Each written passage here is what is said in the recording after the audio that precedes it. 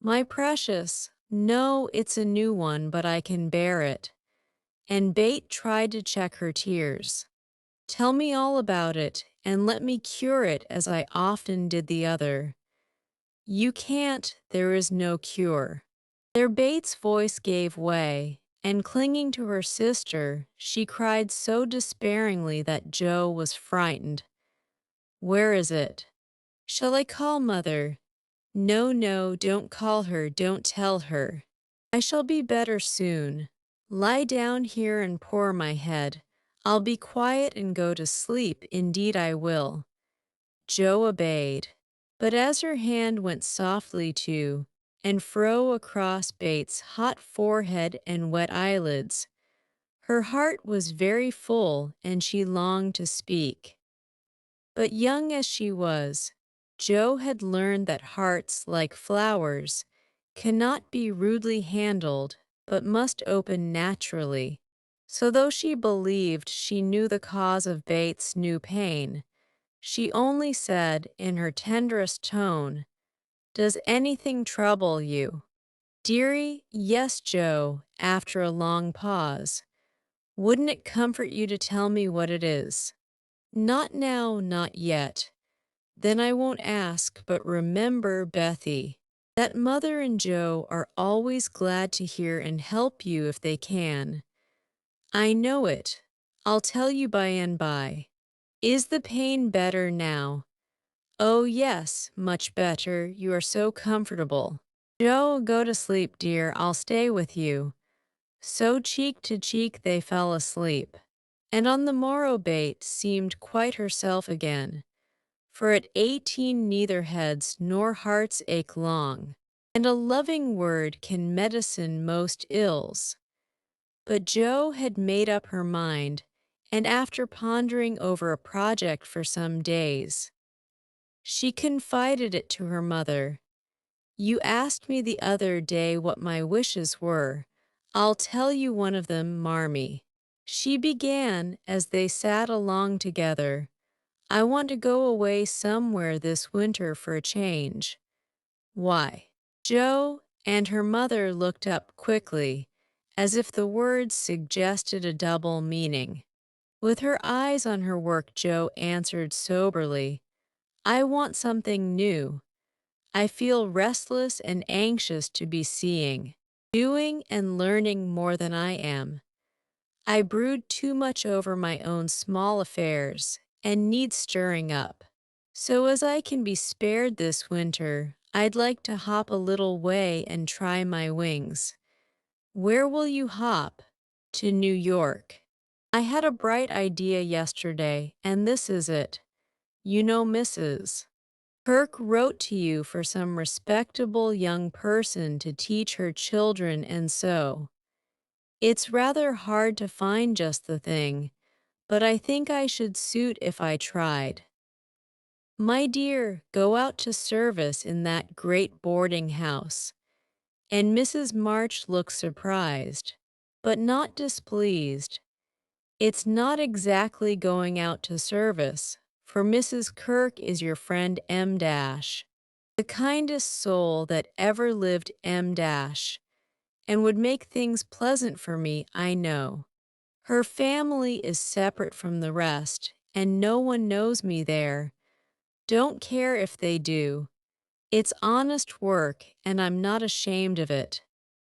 "Nor I, but your writing. All the better for the change.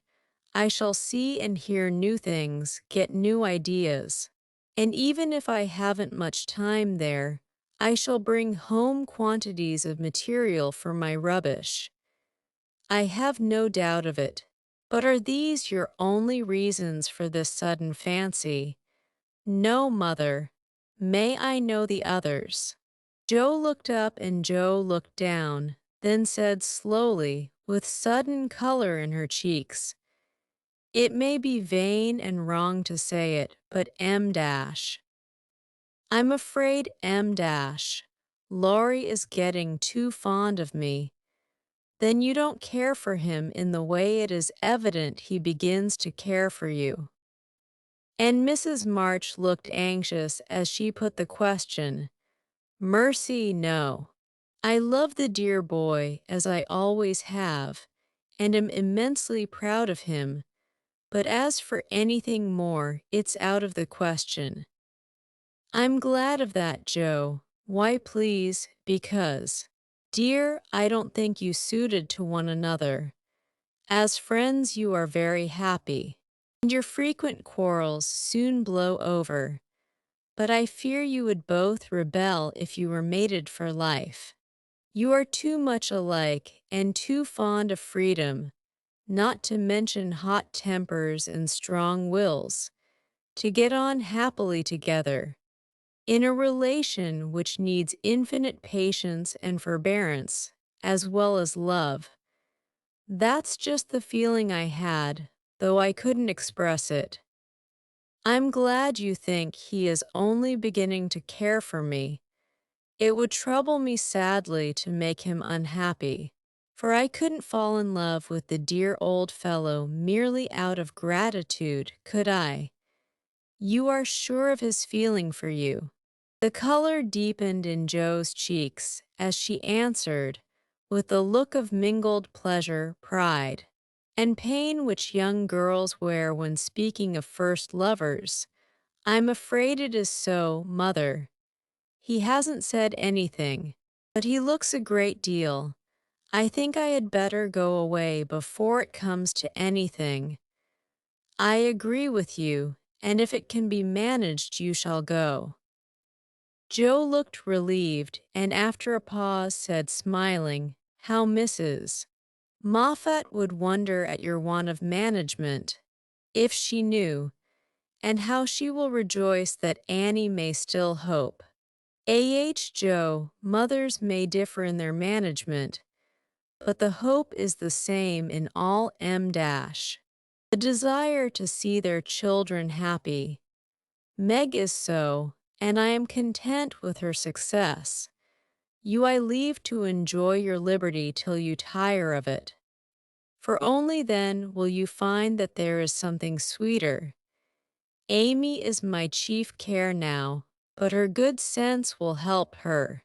For Bate, I indulge no hopes except that she may be well. By the way, she seems brighter this last day or two. Have you spoken to her? Yes, she owned she had a trouble, and promised to tell me by and by. I said no more, for I think I know it, and Joe told her little story. Mrs.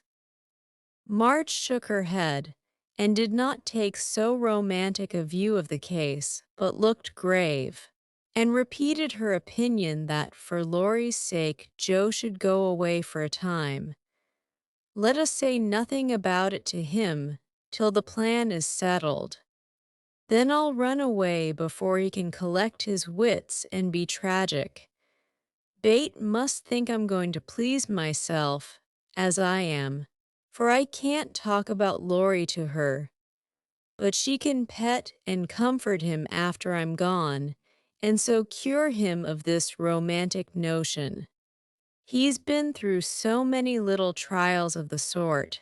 He's used to it, and will soon get over his lovelornity. Joe spoke hopefully, but could not rid herself of the foreboding fear that this little trial would be harder than the others, and that Laurie would not get over his lovelornity as easily as heretofore. The plan was talked over in a family council and agreed upon, for Mrs. Kirk gladly accepted Joe and promised to make a pleasant home for her. The teaching would render her independent, and such leisure as she got might be made profitable by writing, while the new scenes and society would be both useful and agreeable. Joe liked the prospect and was eager to be gone, for the home nest was growing too narrow for her restless nature and adventurous spirit. When all was settled, with fear and trembling she told Laurie, but to her surprise he took it very quietly. He had been graver than usual of late, but very pleasant, and when jokingly accused of turning over a new leaf, he answered soberly, "So I am, and I mean this one shall stay turned." Joe was very much relieved that one of his virtuous fits should come on just then, and made her preparations with a lightened heart, for Bates seemed more cheerful and hoped she was doing the best for all. "One thing I leave in your especial care," she said, the night before she left. "You mean your papers?" Asked Bate. "No, my boy, be very good to him, won't you?" "Of course I will, but I can't fill your place, and he'll miss you sadly. It won't hurt him, so remember. I leave him in your charge, to plague, pet, and keep in order. I'll do my best. For your sake," promised Bate, wondering why Joe looked at her so queerly. When Laurie said goodbye, he whispered significantly, "It won't do a bit of good, Joe. My eye is on you, so mind what you do, or I'll come and bring you home." Chapter II. 33 Joe's Journal, New York, November. Dear Marmee and Bate, I'm going to write you a regular volume, for I've got heaps to tell, though I'm not a fine young lady traveling on the continent. When I lost sight of Father's dear old face, I felt a trifle blue, and might have shed a briny drop or two, if an Irish lady with 4 small children, all crying more or less, hadn't diverted my mind, for I amused myself by dropping gingerbread nuts over the seat every time they opened their mouths to roar. Soon the sun came out, and taking it as a good omen, I cleared up likewise and enjoyed my journey with all my heart. Mrs. Kirk welcomed me so kindly I felt at home at once, even in that big house full of strangers. She gave me a funny little sky parlor all she had, but there is a stove in it and a nice table in a sunny window, so I can sit here and write whenever I like. A fine view and a church tower opposite atone for the many stairs, and I took a fancy to my den on the spot. The nursery, where I am to teach and sew, is a pleasant room next Mrs. Kirk's private parlor, and the 2 little girls are pretty children, rather spoiled, I fancy. But they took to me after telling them the 7 bad pigs, and I've no doubt I shall make a model governess. I am to have my meals with the children, if I prefer it to the great table, and for the present I do, for I am bashful, though no one will believe it. "Now, my dear, make yourself at home," said Mrs. K in her motherly way. "I'm on the drive from morning to night, as you may suppose with such a family, but a great anxiety will be off my mind if I know the children are safe with you. My rooms are always open to you, and your own shall be as comfortable as I can make it. There are some pleasant people in the house if you feel sociable, and your evenings are always free. Come to me if anything goes wrong, and be as happy as you can. There's the tea bell. I must run and change my cap." And off she bustled, leaving me to settle myself in my new nest. As I went downstairs soon after, I saw something I liked. The flights are very long in this tall house, and as I stood waiting at the head of the 3rd one for a little servant girl to lumber up, I saw a gentleman come along behind her, take the heavy hod of coal out of her hand, carry it all the way up, put it down at a door nearby, and walk away, saying with a kind nod and a foreign accent, "It goes better so." The little back is too young to have such heaviness. Wasn't it good of him? I like such things, for as father says, trifles show character. When I mentioned it to Mrs. K that evening, she laughed and said, "That must have been Professor Bear. He's always doing things of that sort."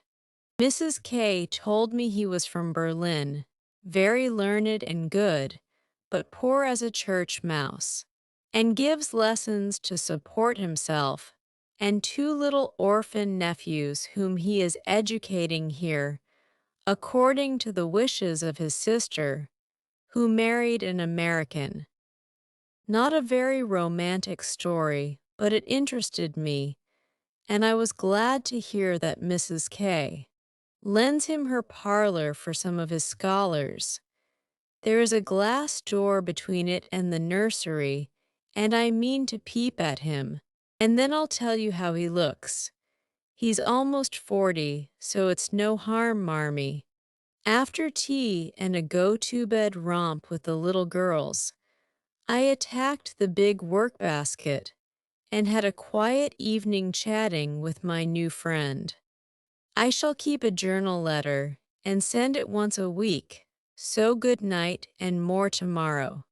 Tuesday Eve had a lively time in my seminary this morning, for the children acted like Sancho, and at one time I really thought I should shake them all round. Some good angel inspired me to try gymnastics, and I kept it up till they were glad to sit down and keep still. After luncheon, the girl took them out for a walk, and I went to my needlework like little Mabel with a willing mind. I was thanking my stars that I'd learned to make nice buttonholes, when the parlor door opened and shut, and someone began to hum Kennstdudas land like a big bumblebee. It was dreadfully improper, I know, but I couldn't resist the temptation, and lifting one end of the curtain before the glass door, I peeped in. Professor Bear was there, and while he arranged his books, I took a good look at him. A regular German M dash. Rather stout, with brown hair tumbled all over his head, a bushy beard, good nose, the kindest eyes I ever saw, and a splendid big voice that does one's ears good, after our sharp or slipshod American gabble. His clothes were rusty, his hands were large, and he hadn't a really handsome feature in his face, except his beautiful teeth. Yet I liked him, for he had a fine head, his linen was very nice, and he looked like a gentleman, though two buttons were off his coat, and there was a patch on one shoe. He looked sober in spite of his humming, till he went to the window to turn the hyacinth bulbs toward the sun and stroke the cat, who received him like an old friend. Then he smiled, and when a tap came at the door, called out in a loud, brisk tone, "Herein." I was just going to run, when I caught sight of a morsel of a child carrying a big book, and stopped to see what was going on.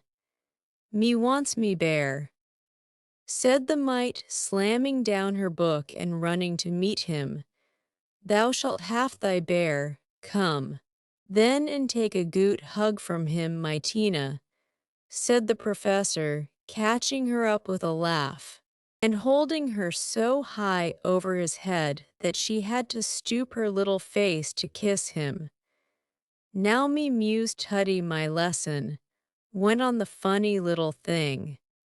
So he put her up at the table, opened the great dictionary she had brought, and gave her a paper and pencil, and she scribbled away, turning a leaf now and then, and passing her little fat finger down the page, as if finding a word. so soberly that I nearly betrayed myself by a laugh, while Mr. Bear stood stroking her pretty hair with a fatherly look that made me think she must be his own, though she looked more French than German. Another knock, and the appearance of two young ladies sent me back to my work. And there I virtuously remained through all the noise and gabbling that went on next door. One of the girls kept laughing affectedly, and saying, "Now, Professor," in a coquettish tone, and the other pronounced her German with an accent that must have made it hard for him to keep sober. Both seemed to try his patience sorely, for more than once I heard him say emphatically, "No, no, it is not so. You have not attend to what I say." And once there was a loud rap, as if he struck the table with his book, followed by the despairing exclamation, "Prut, it all goes bad this day." Poor man. I pitied him, and when the girls were gone, took just one more peep to see if he survived it. He seemed to have thrown himself back in his chair, tired out, and sat there with his eyes shut till the clock struck 2, when he jumped up, put his books in his pocket, as if ready for another lesson, and taking little Tina, who had fallen asleep on the sofa, in his arms, he carried her quietly away. I fancy he has a hard life of it. Mrs. Kirk asked me if I wouldn't go down to the 5 o'clock dinner, and feeling a little bit homesick, I thought I would, just to see what sort of people are under the same roof with me. So I made myself respectable and tried to slip in behind Mrs. Kirk, but as she is short and I'm tall, my efforts at concealment were rather a failure. She gave me a seat by her, and after my face cooled off, I plucked up courage and looked about me. The long table was full, and every one intent on getting their dinner. The gentlemen especially, who seemed to be eating on time, for they bolted in every sense of the word, vanishing as soon as they were done. There was the usual assortment of young men absorbed in themselves, young couples absorbed in each other, married ladies in their babies, and old gentlemen in politics. I don't think I shall care to have much to do with any of them, except one sweet-faced maiden lady who looks as if she had something in her. Cast away at the very bottom of the table was the professor, shouting answers to the questions of a very inquisitive, deaf old gentleman on one side, and talking philosophy with a Frenchman on the other. If Amy had been here, she'd have turned her back on him forever because, sad to relate, he had a great appetite and shovelled in his dinner in a manner which would have horrified her ladyship. I didn't mind, for I like to see folks eat with a relish, as Hannah says, and the poor man must have needed a deal of food after teaching idiots all day. As I went upstairs after dinner, two of the young men were settling their hats before the hall mirror, and I heard one say low to the other, "Who's the new party? Governess," or something of that sort. "What the deuce is she at our table for? Friend of the old lady's. Handsome head, but no style. Not a bit of it. Give us a light and come on." I felt angry at first, and then I didn't care, for a governess is as good as a clerk, and I've got sense, if I haven't style, which is more than some people have. Judging from the remarks of the elegant beings who clattered away, smoking like bad chimneys, I hate ordinary people. Thursday yesterday was a quiet day spent in teaching, sewing, and writing in my little room, which is very cozy. With a light and fire, I picked up a few bits of news and was introduced to the professor. It seems that Tina is the child of the Frenchwoman who does the fine ironing in the laundry here. The little thing has lost her heart to Mr. Bear and follows him about the house like a dog whenever he is at home, which delights him, as he is very fond of children. Though a Bockledore, Kitty and Minnie Kirk likewise regard him with affection and tell all sorts of stories about the plays he invents, the presents he brings, and the splendid tales he tells. The younger men quiz him, it seems, call him Old Fritz, Lager Beer, Ursa Major, and make all manner of jokes on his name, but he enjoys it like a boy, Mrs. Kirk says, and takes it so good-naturedly that they all like him in spite of his foreign ways. The maiden lady is a Miss Norton, rich, cultivated, and kind. She spoke to me at dinner today, for I went to table again.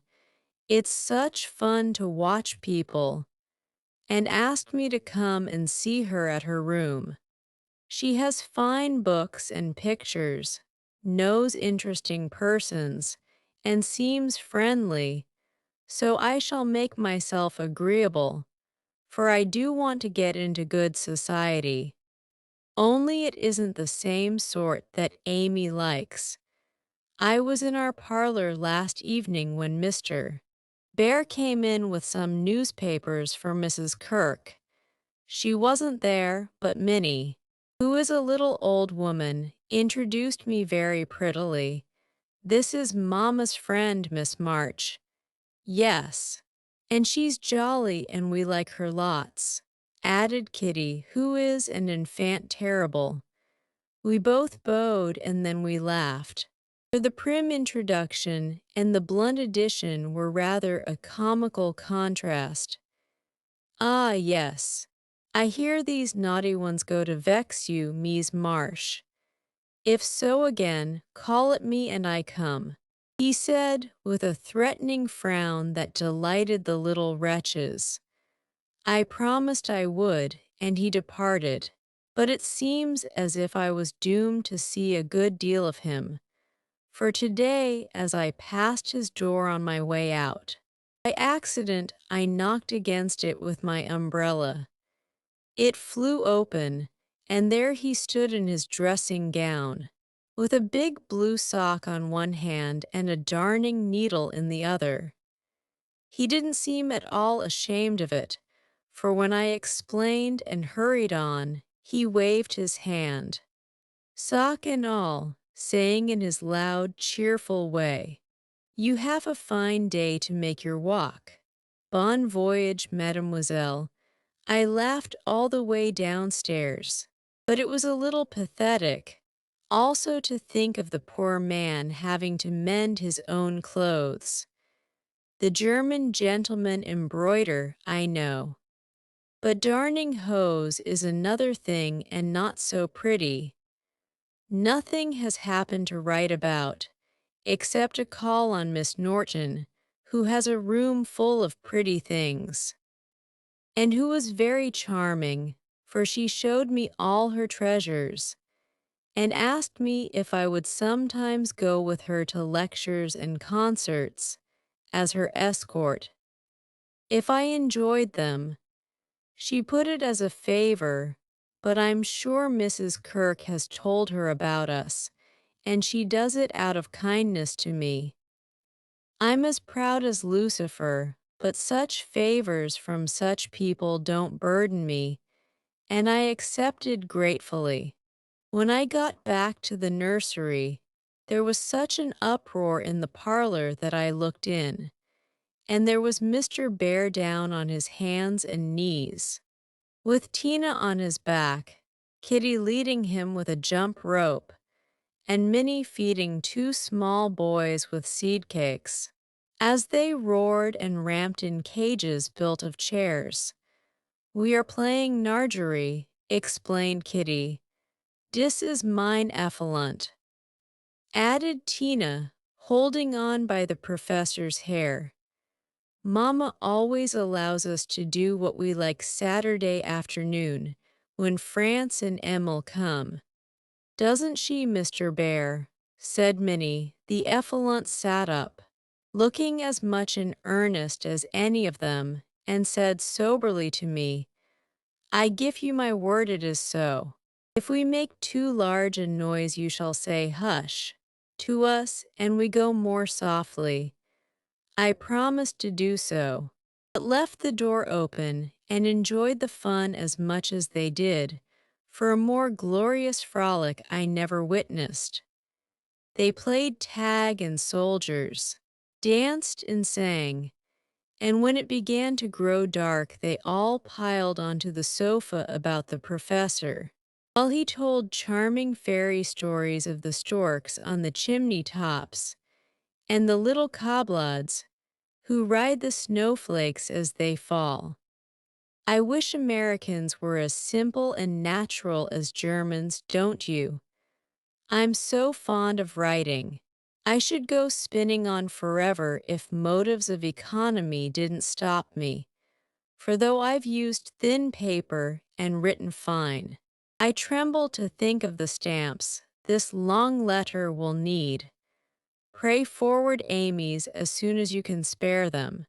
My small news will sound very flat after her splendors, but you will like them, I know. Is Teddy studying so hard that he can't find time to write to his friends?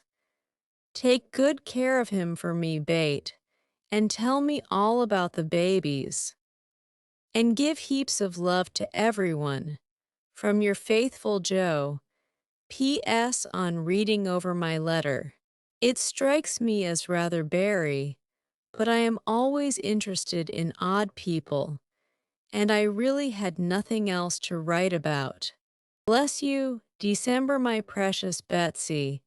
As this is to be a scribble-scrabble letter, I direct it to you, for it may amuse you and give you some idea of my goings-on, for though quiet, they are rather amusing, for which, oh, be joyful, after what Amy would call Herculaneum efforts, in the way of mental and moral agriculture, my young ideas begin to shoot, and my little twigs to bend as I could wish.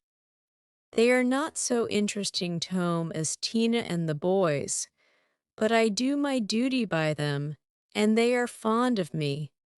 France and Emil are jolly little lads, quite after my own heart, for the mixture of German and American spirit in the produces a constant state of effervescence. Saturday afternoons are riotous times, whether spent in the house or out, for on pleasant days they all go to walk, like a seminary, with the professor and myself to keep order, and then such fun. We are very good friends now, and I've begun to take lessons.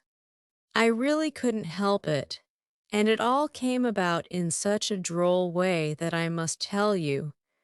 To begin at the beginning, Mrs. Kirk called to me one day as I passed Mr. Bear's room where she was rummaging. "Did you ever see such a den?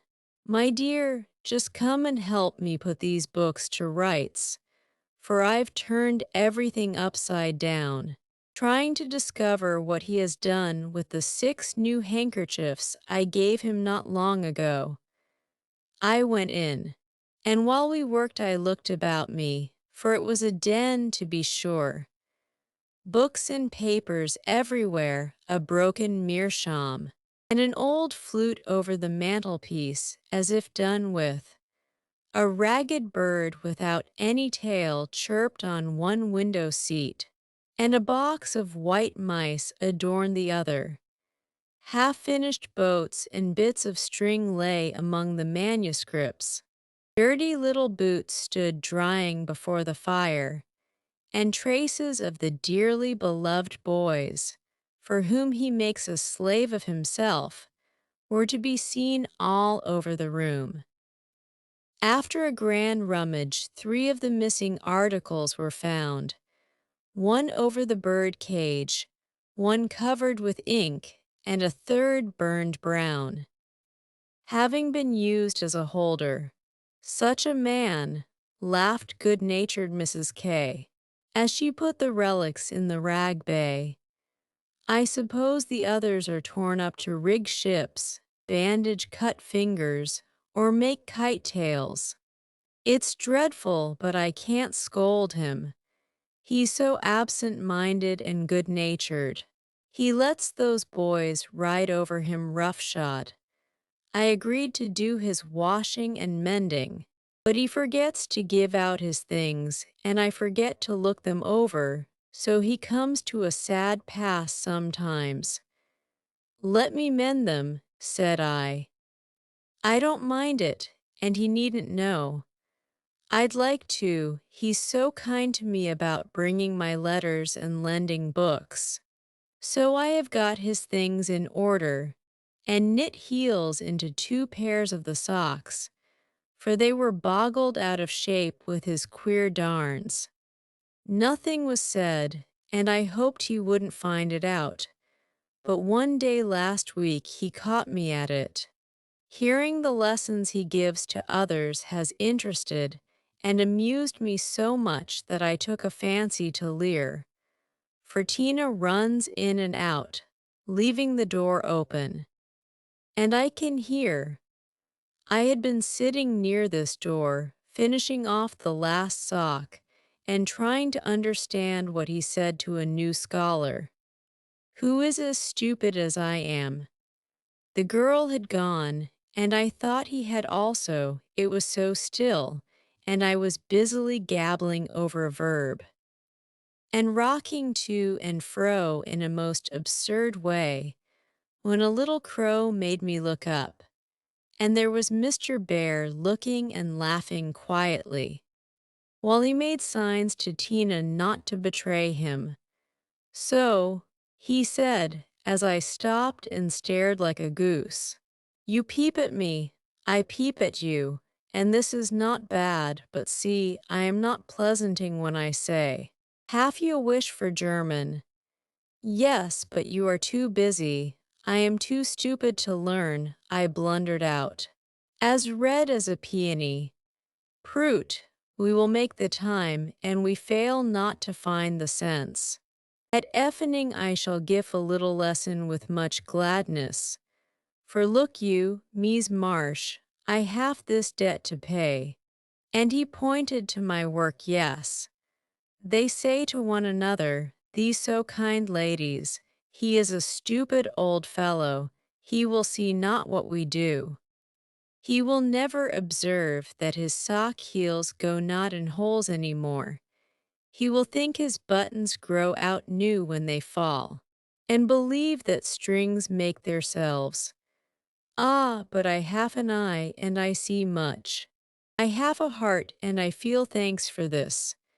Come, a little lesson then and now, or no more good fairy works for me and mine." Of course I couldn't say anything after that, and as it really is a splendid opportunity, I made the bargain and we began. I took 4 lessons, and then I stuck fast in a grammatical bog. The professor was very patient with me, but it must have been torment to him, and now and then he'd look at me with such an expression of mild despair that it was a toss-up with me whether to laugh or cry. I tried both ways, and when it came to a sniff or utter mortification and woe, he just threw the grammar onto the floor and marched out of the room. I felt myself disgraced and deserted forever, but didn't blame him a particle, and was scrambling my papers together. meaning to rush upstairs and shake myself hard, when in he came, as brisk and beaming as if I'd covered myself in glory. Now we shall try a new way. You and I will read these pleasant little Marchen together, and dig no more in that dry book. That goes in the corner for making us trouble. He spoke so kindly, and opened Hans Andersen's fairy tales so invitingly before me, that I was more ashamed than ever, and went at my lesson in a neck-or-nothing style that seemed to amuse him immensely. I forgot my bashfulness, and pegged away, no other word will express it, with all my might, tumbling over long words, pronouncing according to inspiration of the minute, and doing my very best. When I finished reading my first page and stopped for breath, he clapped his hands and cried out in his hearty way, "Das ist gut, now we go well, my turn. I do him in German, give me your ear." And away he went, rumbling out the words with his strong voice, and a relish which was good to see as well as hear. Fortunately, the story was The Constant Tin Soldier, which is droll, you know, so I could laugh. And I did, though I didn't understand half he read, for I couldn't help it, he was so earnest.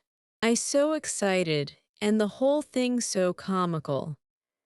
After that we got on better, and now I read my lessons pretty well, for this way of studying suits me, and I can see that the grammar gets tucked into the tales and poetry as one gives pills in jelly.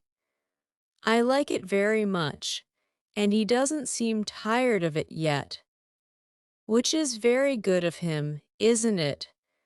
I mean to give him something on Christmas, for I dare not offer money. Tell me something nice, Marmee. I'm glad Laurie seems so happy and busy, that he has given up smoking and lets his hair grow. You see, Bate manages him better than I did. I'm not jealous. Dear, do your best. Only don't make a saint of him. I'm afraid I couldn't like him without a spice of human naughtiness. Read him bits of my letters. I haven't time to write much, and that will do just as well. Thank heaven Bate continues so comfortable. January, a happy new year to you all, my dearest family, which of course includes Mr. L. and a young man by the name of Teddy. I can't tell you how much I enjoyed your Christmas bundle, for I didn't get it till night and had given up hoping. Your letter came in the morning, but you said nothing about a parcel, meaning it for a surprise. So I was disappointed, for I'd had a kind of feeling that you wouldn't forget me. I felt a little low in my mind as I sat up in my room after tea. And when the big, muddy, battered-looking bundle was brought to me, I just hugged it and pranced. It was so homey and refreshing that I sat down on the floor and read, and looked and ate and laughed and cried, in my usual absurd way. The things were just what I wanted, and all the better for being made instead of bought. Bates' new ink bibby was capital, and Hannah's box of hard gingerbread will be a treasure. I'll be sure and wear the nice flannels you sent, Marmee, and read carefully the books Father has marked. Thank you all, heaps and heaps. Speaking of books reminds me that I'm getting rich in that line, for on New Year's Day Mr. Bear gave me a fine Shakespeare. It is one he values much, and I've often admired it, set up in the place of honor with his German Bible. Plato, Homer, and Milton, so you may imagine how I felt when he brought it down. without its cover and showed me my own name in it from my friend Friedrich Bear. You say often you wish a library. Here I give you one. For between these lids, he meant covers, is many books in one. Read him well, and he will help you much. For the study of character in this book will help you to read it in the world and paint it with your pen. I thanked him as well as I could and talked now about my library, as if I had 100 books. I never knew how much there was in Shakespeare before, but then I never had a bear to explain it to me. Now don't laugh at his horrid name. It isn't pronounced either bear or beer, as people will say it, but something between the two, as only Germans can give it. I'm glad you both like what I tell you about him, and hope you will know him some day. Mother would admire his warm heart, father his wise head. I admire both, and feel rich in my new friend Friedrich Bear. Not having much money or knowing what he'd like, I got several little things and put them about the room, where he would find them unexpectedly. They were useful, pretty, or funny. A new standish on his table, a little vase for his flower. He always has one, or a bit of green in a glass, to keep him fresh. He says, and a holder for his blower, so that he needn't burn up what Amy calls mouquires. I made it like those Bate invented. A big butterfly with a fat body, and black and yellow wings, worsted feelers, and bead eyes. It took his fancy immensely, and he put it on his mantelpiece as an article of virtue, so it was rather a failure after all. Poor as he is, he didn't forget a servant or a child in the house, and not a soul here, from the French laundrywoman to Miss Norton, forgot him. I was so glad of that. They got up a masquerade and had a gay time New Year's Eve. I didn't mean to go down, having no dress. But at the last minute, Mrs. Kirk remembered some old brocades, and Miss Norton lent me lace and feathers. So I dressed up as Mrs. Malaprop and sailed in with a mask on.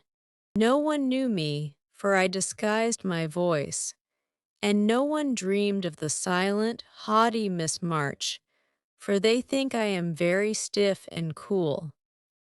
Most of them, and so I am to whippersnappers, could dance and dress, and burst out into a nice derangement of epitaphs, like an allegory on the banks of the Nile.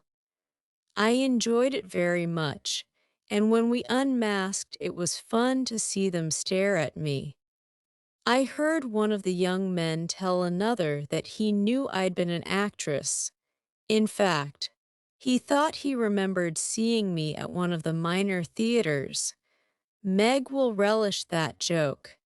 Mr. Bear was Nick Bottom, and Tina was Titania, a perfect little fairy in his arms. To see them dance was quite a landscape, to use a Teddyism. I had a very happy New Year, after all, and when I thought it over in my room, I felt as if I was getting on a little in spite of my many failures, for I'm cheerful all the time now, work with a will, and take more interest in other people than I used to, which is satisfactory. Bless you all, ever your loving. Joe Chapter II. 34. A friend, though very happy in the social atmosphere about her, and very busy with the daily work that earned her bread and made it sweeter for the effort, Jo still found time for literary labors. The purpose which now took possession of her was a natural one to a poor and ambitious girl. but the means she took to gain her end were not the best. She saw that money conferred power, therefore, she resolved to have, not to be used for herself alone, but for those whom she loved more than life. The dream of filling home with comforts, giving Bate everything she wanted, from strawberries in winter to an organ in her bedroom, going abroad herself, and always having more than enough, so that she might indulge in the luxury of charity, had been for years Joe's most cherished castle in the air. The prize story experience had seemed to open a way which might, after long traveling and much uphill work, lead to this delightful chateau Ennisbagny. But the novel disaster quenched her courage for a time, for public opinion is a giant which has frightened stouter-hearted jacks on bigger beanstalks than hers. Like that immortal hero, she reposed a while after the first attempt, which resulted in a tumble and the least lovely of the giant's treasures, if I remember rightly. But the up again and take another spirit was as strong in Joe as in Jack, so she scrambled up on the shady side this time and got more booty, but nearly left behind her what was far more precious than the money bags.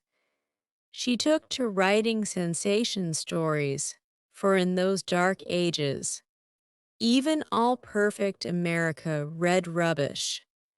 She told no one, but concocted a thrilling tale, and boldly carried it herself to Mr. Dashwood, editor of the Weekly Volcano. She had never read Sartor Resartus, but she had a womanly instinct that clothes possess an influence more powerful over many than the worth of character or the magic of manners. So she dressed herself in her best, and trying to persuade herself that she was neither excited nor nervous, bravely climbed 2 pairs of dark and dirty stairs to find herself in a disorderly room. A cloud of cigar smoke, and the presence of 3 gentlemen, sitting with their heels rather higher than their hats, which articles of dress none of them took the trouble to remove on her appearance. Somewhat daunted by this reception, Joe hesitated on the threshold, murmuring in much embarrassment, "Excuse me, I was looking for the Weekly Volcano office. I wish to see Mr. Dashwood." Down went the highest pair of heels, up rose the smokiest gentleman, and carefully cherishing his cigar between his fingers, he advanced with a nod and a countenance expressive of nothing but sleep. Feeling that she must get through the matter somehow, Jo produced her manuscript and, blushing redder and redder with each sentence, blundered out fragments of the little speech carefully prepared for the occasion. A friend of mine desired me to offer M dash.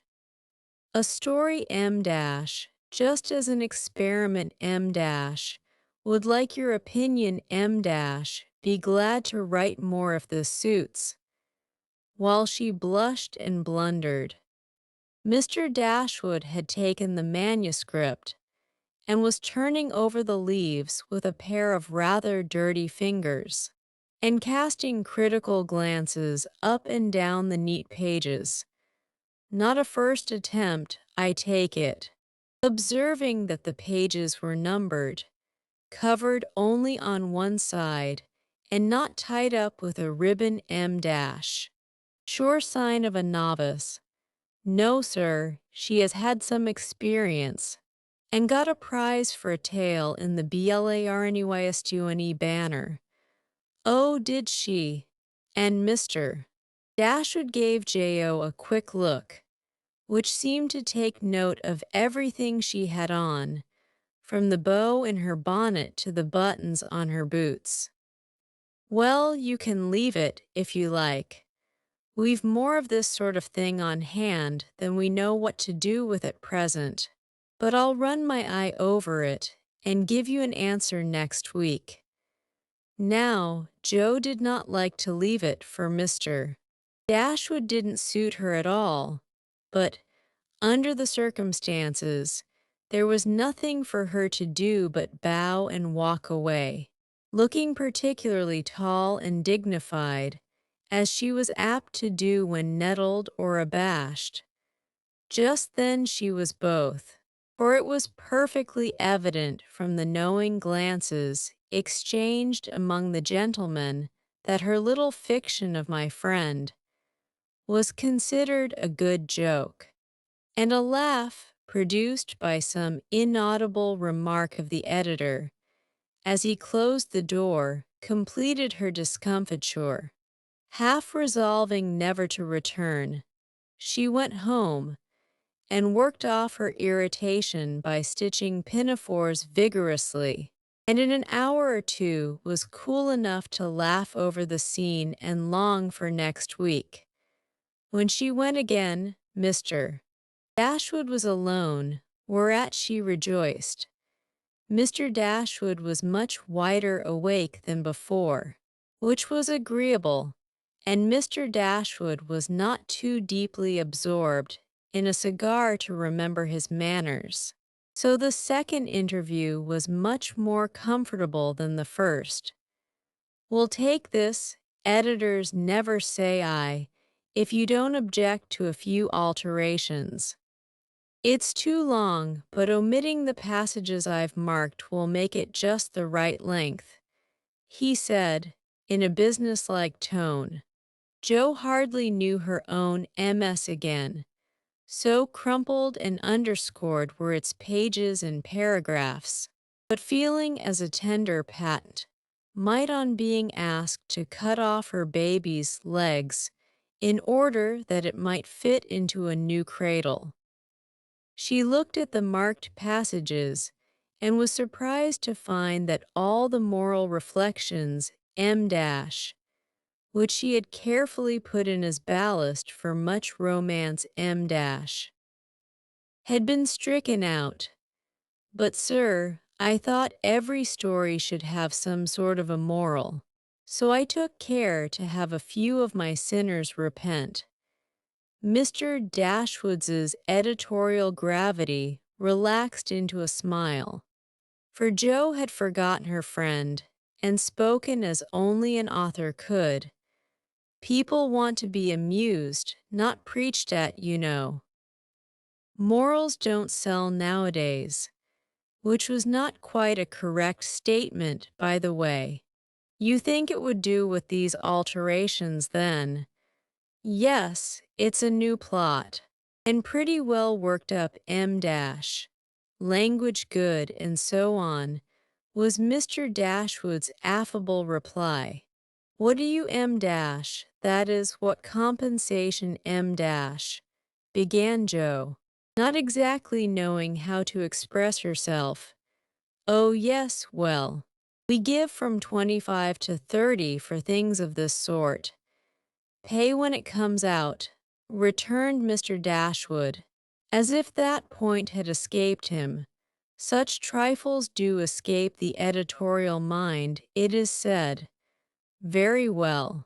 You can have it," said Jo, handing back the story with a satisfied air, for after the dollar-a-column work, even 25 seemed good pay. "Shall I tell my friend you will take another if she has one better than this?" asked Jo, unconscious of her little slip of the tongue and emboldened by her success. "Well, we'll look at it. Can't promise to take it. Tell her to make it short and spicy, and never mind the moral. What name would your friend like to put on it?" In a careless tone. "None at all, if you please. She doesn't wish her name to appear and has no nom de plume." said Jo, blushing in spite of herself. Just as she likes, of course. The tale will be out next week. Will you call for the money, or shall I send it? Asked Mr. Dashwood, who felt a natural desire to know who his new contributor might be. I'll call. Good morning, sir. As she departed, Mr. Dashwood put up his feet with the graceful remark, poor and proud. As usual, but she'll do. Following Mr. Dashwood's directions and making Mrs. Northberry her model, Jo rashly took a plunge into the frothy sea of sensational literature, but thanks to the life preserver thrown her by a friend, she came up again not much the worse for her ducking. Like most young scribblers, she went abroad for her characters and scenery, and banditti, counts, gypsies, nuns, and duchesses appeared upon her stage, and played their parts with as much accuracy and spirit as could be expected.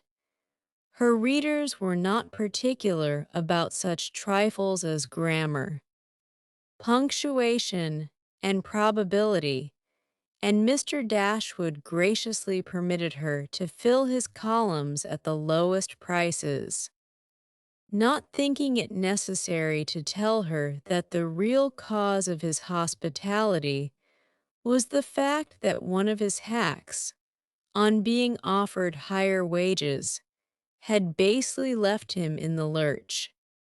She soon became interested in her work, for her emaciated purse grew stout, and the little hoard she was making to take bait to the mountains next summer grew slowly but surely as the weeks passed.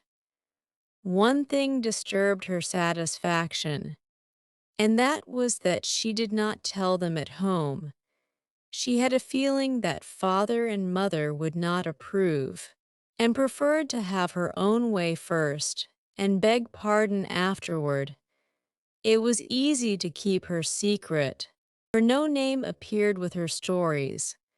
Mr. Dashwood had of course found it out very soon, but promised to be dumb, and for a wonder kept his word. She thought it would do her no harm, for she sincerely meant to write nothing of which she would be ashamed, and quieted all pricks of conscience by anticipations of the happy minute when she should show her earnings and laugh over her well-kept secret. But Mr.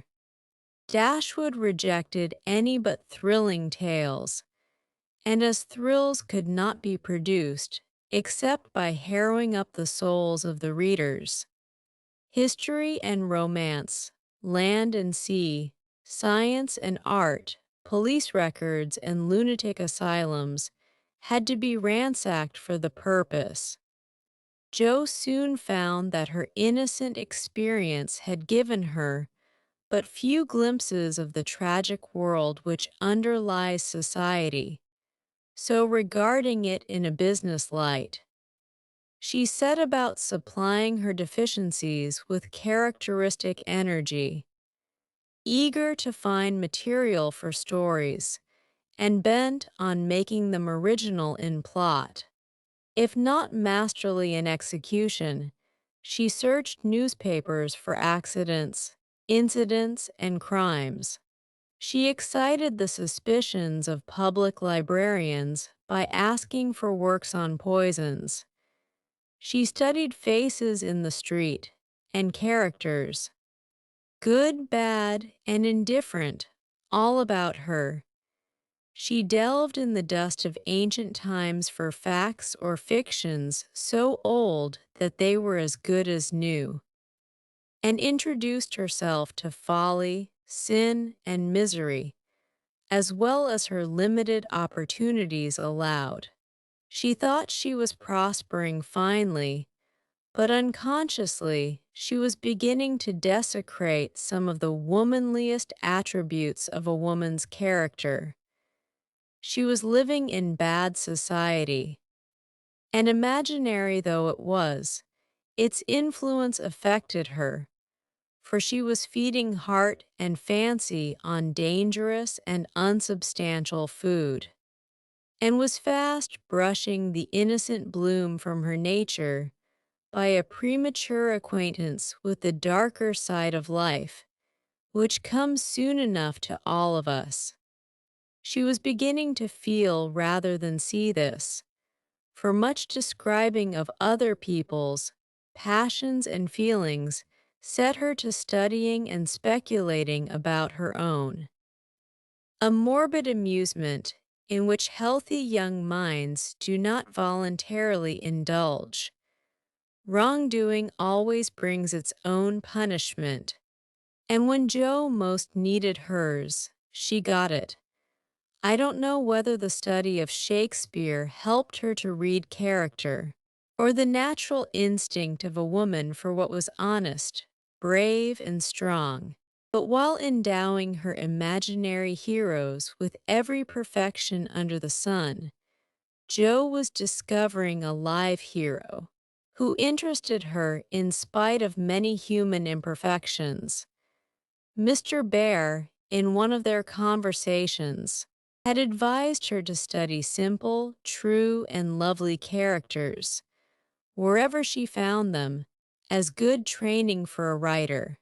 Jo took him at his word, for she coolly turned round and studied him a proceeding which would have much surprised him, had he know it, for the worthy professor was very humble in his own conceit. Why everybody liked him was what puzzled Jo. At first, he was neither rich nor great, young nor handsome, in no respect what is called fascinating, imposing, or brilliant, and yet he was as attractive as a genial fire, and people seemed to gather about him as naturally as about a warm hearth. He was poor, yet always appeared to be giving something away. A stranger, yet everyone was his friend, no longer young, but as happy-hearted as a boy. Plain and peculiar, yet his face looked beautiful to many, and his oddities were freely forgiven for his sake. Jo often watched him, trying to discover the charm, and at last decided that it was benevolence which worked the miracle.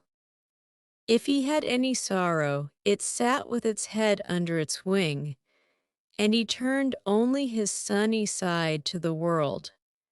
There were lines upon his forehead, but time seemed to have touched him gently, remembering how kind he was to others. The pleasant curves about his mouth were the memorials of many friendly words and cheery laughs. His eyes were never cold or hard, and his big hand had a warm, strong grasp that was more expressive than words. His very clothes seemed to partake of the hospitable nature of the wearer.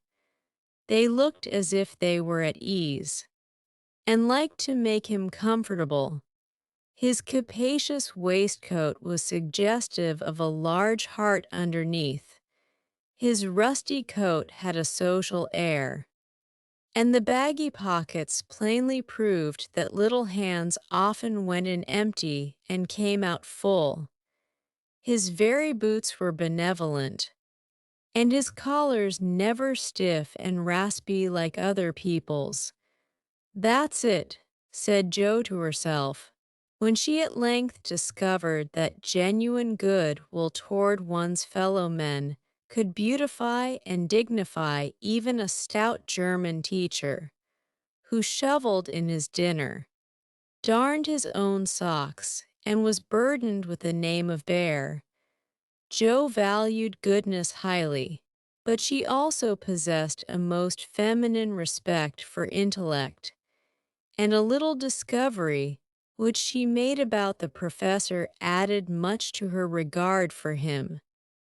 He never spoke of himself, and no one ever knew that in his native city he had been a man much honored and esteemed for learning and integrity. Till a countryman came to see him, he never spoke of himself, and in a conversation with Miss Norton divulged the pleasing fact.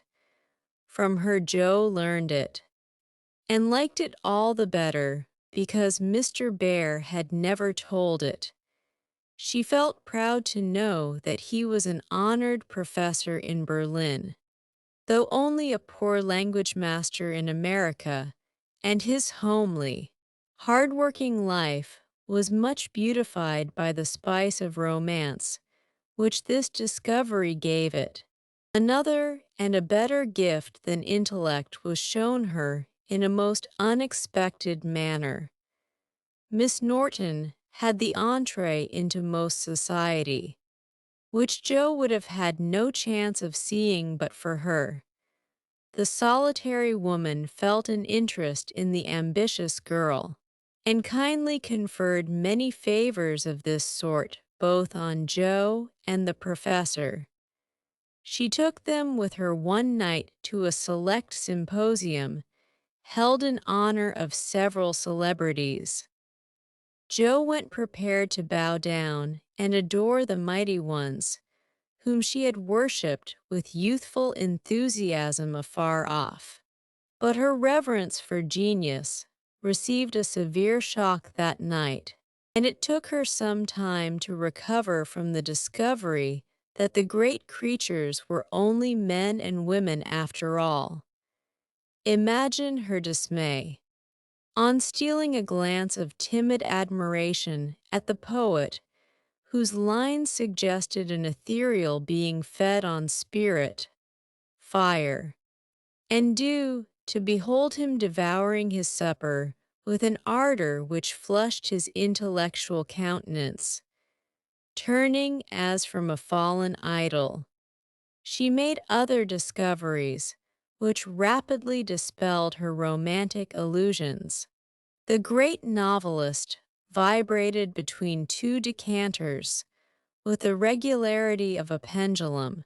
The famous divine flirted openly with one of the Madame de Staëls of the age, who looked daggers at another Corinne, who was amiably satirizing her, after outmaneuvering her in efforts to absorb the profound philosopher, who imbibed tea Johnsonianly and appeared to slumber. The loquacity of the lady rendering speech impossible. The scientific celebrities, forgetting their mollusks and glacial periods, gossiped about art while devoting themselves to oysters and ices with characteristic energy. The young musician, who was charming the city like a second Orpheus, talked horses, and the specimen of the British nobility present happened to be the most ordinary man of the party. Before the evening was half over, Joe felt so completely disillusioned that she sat down in a corner to recover herself. Mr. Bear soon joined her, looking rather out of his element, and presently several of the philosophers, each mounted on his hobby, came ambling up to hold an intellectual tournament in the recess. The conversations were miles beyond Joe's comprehension, but she enjoyed it, though Kant and Hegel were unknown gods. The subjective and objective unintelligible terms, and the only thing evolved from her inner consciousness was a bad headache after it was all over. It dawned upon her gradually that the world was being picked to pieces and put together on new, and according to the talkers, on infinitely better principles than before, that religion was in a fair way to be reasoned into nothingness, and intellect was to be the only God. Joe knew nothing about philosophy or metaphysics of any sort, but a curious excitement, half pleasurable, half painful, came over her as she listened with a sense of being turned adrift into time and space, like a young balloon out on a holiday. She looked round to see how the professor liked it, and found him looking at her with the grimmest expression she had ever seen him wear. He shook his head and beckoned her to come away, but she was fascinated just then by the freedom of speculative philosophy, and kept her seat, trying to find out what the wise gentleman intended to rely upon after they had annihilated all the old beliefs. Now Mr. Bear was a diffident man and slow to offer his own opinions, not because they were unsettled, but too sincere and earnest to be lightly spoken. As he glanced from Joe to several other young people, attracted by the brilliancy of the philosophically pyrotechnics, he knit his brows and longed to speak, fearing that some inflammable young soul would be led astray by the rockets, to find when the display was over that they had only an empty stick or a scorched hand. He bore it as long as he could, but when he was appealed to for an opinion, he blazed up with honest indignation and defended religion with all the eloquence of truth an eloquence which made his broken English musical and his plain face beautiful. He had a hard fight, for the wise men argued well, but he didn't know when he was beaten and stood to his colors like a man. Somehow, as he talked, the world got right again to Joe. The old beliefs that had lasted so long seemed better than the new. God was not a blind force, and immortality was not a pretty fable, but a blessed fact. She felt as if she had solid ground under her feet again. And when Mr. Bear paused, out-talked but not one whit convinced, Joe wanted to clap her hands and thank him.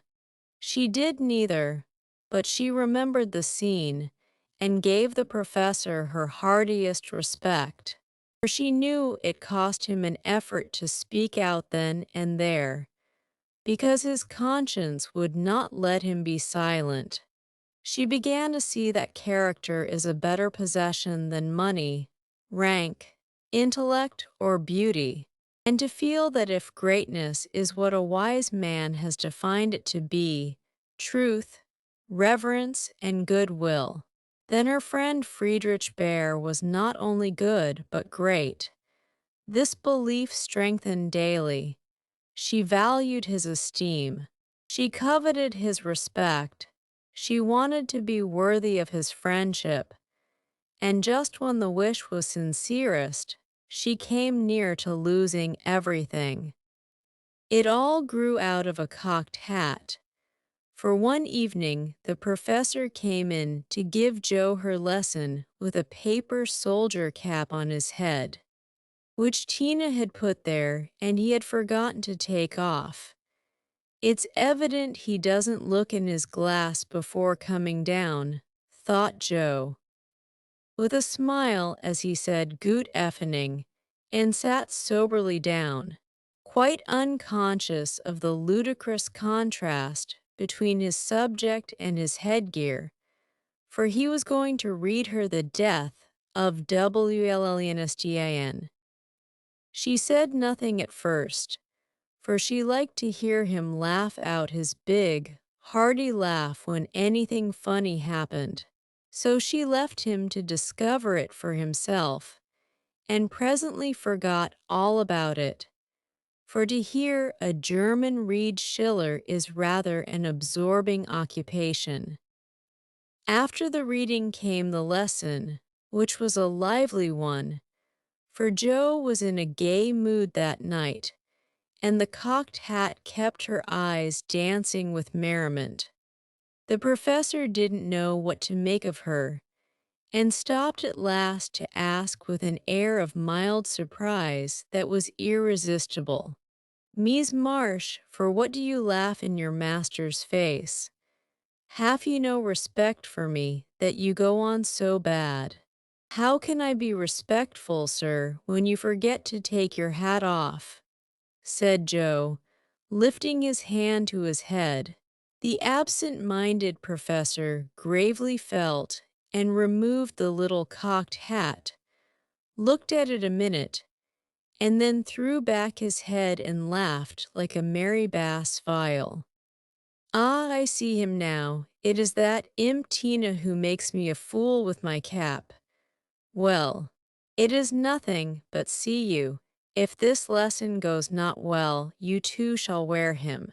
But the lesson did not go at all for a few minutes, because Mr. Bear caught sight of a picture on the hat, and unfolding it, said with great disgust, I wish these papers did not come in the house.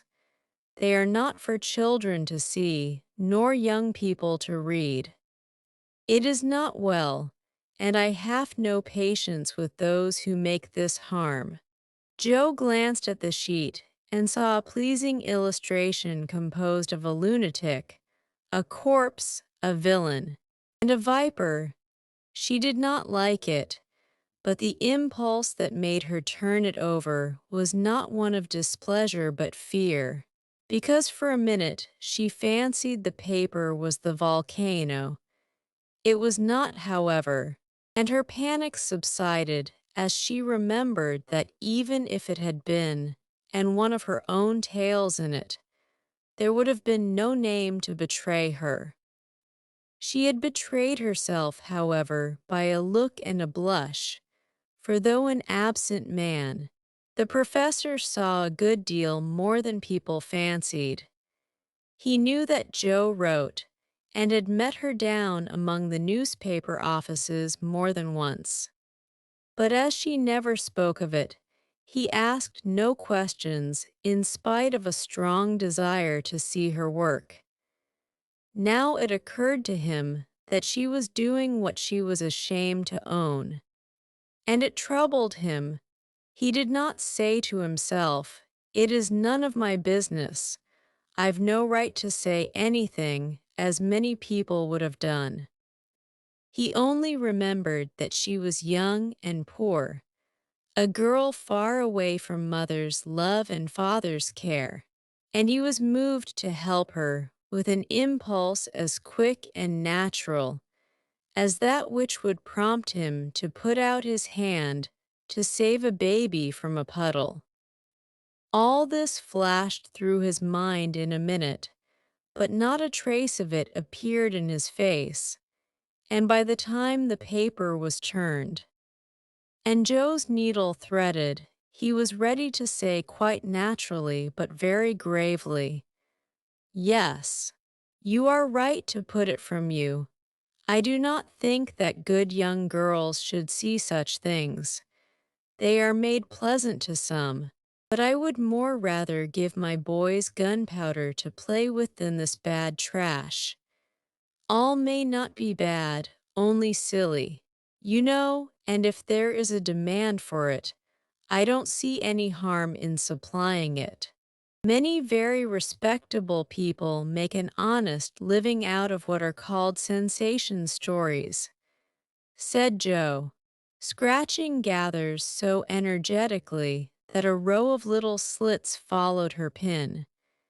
There is a demand for whiskey, but I think you and I do not care to sell it.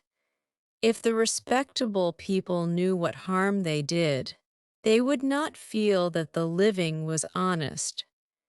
They have no right to put poison in the sugar plum and let the small ones eat it. No, they should think a little and sweep mud in the street before they do this thing. Mr. Bear spoke warmly and walked to the fire, crumpling the paper in his hands.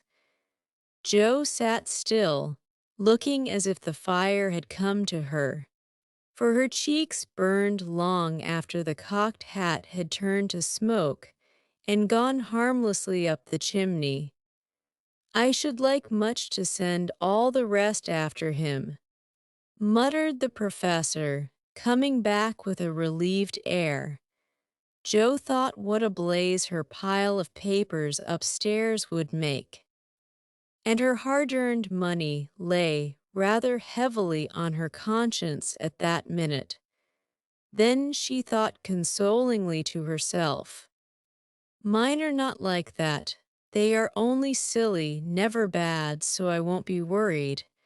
And taking up her book, she said with a studious face, "Shall we go on, sir? I'll be very good and proper now." "I shall hope so," was all he said, but he meant more than she imagined, and the grave, kind look he gave her made her feel as if the words "weekly volcano" were printed in large type on her forehead. As soon as she went to her room, she got out her papers and carefully reread every one of her stories. Being a little short-sighted, Mr. Bear sometimes used eyeglasses, and Joe had tried them once, smiling to see how they magnified the fine print of her book. Now she seemed to have on the professor's mental or moral spectacles also, for the faults of these poor stories glared at her dreadfully and filled her with dismay.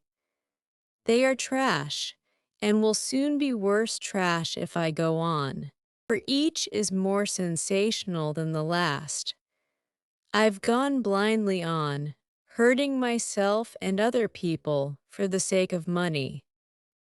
I know it's so, for I can't read this stuff in sober earnest without being horribly ashamed of it.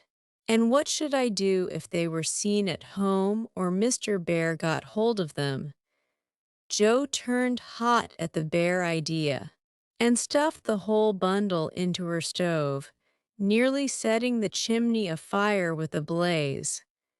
"Yes, that's the best place for such inflammable nonsense.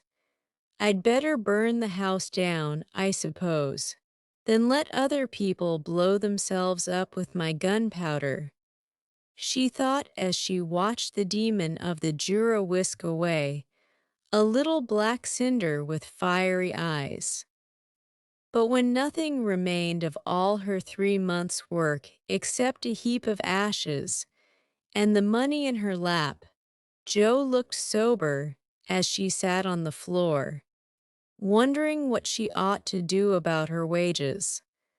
"I think I haven't done much harm yet, and may keep this to pay for my time," she said. After a long meditation, adding impatiently, "I almost wish I hadn't any conscience, it's so inconvenient. If I didn't care about doing right, and didn't feel uncomfortable when doing wrong, I should get on capitally. I can't help wishing sometimes that mother and father hadn't been so particular about such things." Ah, Joe, instead of wishing that, thank God that father and mother were particular. And pity from your heart those who have no such guardians to hedge them round with principles which may seem like prison walls to impatient youth, but which will prove sure foundations to build character upon in womanhood. Joe wrote no more sensational stories, deciding that the money did not pay for her share of the sensation, but going to the other extreme, as is the way with people of her stamp. She took a course of Mrs. Sherwood, Miss Edgeworth, and Hannah More, and then produced a tale which might have been more properly called an essay or a sermon, so intensely moral was it. She had her doubts about it from the beginning, for her lively fancy and girlish romance felt as ill at ease in the new style as she would have done masquerading in the stiff and cumbrous costume of the last century. She sent this didactic gem to several markets, but it found no purchaser, and she was inclined to agree with Mr. Dashwood that morals didn't sell. Then she tried a child's story, which she could easily have disposed of if she had not been mercenary enough to demand filthy lucre for it. The only person who offered enough to make it worth her while to try juvenile literature was a worthy gentleman who felt it his mission to convert all the world to his particular belief. But much as she liked to write for children, Jo could not consent to depict all her naughty boys as being eaten by bears or tossed by mad bulls, because they did not go to a particular Sabbath school, nor all the good infants, who did go as rewarded by every kind of bliss, from gilded gingerbread to escorts of angels when they departed this life with psalms or sermons on their lisping tongues. So nothing came of these trials. Lan Jo corked up her inkstand and said in a fit of very wholesome humility, "I don't know anything. I'll wait until I do before I try again, and meantime sweep mud in the street. If I can't do better, that's honest. At least," which decision proved that her second tumble down the beanstalk had done her some good. While these internal revolutions were going on, her external life had been as busy and uneventful as usual, and if she sometimes looked serious or a little sad, no one observed it but Professor Bear. He did it so quietly that Jo never knew he was watching to see if she would accept and profit by his reproof. But she stood the test, and he was satisfied, for though no words passed between them, he knew that she had given up writing. Not only did he guess it by the fact that the second finger of her right hand was no longer inky, but she spent her evenings downstairs now, was met no more among newspaper offices, and studied with a dogged patience, which assured him that she was bent on occupying her mind with something useful, if not pleasant.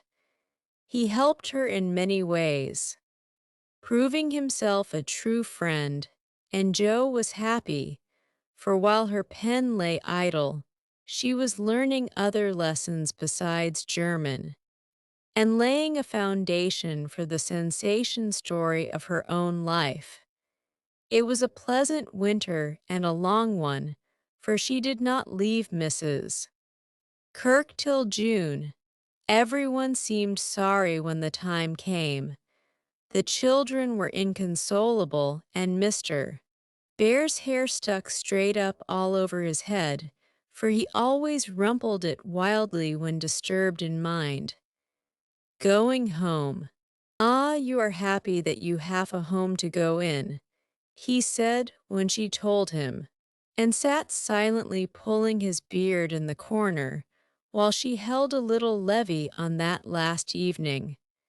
She was going early, so she bade them all good-bye overnight, and when his turn came, she said warmly, "Now, sir, you won't forget to come and see us if you ever travel our way, will you? I'll never forgive you if you do, for I want them all to know my friend. Do you? Shall I come?" he asked, looking down at her with an eager expression which she did not see. "Yes, come next month. Laurie graduates then, and you'd enjoy commencement as something new. That is your best friend of whom you speak," he said in an altered tone. "Yes, my boy Teddy. I'm very proud of him and should like you to see him." Jo looked up then, quite unconscious of anything but her own pleasure in the prospect of showing them to one another. Something in Mr. Bear's face suddenly recalled the fact that she might find Lori more than a best friend, and simply because she particularly wished not to look as if anything was the matter, she involuntarily began to blush, and the more she tried not to, the redder she grew. If it had not been for Tina on her knee, she didn't know what would have become of her. Fortunately, the child was moved to hug her, so she managed to hide her face an instant, hoping the professor did not see it. But he did, and his own changed again from that momentary anxiety to its usual expression, as he said cordially, "I fear I shall not make the time for that, but I wish the friend much success, and you all happiness. God bless you." And with that, he shook hands warmly, shouldered Tina, and went away. But after the boys were abed, he sat long before his fire with a tired look on his face and the heimweh, or homesickness, lying heavy at his heart. Once, when he remembered Jo as she sat with the little child in her lap and that new softness in her face, he leaned his head on his hands a minute, and then roamed about the room, as if in search of something that he could not find. "It is not for me, I must not hope it now," he said to himself with a sigh that was almost a groan. Then, as if reproaching himself for the longing that he could not repress, he went and kissed the two tousled heads upon the pillow, took down his seldom used meerschaum, and opened his Plato.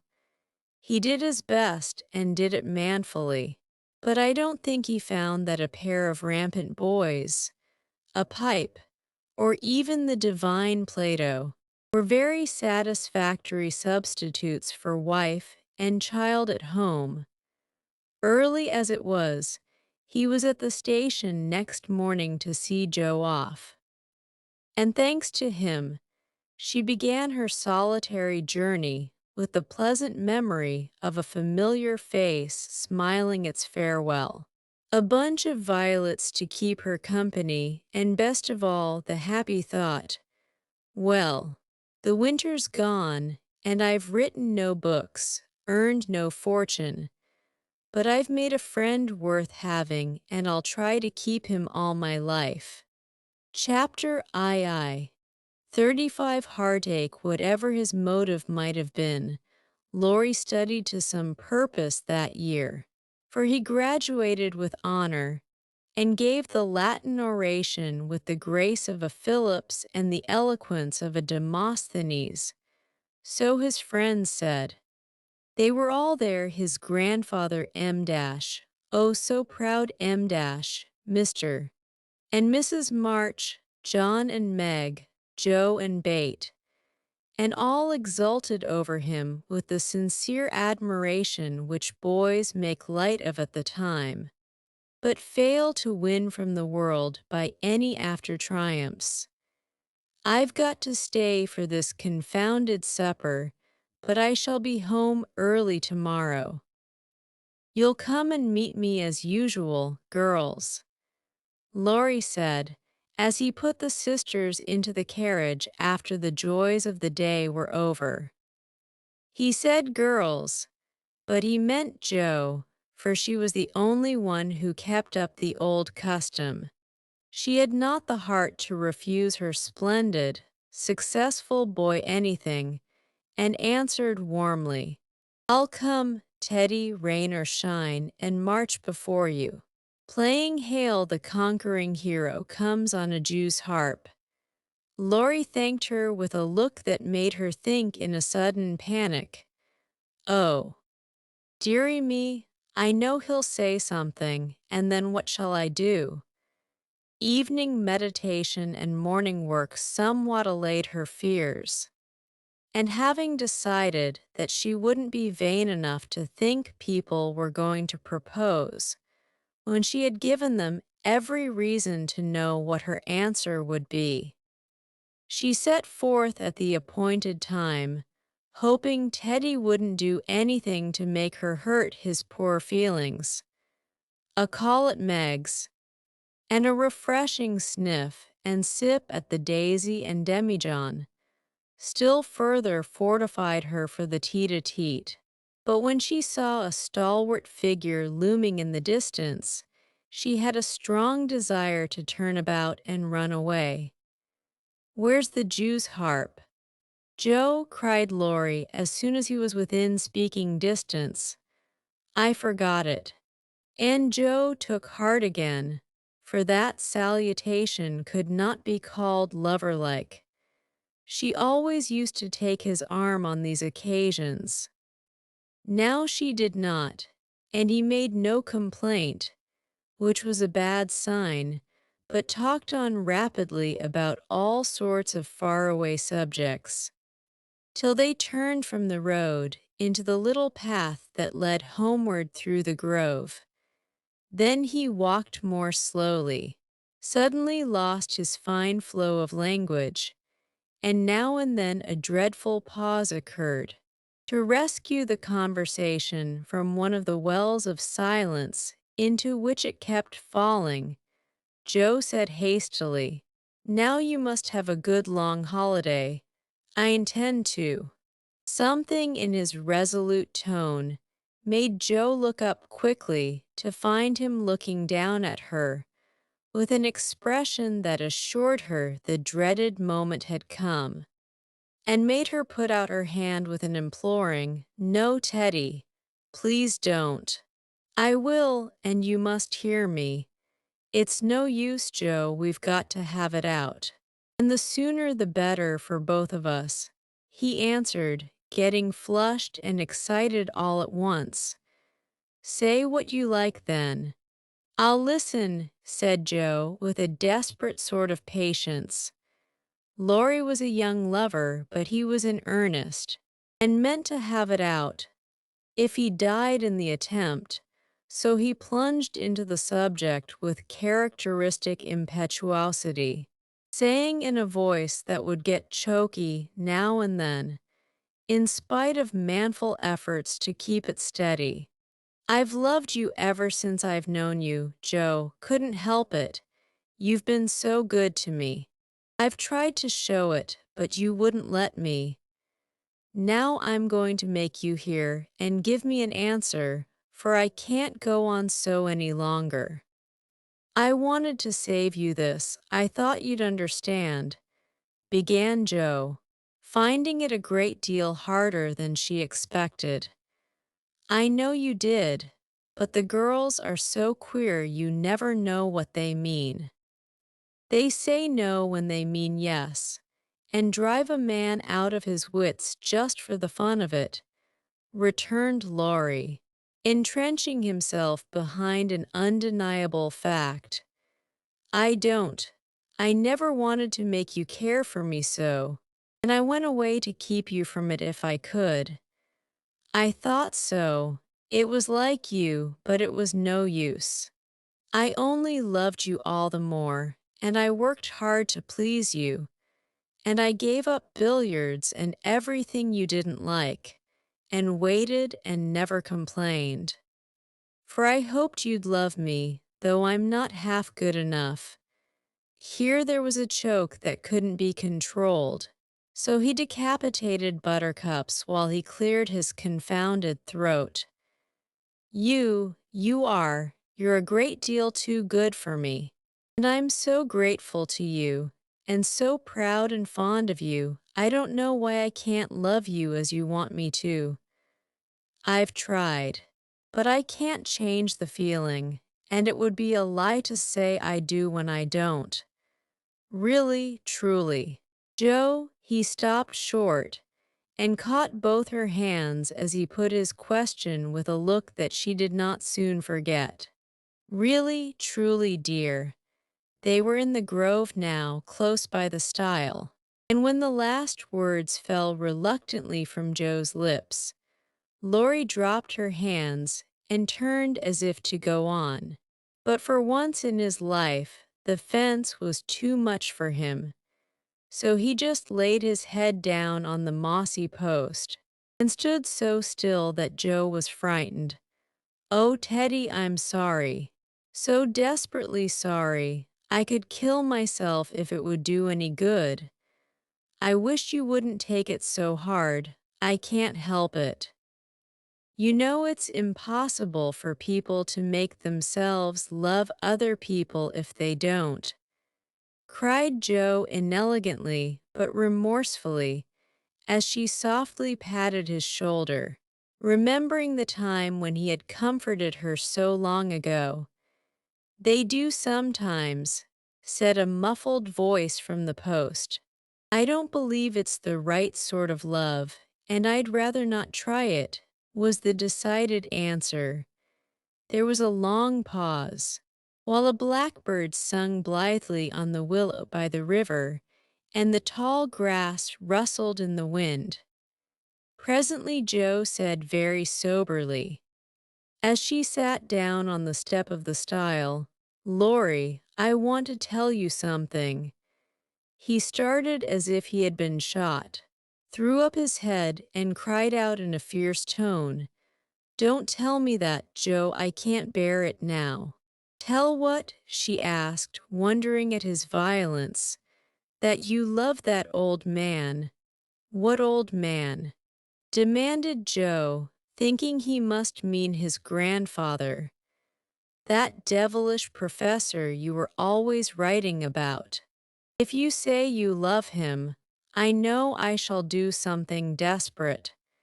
And he looked as if he would keep his word, as he clenched his hands with a wrathful spark in his eyes.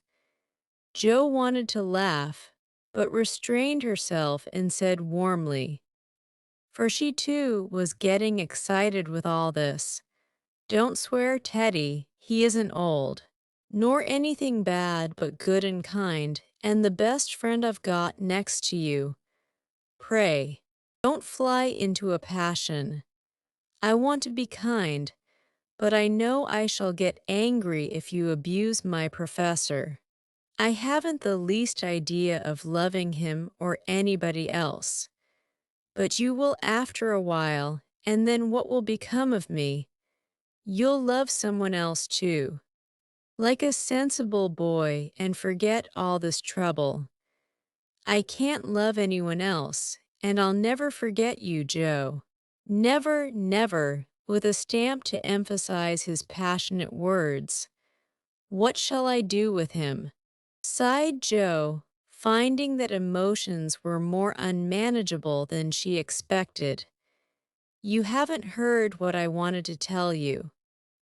Sit down and listen, for indeed I want to do right and make you happy," she said, hoping to soothe him with a little reason, which proved that she knew nothing about love.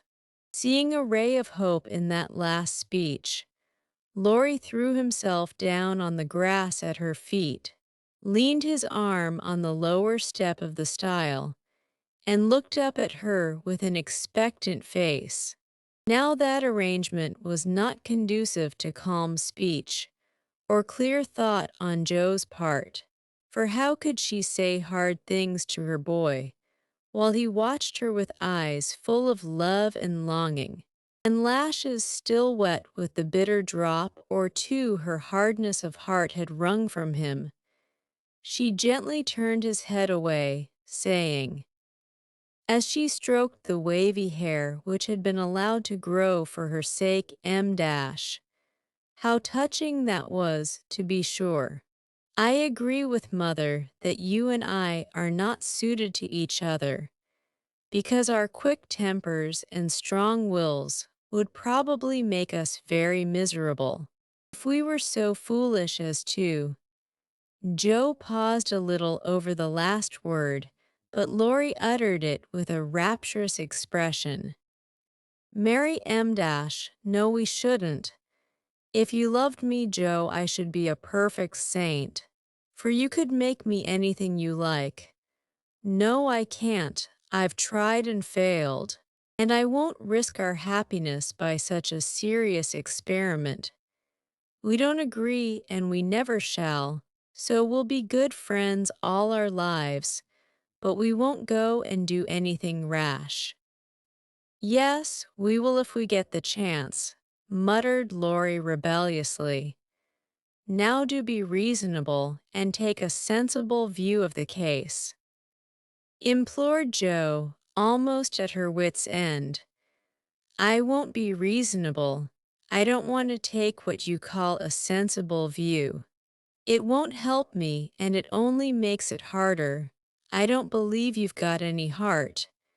I wish I hadn't. There was a little quiver in Jo's voice. And thinking it a good omen, Laurie turned round, bringing all his persuasive powers to bear as he said, in the wheedlesome tone that had never been so dangerously wheedlesome before, "Don't disappoint us, dear. Everyone expects it. Grandpa has set his heart upon it, your people like it, and I can't get on without you. Say you will. And let's be happy. Do. Not until months afterward did Jo understand how she had the strength of mind to hold fast to the resolution she had made when she decided that she did not love her boy, and never could. It was very hard to do, but she did it, knowing that delay was both useless and cruel. I can't say yes truly, so I won't say it at all. You'll see that I'm right by and by and thank me for it. She began solemnly. I'll be hanged if I do, and Laurie bounced up off the grass, burning with indignation at the very idea. Yes, you will, persisted Jo. You'll get over this after a while and find some lovely accomplished girl who will adore you and make a fine mistress for your fine house. I shouldn't. I'm homely and awkward and odd and old, and you'd be ashamed of me, and we should quarrel M dash. We can't help it even now, you see M dash. And I shouldn't like elegant society, and you would. And you'd hate my scribbling, and I couldn't get on without it. And we should be unhappy, and wish we hadn't done it, and everything would be horrid. Anything more? asked Laurie, finding it hard to listen patiently to this prophetic burst. Nothing more, except that I don't believe I shall ever marry. I'm happy as I am, and love my liberty too well to be in a hurry to give it up for any mortal man. I know better, broke in Laurie. You think so now, but there'll come a time when you will care for somebody, and you'll love him tremendously, and live and die for him. I know you will, it's your way, and I shall have to stand by and see it. And the despairing lover cast his hat upon the ground with a gesture that would have seemed comical if his face had not been so tragic. Yes, I will live and die for him, if her ever comes and makes me love him in spite of myself, and you must do the best you can, cried Jo, losing patience with poor Teddy. I've done my best, but you won't be reasonable, and it's selfish of you to keep teasing for what I can't give. I shall always be fond of you, very fond indeed as a friend, but I'll never marry you. And the sooner you believe it the better for both of us M dash. So now, that speech was like gunpowder. Laurie looked at her a minute as if he did not quite know what to do with himself, then turned sharply away, saying in a desperate sort of tone, You'll be sorry some day, Jo. Oh, where are you going? She cried, for his face frightened her. To the devil, was the consoling answer. For a minute Jo's heart stood still, as he swung himself down the bank toward the river, but it takes much folly, sin, or misery to send a young man to a violent death.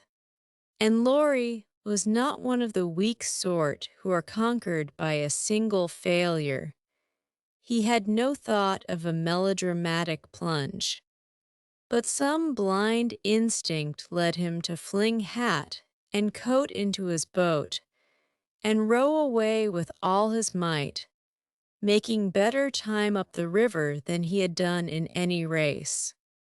Joe drew a long breath and unclasped her hands as she watched the poor fellow trying to outstrip the trouble which he carried in his heart. That will do him good, and he'll come home in such a tender, penitent state of mind that I shan't dare to see him, she said, adding, as she went slowly home, feeling as if she had murdered some innocent thing and buried it under the leaves. Now I must go and prepare Mr. Lawrence to be very kind to my poor boy. I wish he'd love bait, perhaps he may in time, but I begin to think I was mistaken about her. Oh dear, how can girls like to have lovers and refuse them? I think it's dreadful. Being sure that no one could do it so well as herself, she went straight to Mr. Lawrence, told the hard story bravely through, and then broke down, crying so dismally over her own insensibility that the kind old gentleman, though sorely disappointed, did not utter a reproach. He found it difficult to understand how any girl could help loving Laurie, and hoped she would change her mind, but he knew even better than Joe that love cannot be forced. So he shook his head sadly, and resolved to carry his boy out of harm's way.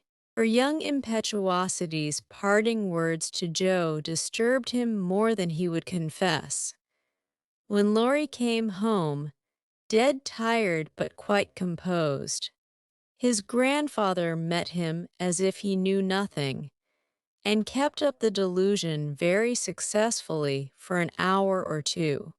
But when they sat together in the twilight, the time they used to enjoy so much, it was hard work for the old man to ramble on as usual, and harder still for the young one to listen to praises of the last year's success, which to him now seemed like love's labor lost. He bore it as long as he could, then went to his piano and began to play. The windows were open, and Joe, walking in the garden with Bate, for once understood music better than her sister, for he played the sonata Pietiacque, and played it as he never did before. That's very fine, I dare say, but it's sad enough to make one cry. Give us something gayer. Lad, said Mr. Lawrence, whose kind old heart was full of sympathy, which he longed to show but knew not how.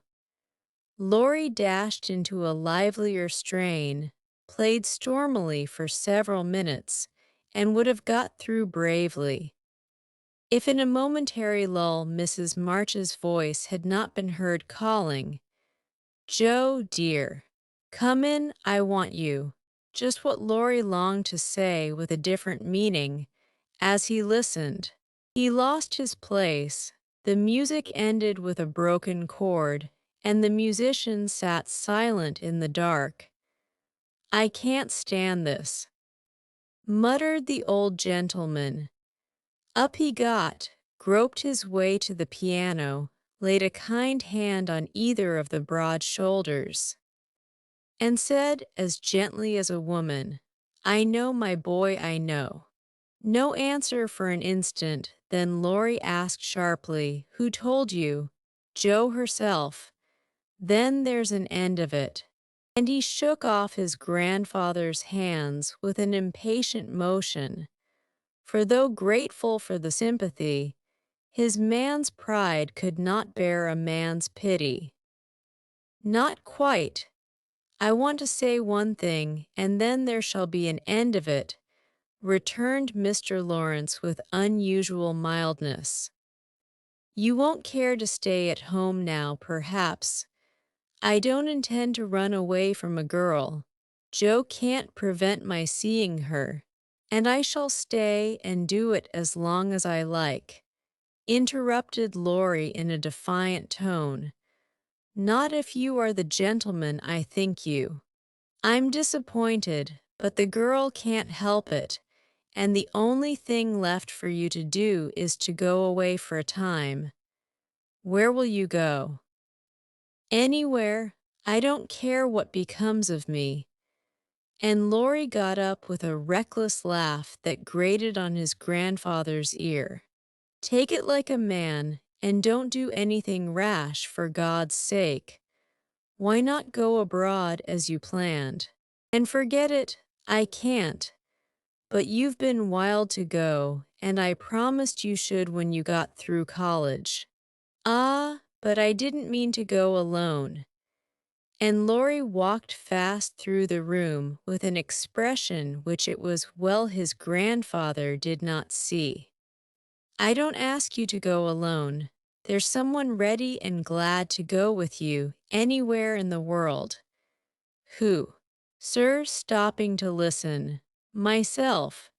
Laurie came back as quickly as he went, and put out his hand, saying huskily, I'm a selfish brute, but M dash, you know M dash. Grandfather M dash. Lord help me, yes I do know, for I've been through it all before. Once in my own young days, and then with your father. Now, my dear boy, just sit quietly down and hear my plan. It's all settled and can be carried out at once, said Mr.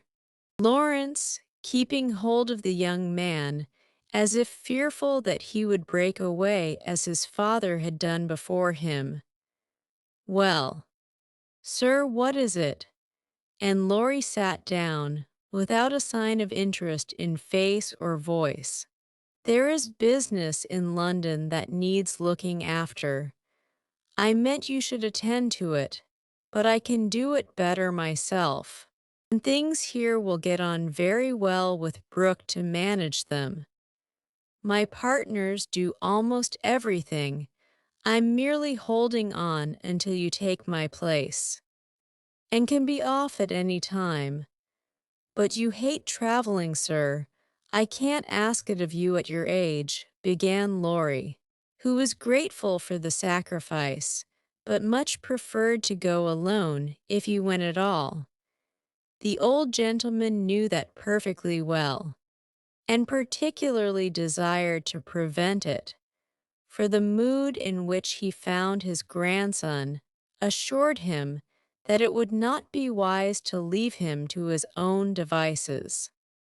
So, stifling a natural regret at the thought of the home comforts he would leave behind him, he said stoutly, Bless your soul, I'm not superannuated yet. I quite enjoy the idea. It will do me good, and my old bones won't suffer. For traveling nowadays is almost as easy as sitting in a chair. A restless movement from Laurie suggested that his chair was not easy or that he did not like the plan, and made the old man add hastily, I don't mean to be a marplot or a burden. I go because I think you'd feel happier than if I was left behind. I don't intend to gad about with you, but leave you free to go where you like, while I amuse myself in my own way. I've friends in London and Paris, and should like to visit them. Meantime, you can go to Italy, Germany, Switzerland, where you will, and enjoy pictures, music, scenery, and adventures to your heart's content. Now, Laurie felt just then that his heart was entirely broken, and the world a howling wilderness. But at the sound of certain words, which the old gentleman artfully introduced into his closing sentence, the broken heart gave an unexpected leap, and a green oasis or two suddenly appeared in the howling wilderness. He sighed, and then said in a spiritless tone, "Just as you like, sir. It doesn't matter where I go or what I do. It does to me. Remember that, my lad. I give you entire liberty, but I trust you to make an honest use of it. Promise me that, Laurie. Anything you like, sir. Good," thought the old gentleman. "You don't care now, but there'll come a time when that promise will keep you out of mischief, or I'm much mistaken." Being an energetic individual, Mr. Lawrence struck while the iron was hot, and before the blighted being recovered spirit enough to rebel, they were off. During the time necessary for preparation, Laurie bore himself as young gentlemen usually do in such cases. He was moody, irritable, and pensive by turns, lost his appetite, neglected his dress, and devoted much time to playing tempestuously on his piano, avoided Jo, but consoled himself by staring at her from his window, with a tragic face that haunted her dreams by night and oppressed her with a heavy sense of guilt by day. Unlike some sufferers, he never spoke of his unrequited passion, and would allow no one, not even Mrs. March, to attempt consolation or offer sympathy. On some accounts, this was a relief to his friends, but the weeks before his departure were very uncomfortable, and everyone rejoiced that the poor, dear fellow was going away to forget his trouble and come home happy. Of course, he smiled darkly at their delusion, but passed it by with the sad superiority of one who knew that his fidelity, like his love, was unalterable. When the parting came, he affected high spirits, to conceal certain inconvenient emotions which seemed inclined to assert themselves. This gaiety did not impose upon anybody, but they tried to look as if it did for his sake, and he got on very well till Mrs. March kissed him, with a whisper full of motherly solicitude. Then, feeling that he was going very fast, he hastily embraced them all round, not forgetting the afflicted Hannah, and ran downstairs as if for his life. Jo followed a minute after to wave her hand to him if he looked round. He did look round, came back, put his arms about her as she stood on the step above him, and looked up at her with a face that made his short appeal eloquent and pathetic. "Oh, Jo, can't you, Teddy dear, I wish I could." That was all, except a little pause. Then Laurie straightened himself up, said, "It's all right, never mind," and went away without another word. Ah, but it wasn't all right, and Jo did mind. For while the curly head lay on her arm a minute after her hard answer, she felt as if she had stabbed her dearest friend. And when he left her without a look behind him, she knew that the boy Laurie never would come again. Chapter II. 36 Bates' secret. When Jo came home that spring, she had been struck with the change in Bate. No one spoke of it or seemed aware of it, for it had come too gradually to startle those who saw her daily, but to eyes sharpened by absence.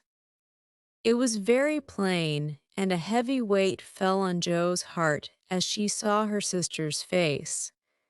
It was no paler, and but littler thinner than in the autumn. Yet there was a strange, transparent look about it, as if the mortal was being slowly refined away, and the immortal shining through the frail flesh with an indescribably pathetic beauty. Joe saw and felt it, but said nothing at the time, and soon the first impression lost much of its power, for Bates seemed happy. No one appeared to doubt that she was better. And presently in other cares, Joe for a time forgot her fear. But when Laurie was gone, and peace prevailed again, the vague anxiety returned and haunted her. She had confessed her sins and been forgiven, but when she showed her savings and proposed a mountain trip, Bate had thanked her heartily, but begged not to go so far away from home. Another little visit to the seashore would suit her better, and as Grandma could not be prevailed upon to leave the babies, Joe took Bate down to the quiet place, where she could live much in the open air and let the fresh sea breezes blow a little color into her pale cheeks. It was not a fashionable place, but even among the pleasant people there, the girls made few friends, preferring to live for one another. Bate was too shy to enjoy society, and Joe too wrapped up in her to care for anyone else.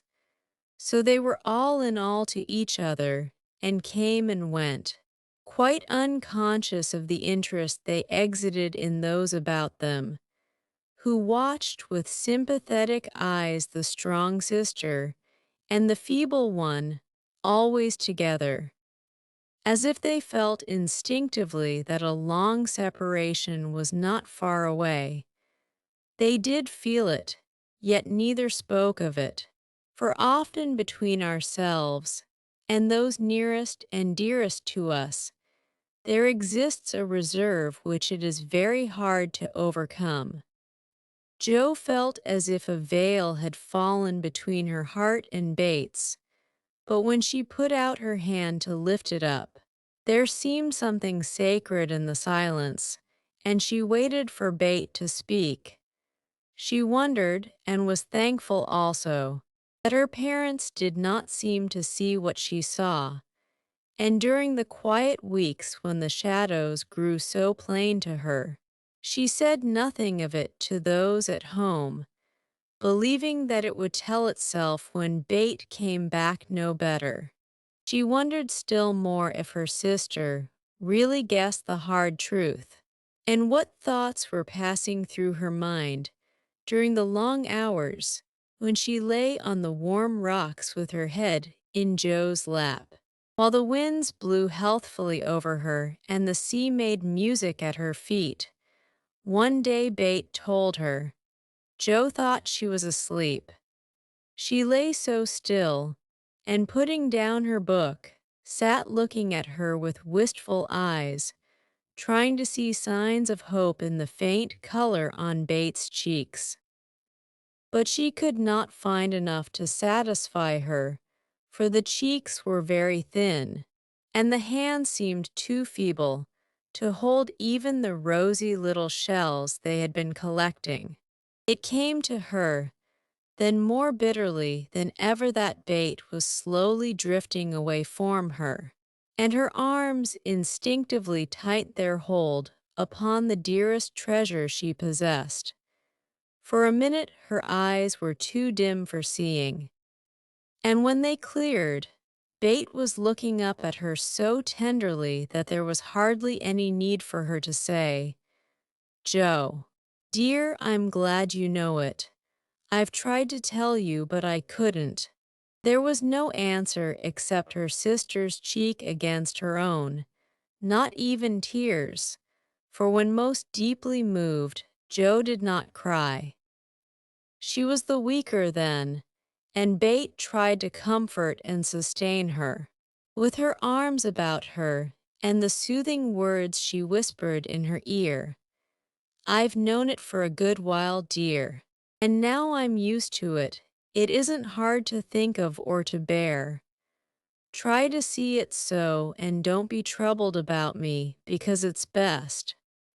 Indeed it is. Is this what made you so unhappy in the autumn, Bate? You did not feel it then. Land, keep it to yourself so long, did you? Asked Joe, refusing to see or say that it was best, but glad to know that Laurie had no part in Bates' trouble. Yes, I gave up hoping then, but I didn't like to own it. I tried to think it was a sick fancy and would not let it trouble anyone. But when I saw you all so well and strong and full of happy plans, it was hard to feel that I could never be like you, and then I was miserable, Joe.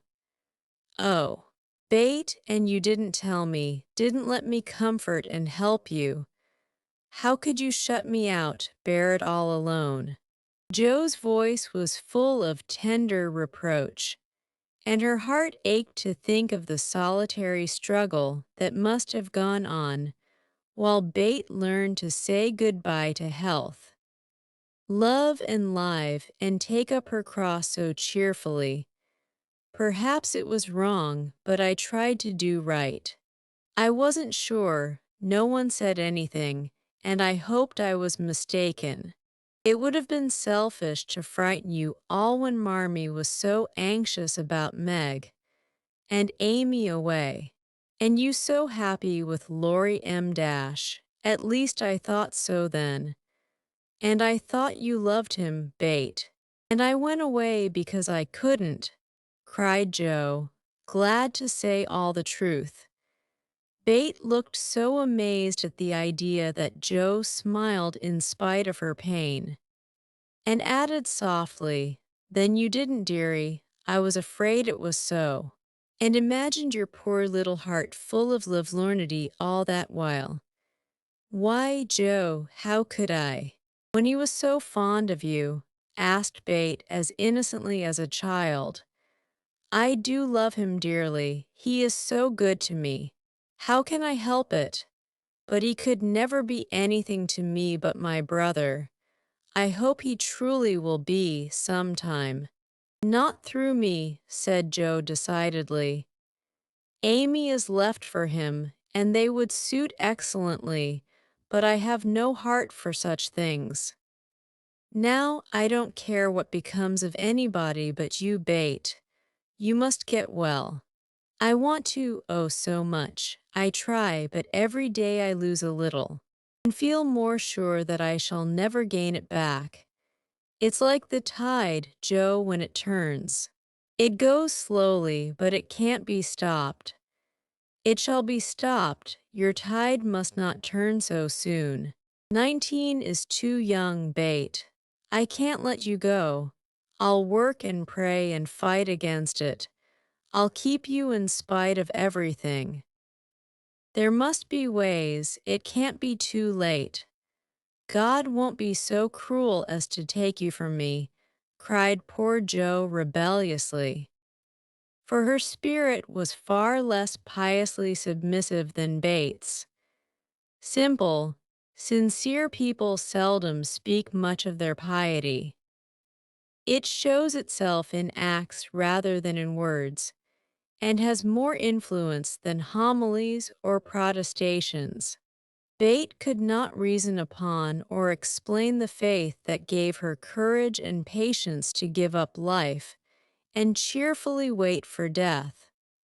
Like a confiding child, she asked no questions, but left everything to God and nature, Father and Mother of us all, feeling sure that they, and they only, could teach and strengthen heart and spirit for this life and the life to come.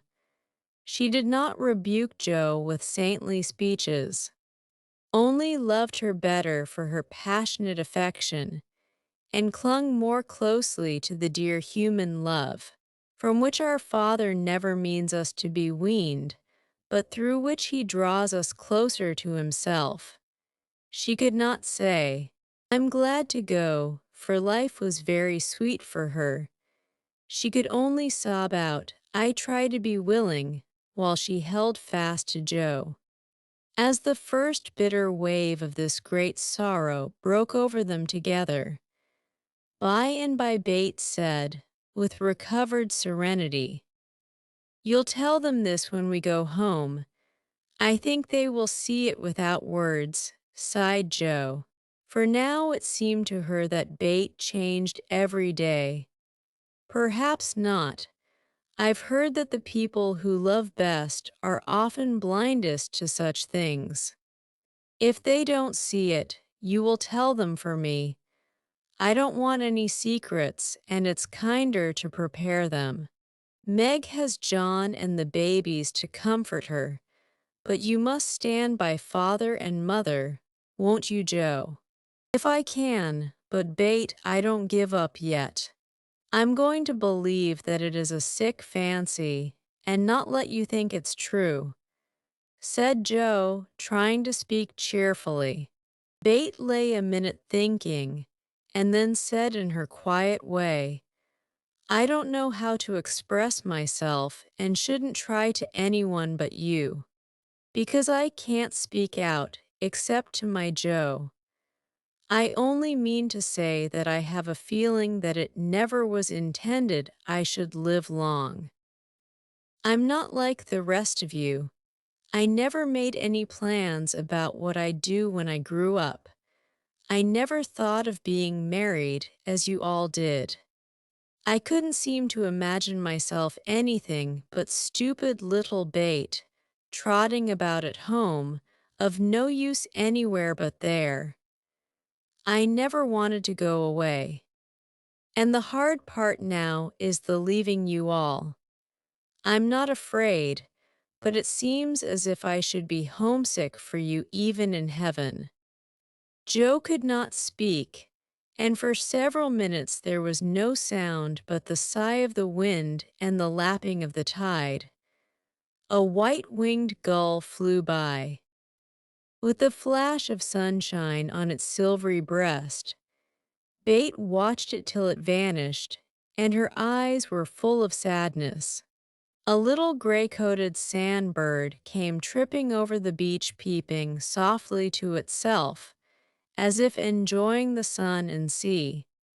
It came quite close to Bate, and looked at her with a friendly eye and sat upon a warm stone, dressing its wet feathers, quite at home. Bate smiled and felt comforted, for the tiny thing seemed to offer its small friendship and remind her that a pleasant world was still to be enjoyed. "Dear little bird, see, Joe, how tame it is. I like Peeps better than the gulls. They are not so wild and handsome, but they seem happy. Confiding little things. I used to call them my birds last summer, and Mother said they reminded her of me. Busy, Quaker-colored creatures, always near the shore, and always chirping that contented little song of theirs. You are the gull, Joe, strong and wild, fond of the storm and the wind, flying far out to sea, and happy all alone. Meg is the turtle dove, and Amy is like the lark she write about, trying to get up among the clouds, but always dropping down into its nest again. Dear little girl, she's so ambitious, but her heart is good and tender. And no matter how high she flies, she never will forget home. I hope I shall see her again, but she seems so far away. She is coming in the spring. And I mean that you shall be all ready to see and enjoy her. I'm going to have you well and rosy by that time," began Joe, feeling that of all the changes in Bate, the talking change was the greatest, for it seemed to cost no effort now, and she thought aloud in a way quite unlike bashful Bate. "Joe dear, don't hope any more. It won't do any good. I'm sure of that. We won't be miserable, but enjoy being together while we wait. We'll have happy times, for I don't suffer much. And I think the tide will go out easily if you help me." Joe leaned down to kiss the tranquil face, and with that silent kiss, she dedicated herself soul and body to Bate. She was right. There was no need of any words when they got home, for father and mother saw plainly now what they had prayed to be saved from seeing. Tired with her short journey, Bate went at once to bed, saying how glad she was to be home, and when Joe went down, she found that she would be spared the hard task of telling Bate's secret. Her father stood leaning his head on the mantelpiece and did not turn as she came in, but her mother stretched out her arms as if for help, and Joe went to comfort her without a word. Chapter II 37 New Impressions at 3 o'clock in the afternoon. All the fashionable world at Nice may be seen on the Promenade des Anglais M-, a charming place for the wide walk, bordered with palms, flowers, and tropical shrubs, is bounded on one side by the sea, on the other by the Grand Drive, lined with hotels and villas, while beyond lie orange orchards and the hills. Many nations are represented, many languages spoken, many costumes worn, and on a sunny day the spectacle is as gay and brilliant as a carnival. Haughty English, lively French, sober Germans, handsome Spaniards, ugly Russians, meek Jews, free and easy Americans. All drive, sit, or saunter here, chatting over the news and criticizing the latest celebrity who has arrived M-, Ristori or Dickens, Victor Emmanuel or the Queen of the Sandwich Islands. The equipages are as varied as the company and attract as much attention, especially the low basket barouches in which ladies drive themselves, with a pair of dashing ponies, gay nets to keep their voluminous flounces from overflowing the diminutive vehicles, and little grooms on the perch behind. Along this walk, on Christmas Day, a tall young man walked slowly, with his hands behind him, and a somewhat absent expression of countenance. He looked like an Italian, was dressed like an Englishman, and had the independent air of an American M-, a combination which caused sundry pairs of feminine eyes to look approvingly after him, and sundry dandies in black velvet suits, with rose-colored neckties, buff gloves, and orange flowers in their buttonholes, to shrug their shoulders and then envy him his inches.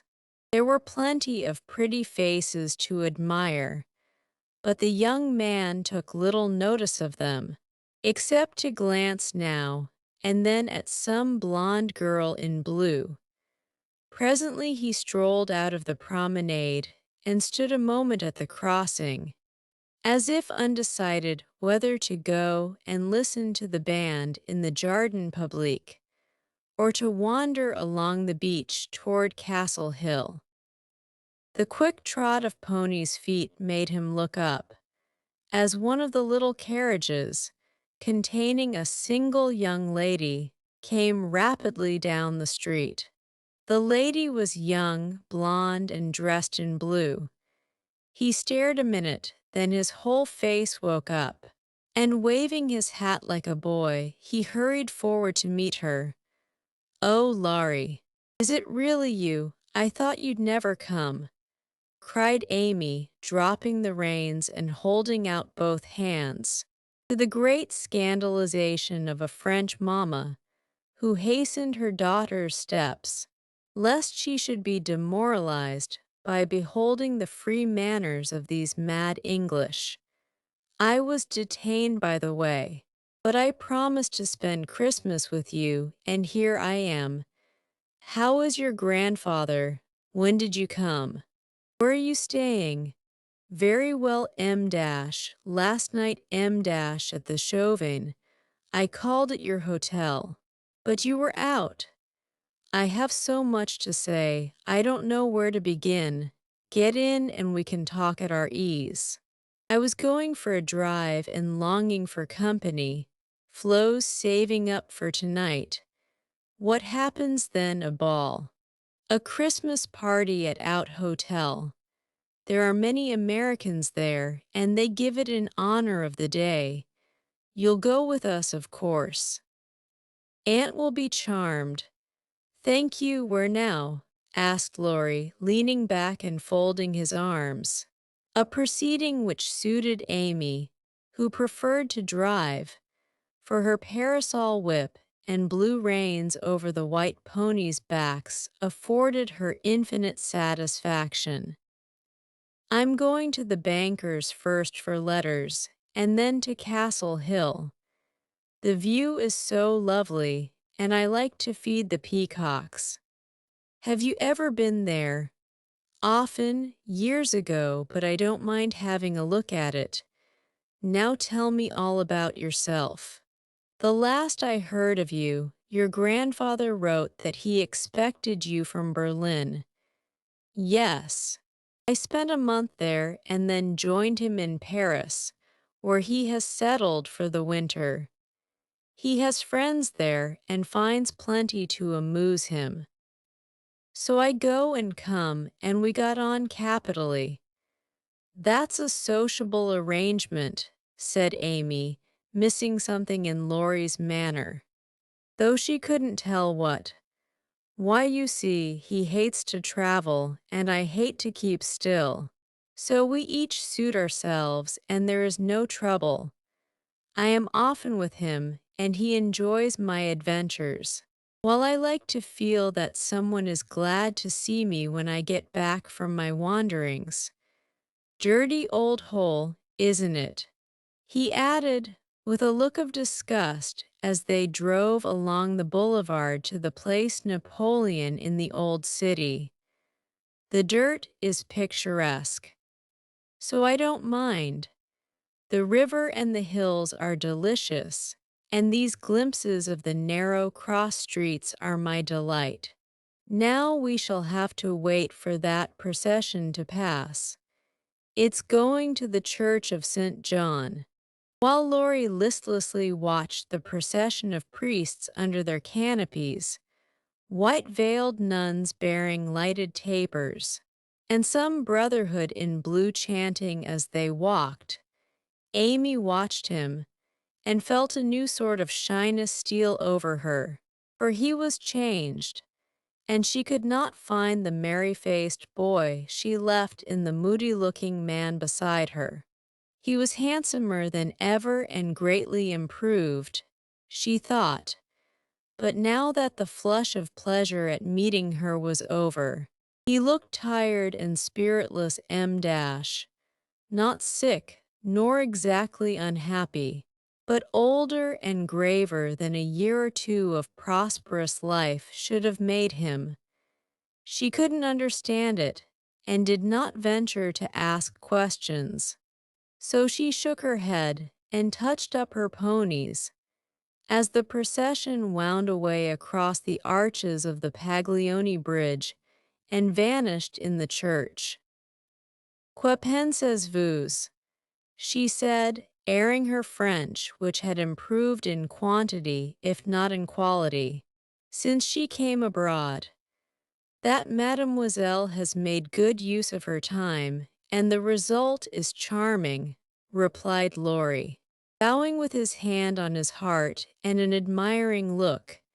She blushed with pleasure, but somehow the compliment did not satisfy her like the blunt praises he used to give her at home, when he promenaded round her on festival occasions, and told her she was altogether jolly, with a hearty smile and an approving pat on the head.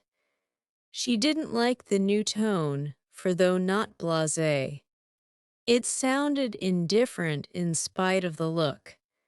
If that's the way he's going to grow up, I wish he stay a boy, she thought, with a curious sense of disappointment and discomfort, trying meantime to seem quite easy and gay.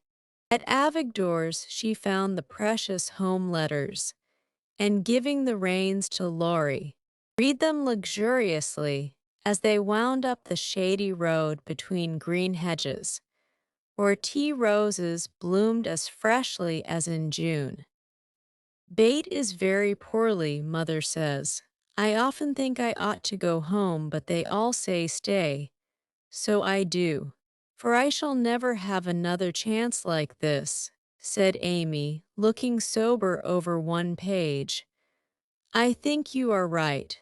There, you could do nothing at home, and it is a great comfort to them to know that you are well and happy, and enjoying so much. My dear, he drew a little nearer, and looked more like his old self as he said that, and the fear that sometimes weighed on Amy's heart was lightened, for the look, the act, the brotherly "my dear," seemed to assure her that if any trouble did come, she would not be alone in a strange land. Presently she laughed, and showed him a small sketch of Jo in her scribbling suit, with the bow rampantly erect upon her cap, and issuing from her mouth the words, "Genius burns." Laurie smiled, took it, put it in his vest pocket to keep it from blowing away, and listened with interest to the lively letter Amy read him. This will be a regularly Merry Christmas to me, with presents in the morning, you and letters in the afternoon, and a party at night, said Amy, as they alighted among the ruins of the old fort, and a flock of splendid peacocks came trooping about them, tamely waiting to be fed, while Amy stood laughing on the bank above him as she scattered crumbs to the brilliant birds. Laurie looked at her as she had looked at him, with a natural curiosity to see what changes time and absence had wrought. He found nothing to perplex or disappoint, much to admire and approve, for overlooking a few little affectations of speech and manner. She was as sprightly and graceful as ever, with the addition of that indescribable something in dress and bearing which we call elegance. Always mature for her age, she had gained a certain aplomb in both carriage and conversation, which made her seem more of a woman of the world than she was. But her old petulance now and then showed itself, her strong will still held its own, and her native frankness was unspoiled by foreign polish. Laurie did not read all this while he watched her feed the peacocks, but he saw enough to satisfy and interest him, and carried away a pretty little picture of a bright-faced girl standing in the sunshine, which brought out the soft hue of her dress, the fresh color of her cheeks, the golden gloss of her hair, and made her a prominent figure in the pleasant scene. As they came up onto the stone plateau that crowns the hill, Amy waved her hand as if welcoming him to her favorite haunt, and said, pointing here and there, "Do you remember the cathedral and the Corso, the fishermen dragging their nets in the bay, and the lovely road to Villafranca, Schubert's tower just below, and best of all, that speck far out to sea which they say is Corsica?" "I remember. It's not much changed," he answered without enthusiasm. What Jo would give for a sight of that famous speck. said Amy, feeling in good spirits and anxious to see him so also. Yes, was all he said, but he turned and strained his eyes to see the island which a greater usurper than even Napoleon now made interesting in his sight. Take a good look at it for her sake, and then come and tell me what you have been doing with yourself all this while, said Amy, seating herself ready for a good talk. But she did not get it, for though he joined her and answered all her questions freely, she could only learn that he had roved about the continent and been to Greece. So after idling away an hour, they drove home again. And having paid his respects to Mrs. Carroll, Laurie left them, promising to return in the evening. It must be recorded of Amy that she deliberately prinked that night. Time and absence had done its work on both the young people. She had seen her old friend in a new light, not as our boy, but as a handsome and agreeable man, and she was conscious of a very natural desire to find favor in his sight. Amy knew her good points, and made the most of them with the taste and skill which is a fortune to a poor and pretty woman. Tarleton and tulle were cheap at Nice, so she enveloped herself in them on such occasions, and following the sensible English fashion of simple dress for young girls, got up charming little toilettes with fresh flowers, a few trinkets, and all manner of dainty devices, which were both inexpensive and effective. It must be confessed that the artist sometimes got possession of the woman, and indulged in antique coiffures, statuesque attitudes, and classic draperies. But, dear heart, we all have out little weaknesses, and find it easy to pardon such in the young, who satisfy our eyes with their comeliness, and keep our hearts merry with their artless vanities. I do want him to think I look well, and tell them so at home, said Amy to herself, as she put on Flo's old white silk ball dress, and covered it with a cloud of fresh illusion, out of which her white shoulders and golden head emerged with a most artistic effect. Her hair she had the sense to let alone, after gathering up the thick waves and curls into a Hebe-like knot at the back of her head. It's not the fashion, but it's becoming, and I can't afford to make a fright of myself, she used to say when advised to frizzle puff, or braid as the latest style commanded. Having no ornaments fine enough for this important occasion, Amy looped her fleecy skirts with rosy clusters of azalea and framed the white shoulders in delicate green vines. Remembering the painted boots, she surveyed her white satin slippers with girlish satisfaction and chassed down the room, admiring her aristocratic feet all by herself.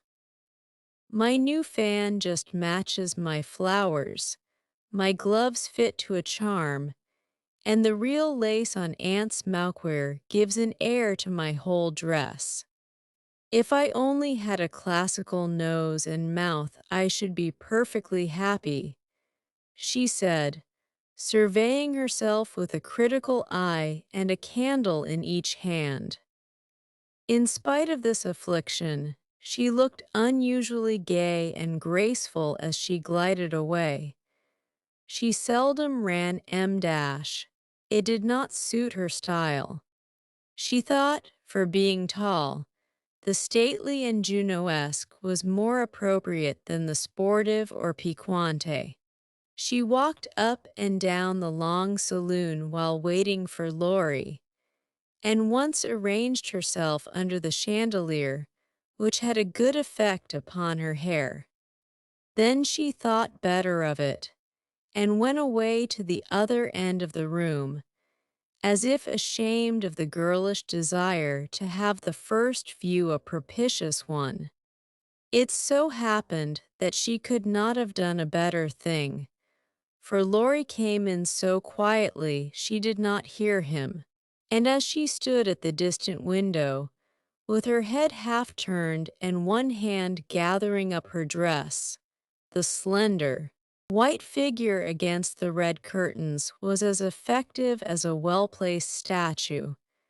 "Good evening, Diana," said Laurie, with the look of satisfaction she liked to see in his eyes when they rested on her.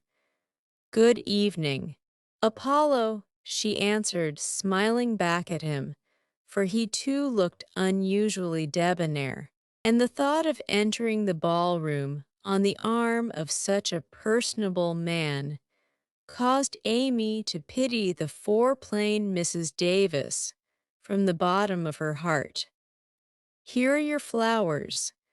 I arranged them myself, remembering that you didn't like what Hannah calls a sot bouquet," said Laurie, handing her a delicate nosegay in a holder that she had long coveted as she daily passed it in Cardiglia's window. "How kind you are," she exclaimed gratefully. "If I'd known you were coming, I'd have had something ready for you today, though not as pretty as this. I'm afraid.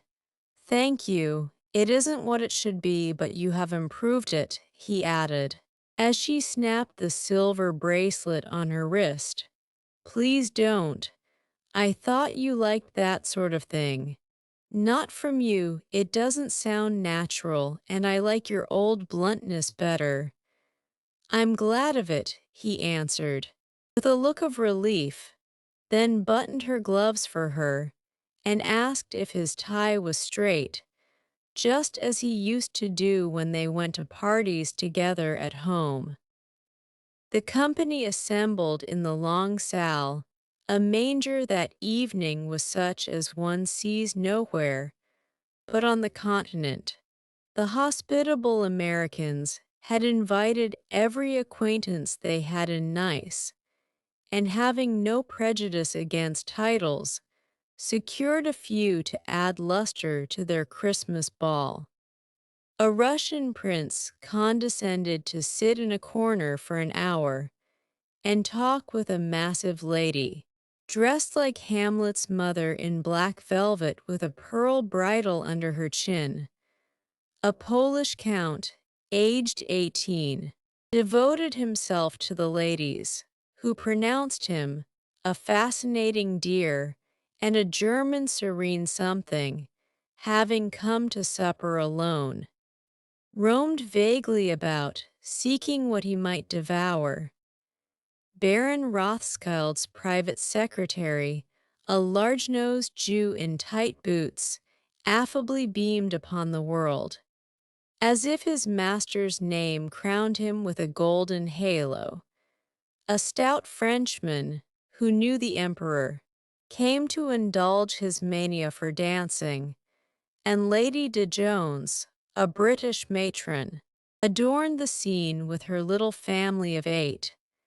Of course, there were many light-footed, shrill-voiced American girls, handsome, lifeless-looking English ditto, and a few plain but piquante French demoiselles.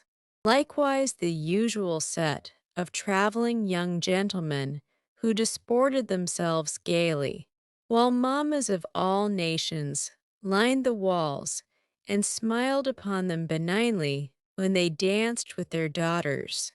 Any young girl can imagine Amy's state of mind when she took the stage that night, leaning on Laurie's arm. She knew she looked well. She loved to dance. She felt that her foot was on her native heath in a ballroom, and enjoyed the delightful sense of power which comes when young girls first discover the new and lovely kingdom they are born to rule by virtue of beauty. youth and womanhood. She did pity the Davis girls who were awkward, plain, and destitute of escort, except a grim papa and three grimmer maiden aunts, and she bowed to them in her friendliest manner as she passed, which was good of her, as it permitted them to see her dress, and burn with curiosity to know who her distinguished-looking friend might be. With the first burst of the band, Amy's color rose, her eyes began to sparkle, and her feet to tap the floor impatiently, for she danced well and wanted Laurie to know it. Therefore the shock she received can better be imagined than described. When he said in a perfectly tranquil tone, "Do you care to dance?" one usually does at a ball. Her amazed look and quick answer caused Laurie to repair his error as fast as possible. "I meant the first dance. May I have the honor?" "I can give you one if I put off the count. He dances divinely, but he will excuse me, as you are an old friend," said Amy, hoping that the name would have a good effect, and show Laurie that she was not to be trifled with.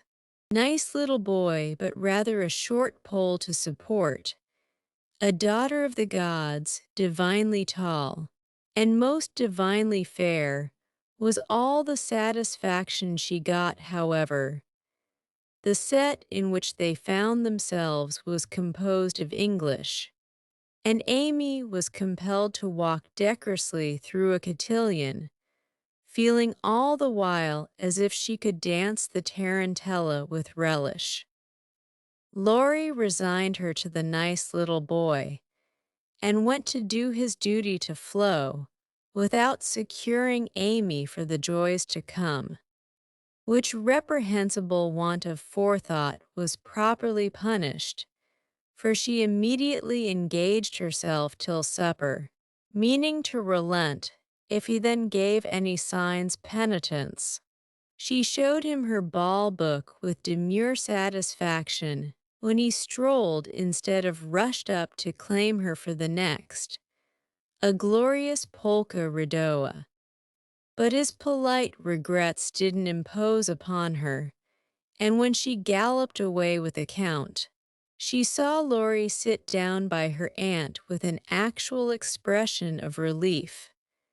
That was unpardonable, and Amy took no more notice of him for a long while, except a word now, and then when she came to her chaperone between the dances for a necessary pin or a moment's rest.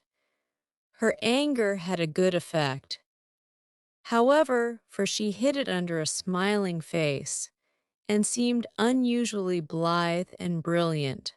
Laurie's eyes followed her with pleasure, for she neither romped nor sauntered, but danced with spirit and grace, making the delightsome pastime what it should be.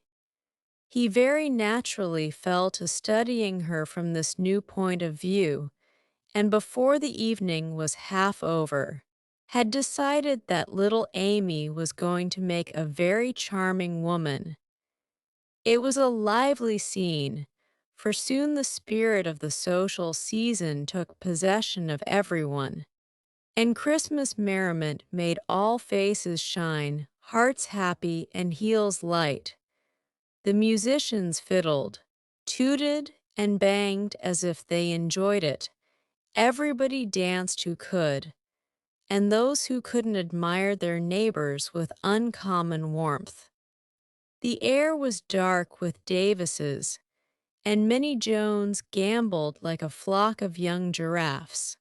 The golden secretary darted through the room like a meteor with a dashing Frenchwoman who carped the floor with her pink satin train. The serene Teuton found the supper table and was happy, eating steadily through the bill of fare, and dismayed the Gar-ons by the ravages he committed. But the emperor's friend covered himself with glory, for he danced everything, whether he knew it or not, and introduced impromptu pirouettes when the figures bewildered him. The boyish abandon of that stout man was charming to behold, for though he carried weight, he danced like an india-rubber ball. He ran, he flew, he pranced, his face glowed. His bald head shone, his coat tails waved wildly, his pumps actually twinkled in the air, and when the music stopped, he wiped the drops from his brow and beamed upon his fellow men like a French Pickwick without glasses. Amy and her pole distinguished themselves by equal enthusiasm but more graceful agility, and Laurie found himself involuntarily keeping time to the rhythmic rise and fall of the white slippers as they flew by as indefatigably as if winged. When little Vladimir finally relinquished her, with assurances that he was desolated to leave so early, she was ready to rest, and see how her recreant knight had borne his punishment. It had been successful, for at 23, blighted affections find a balm in friendly society, and young nerves will thrill, young blood dance, and healthy young spirits rise. When subjected to the enchantment of beauty, light, music, and motion, Laurie had a waked-up look as he rose to give her his seat, and when he hurried away to bring her some supper, she said to herself, with a satisfied smile, "Ah, I thought that would do him good. You look like Balzac's femme pint par elleline," he said as he fanned her with one hand and held her coffee cup in the other. "My rouge won't come off," and Amy rubbed her brilliant cheek and showed him her white glove with a sober simplicity that made him laugh outright. "What do you call the stuff?" he asked, touching a fold of her dress that had blown over his knee. "Illusion. Good name for it. It's very pretty M dash. New thing, isn't it? It's as old as the hills. You have seen it on dozens of girls. And you never found out that it was pretty till now. Stupid. I never saw it on you before, which accounts for the mistake. You see, none of that, it is forbidden. I'd rather take coffee than compliments just now." "No, don't lounge, it makes me nervous." Laurie sat bolt upright and meekly took her empty plate, feeling an odd sort of pleasure in having little Amy order him about, for she had lost her shyness now, and felt an irresistible desire to trample on him, as girls have a delightful way of doing when lords of creation show any signs of subjection. "Where did you learn all this sort of thing?" he asked with a quizzical look, as this sort of thing is rather a vague expression. "Would you kindly explain?" returned Amy, knowing perfectly well what he meant, but wickedly leaving him to describe what is indescribable. "Well, M dash, the general air, the style, the self-possession, the M dash, the M dash, illusion M dash, you know," laughed Laurie, breaking down and helping himself out of his quandary with the new word. Amy was gratified, but of course didn't show it, and demurely answered, "Foreign life polishes one in spite of oneself. I study as well as play. And as for this M dash, with a little gesture toward her dress M dash, why tulle is cheap, posies to be had for nothing, and I am used to making the most of my poor little things." Amy rather regretted that last sentence, fearing it wasn't in good taste, but Laurie liked her better for it, and found himself both admiring and respecting the brave patience that made the most of opportunity, and the cheerful spirit that covered poverty with flowers. Amy did not know why he looked at her so kindly, now why he filled up her book with his own name, and devoted himself to her for the rest of the evening in the most delightful manner. But the impulse that wrought this agreeable change was the result of one of the new impressions which both of them were unconsciously giving and receiving. Chapter II. 38 on the shelf in France, the young girls have a dull time of it till they are married, when Vive la Liberté becomes their motto. In America, as everyone knows, girls early sign the Declaration of Independence and enjoy their freedom with Republican zest. But the young matrons usually abdicate with the first heir to the throne and go into a seclusion almost as close as a French nunnery, though by no means as quiet. Whether they like it or not, they are virtually put upon the shelf as soon as the wedding excitement is over. And most of them might exclaim, as did a very pretty woman the other day, "I'm as handsome as ever, but no one takes any notice of me because I'm married." Not being a belle or even a fashionable lady, Meg did not experience this affliction till her babies were a year old, for in her little world primitive customs prevailed, and she found herself more admired and beloved than ever.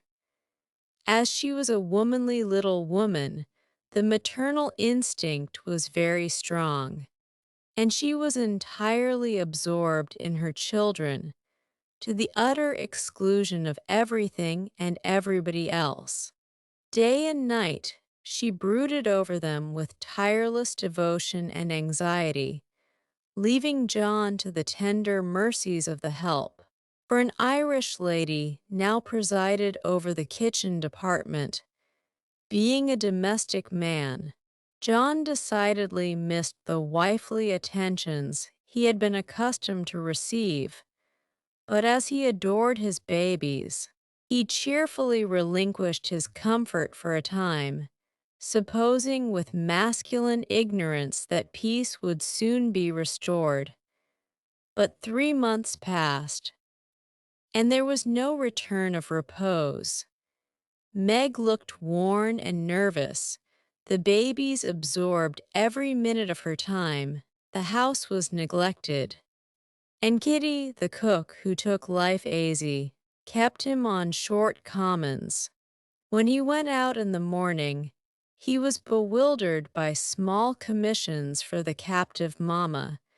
If he came gaily in at night, eager to embrace his family, he was quenched by a hush. They are just asleep after worrying all day. If he proposed a little amusement at home, no, it would disturb the babies. If he hinted at a lecture or a concert, he was answered with a reproachful look, and a decided, "Leave my children for pleasure, never." His sleep was broken by infant wails and visions of a phantom figure pacing noiselessly to and fro in the watches of the night.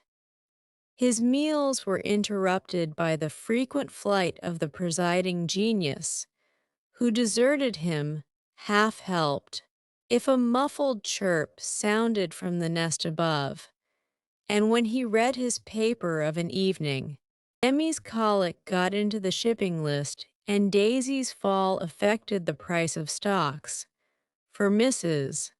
Brooke was only interested in domestic news. The poor man was very uncomfortable, for the children had bereft him of his wife, Home was merely a nursery, and the perpetual hushing made him feel like a brutal intruder whenever he entered the sacred precincts of Babyland. He bore it very patiently for 6 months, and when no signs of amendment appeared, he did what other paternal exiles do tried to get a little comfort elsewhere. Scott had married and gone to housekeeping not far off, and John fell into the way of running over for an hour or two of an evening when his own parlor was empty and his own wife singing lullabies that seemed to have no end. Mrs. Scott was a lively, pretty girl, with nothing to do but be agreeable, and she performed her mission most successfully. The parlor was always bright and attractive, the chessboard ready, the piano in tune, plenty of gay gossip, and a nice little supper set forth in tempting style. John would have preferred his own fireside if it had not been so lonely, but as it was, he gratefully took the next best thing and enjoyed his neighbor's society. Meg rather approved of the new arrangement at first, and found it a relief to know that John was having a good time instead of dozing in the parlor, or tramping about the house and waking the children. But by and by, when the teething worry was over and the idols went to sleep at proper hours, leaving Mama time to rest, she began to miss John and find her work basket dull company when he was not sitting opposite in his old dressing gown, comfortably scorching his slippers on the fender. She would not ask him to stay at home, but felt injured because he did not know that she wanted him without being told, entirely forgetting the many evenings he had waited for her in vain. She was nervous and worn out with watching and worry, and in that unreasonable frame of mind which the best of mothers occasionally experience when domestic cares oppress them. Want of exercise robs them of cheerfulness, and too much devotion to that idol of American women, the teapot, makes them feel as if they were all nerve and no muscle. Yes, she would say, looking in the glass, I'm getting old and ugly. John doesn't find me interesting any longer, so he leaves his faded wife and goes to see his pretty neighbor, who has no encumbrances. Well, the babies love me. They don't care if I am thin and pale and haven't time to crimp my hair. They are my comfort, and some day John will see what I've gladly sacrificed for them, won't he, my precious? To which pathetic appeal Daisy would answer with a coo or Demi with a crow, and Meg would put by her lamentations for a maternal revel, which soothed her solitude for the time being, but the pain increased as politics absorbed John, who was always running over to discuss interesting points with Scott, quite unconscious that Meg missed him. Not a word did she say, however, till her mother found her in tears one day and insisted on knowing what the matter was. For Meg's drooping spirits had not escaped her observation. I wouldn't tell anyone except you, Mother, but I really do need advice. For if John goes on much longer, I might as well be widowed, replied Mrs. Brooke, drying her tears on Daisy's bib with an injured air. Goes on how, my dear? Asked her mother anxiously. He's away all day, and at night when I want to see him, he is continually going over to the Scots. It isn't fair that I should have the hardest work and never any amusement. Men are very selfish, even the best of them. So are women. Don't blame John till you see where you are wrong yourself. But it can't be right for him to neglect me. Don't you neglect him. Why, mother, I thought you'd take my part. So I do. As far as sympathizing goes, but I think the fault is yours, Meg. I don't see how. Let me show you. Did John ever neglect you, as you call it, while you made it a point to give him your society of an evening, his only leisure time? No, but I can't do it now with two babies to tend. I think you could, dear, and I think you ought. May I speak quite freely, and will you remember that it's mother who blames as well as mother who sympathizes? Indeed I will. Speak to me as if I were little Meg again. I often feel as if I needed teaching more than ever since these babies look to me for everything. Meg drew her low chair beside her mother's, and with a little interruption in either lap, the two women rocked and talked lovingly together, feeling that the tie of motherhood made them more one than ever. You have only made the mistake that most young wives make forgotten your duty to your husband in your love for your children. A very natural and forgivable mistake, Meg, but one that had better be remedied before you take to different ways. For children should draw you nearer than ever, not separate you, as if they were all yours, and John had nothing to do but support them. I've seen it for some weeks, but have not spoken, feeling sure it would come right in time. I'm afraid it won't. If I ask him to stay, he'll think I'm jealous, and I wouldn't insult him by such an idea. He doesn't see that I want him, and I don't know how to tell him without words. Make it so pleasant he won't want to go away. My dear, he's longing for his little home, but it isn't home without you. And you are always in the nursery. Oughtn't I to be there?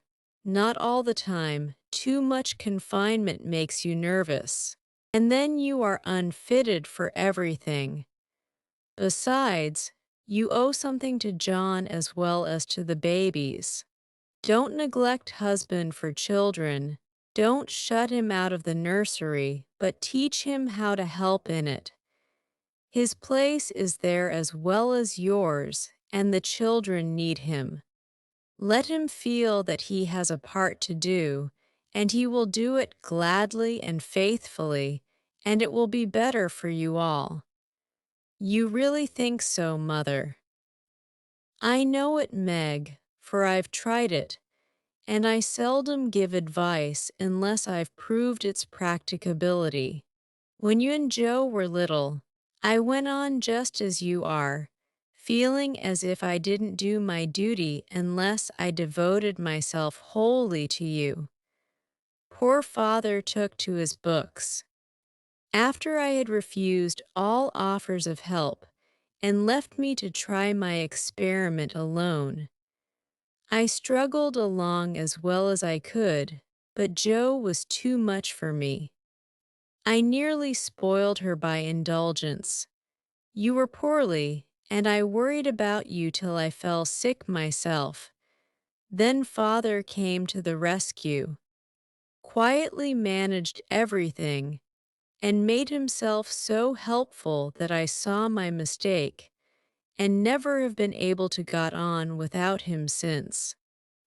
That is the secret of our home happiness. He does not let business wean him from the little cares and duties that affect us all. And I try not to let domestic worries destroy my interest in his pursuits. Each do our part alone in many things, but at home we work together always. It is so, Mother, And my great wish is to be to my husband and children what you have been to yours. Show me how, I'll do anything you say. You were always my docile daughter. Well, dear, if I were you, I'd let John have more to do with the management of Demi, for the boy needs training, and it's none too soon to begin.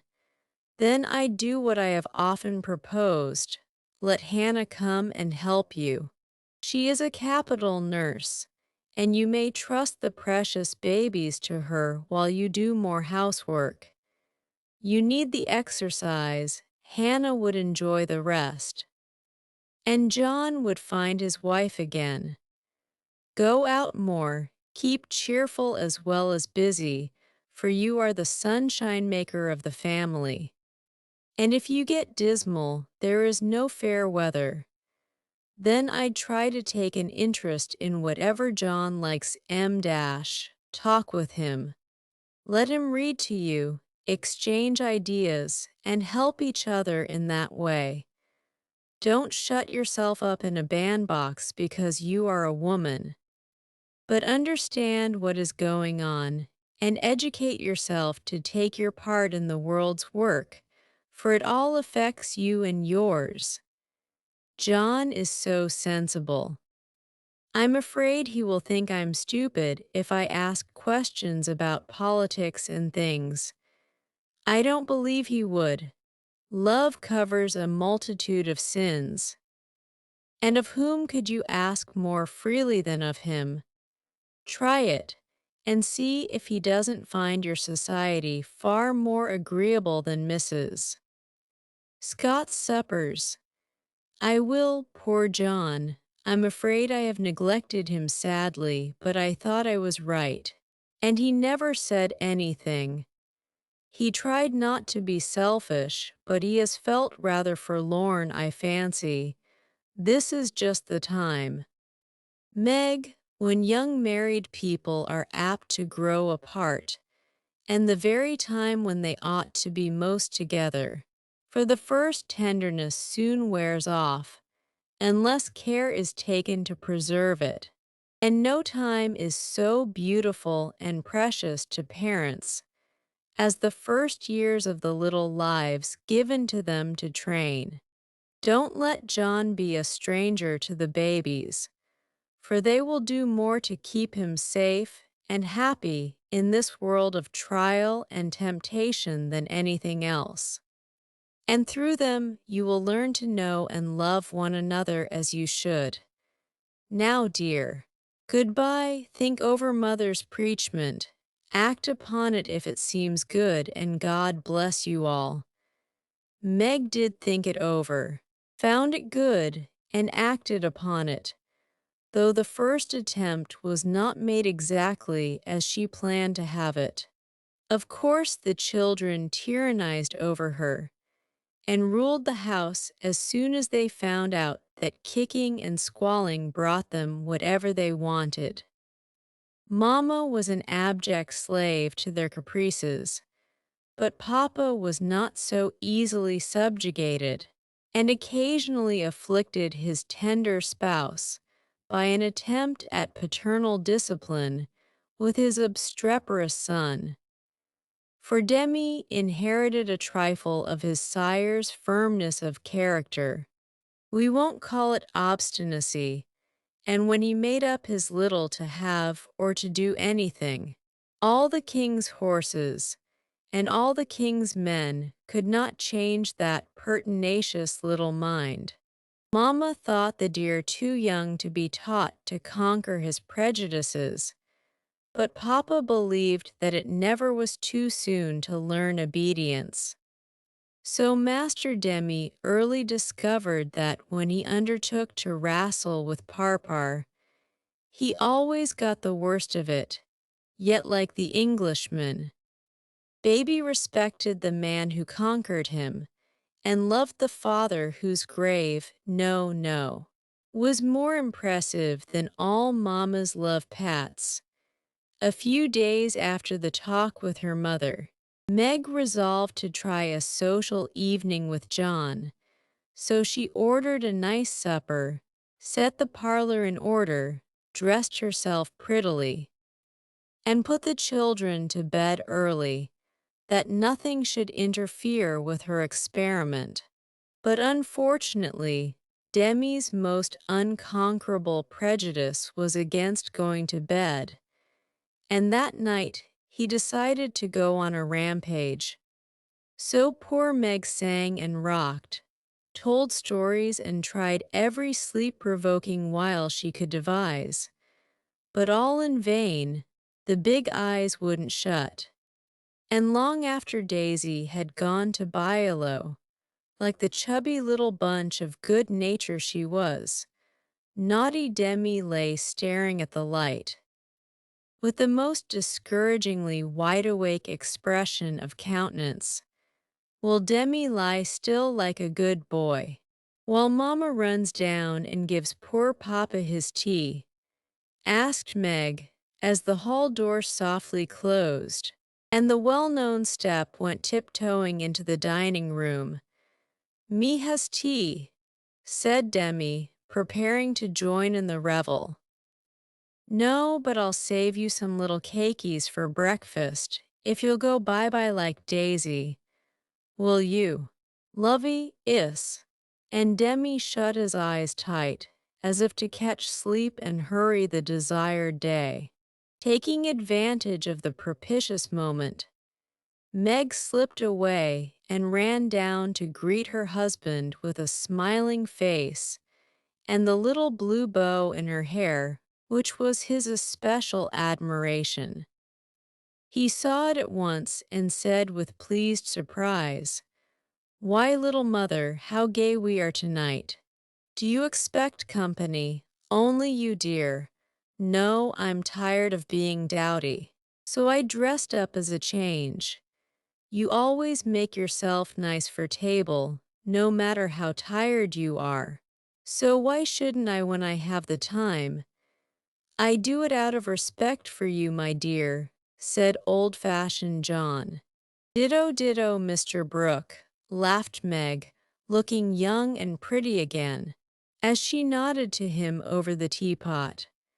"Well, it's altogether delightful and like old times. This tastes right. I drink your health, dear." And John sipped his tea with an air of reposeful rapture, which was of very short duration, however, for as he put down his cup, the door handle rattled mysteriously, and a little voice was heard, saying impatiently, "Oppie doy me's tummin', it's that naughty boy. I told him to go to sleep alone, and here he is, downstairs, getting his death a cold pattering over that canvas," said Meg, answering the call. "Mornin' now," announced Demi in joyful tone as he entered, with his long nightgown gracefully festooned over his arm, and every curl bobbing gaily as he pranced about the table, eyeing the cakeys with loving glances. "No, it isn't morning yet. You must go to bed and not trouble poor Mamma. Then you can have the little cake with sugar on it. Me loves parpar," said the artful one, preparing to climb the paternal knee and revel in forbidden joys. But John shook his head and said to Meg, "If you told him to stay up there and go to sleep alone, make him do it, or he will never learn to mind you." "Yes, of course, come, Demi," and Meg led her son away, feeling a strong desire to spank the little marplot who hopped beside her, laboring under the delusion that the bribe was to be administered as soon as they reached the nursery. Nor was he disappointed, for that short-sighted woman actually gave him a lump of sugar, tucked him into his bed, and forbade any more promenades till morning. "Is," said Demi the perjured, blissfully sucking his sugar, and regarding his first attempt as eminently successful. Meg returned to her place, and supper was progressing pleasantly, when the little ghost walked again and exposed the maternal delinquencies by boldly demanding, "More Sudar, Marmor."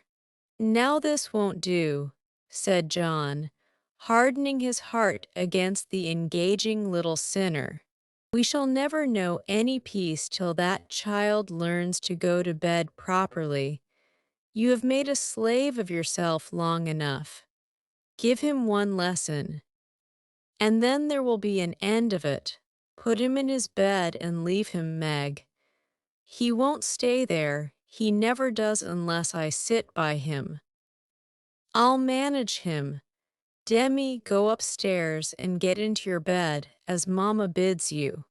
"'Es, aunt," replied the young rebel, helping himself to the coveted cakey, and beginning to eat the same with calm audacity.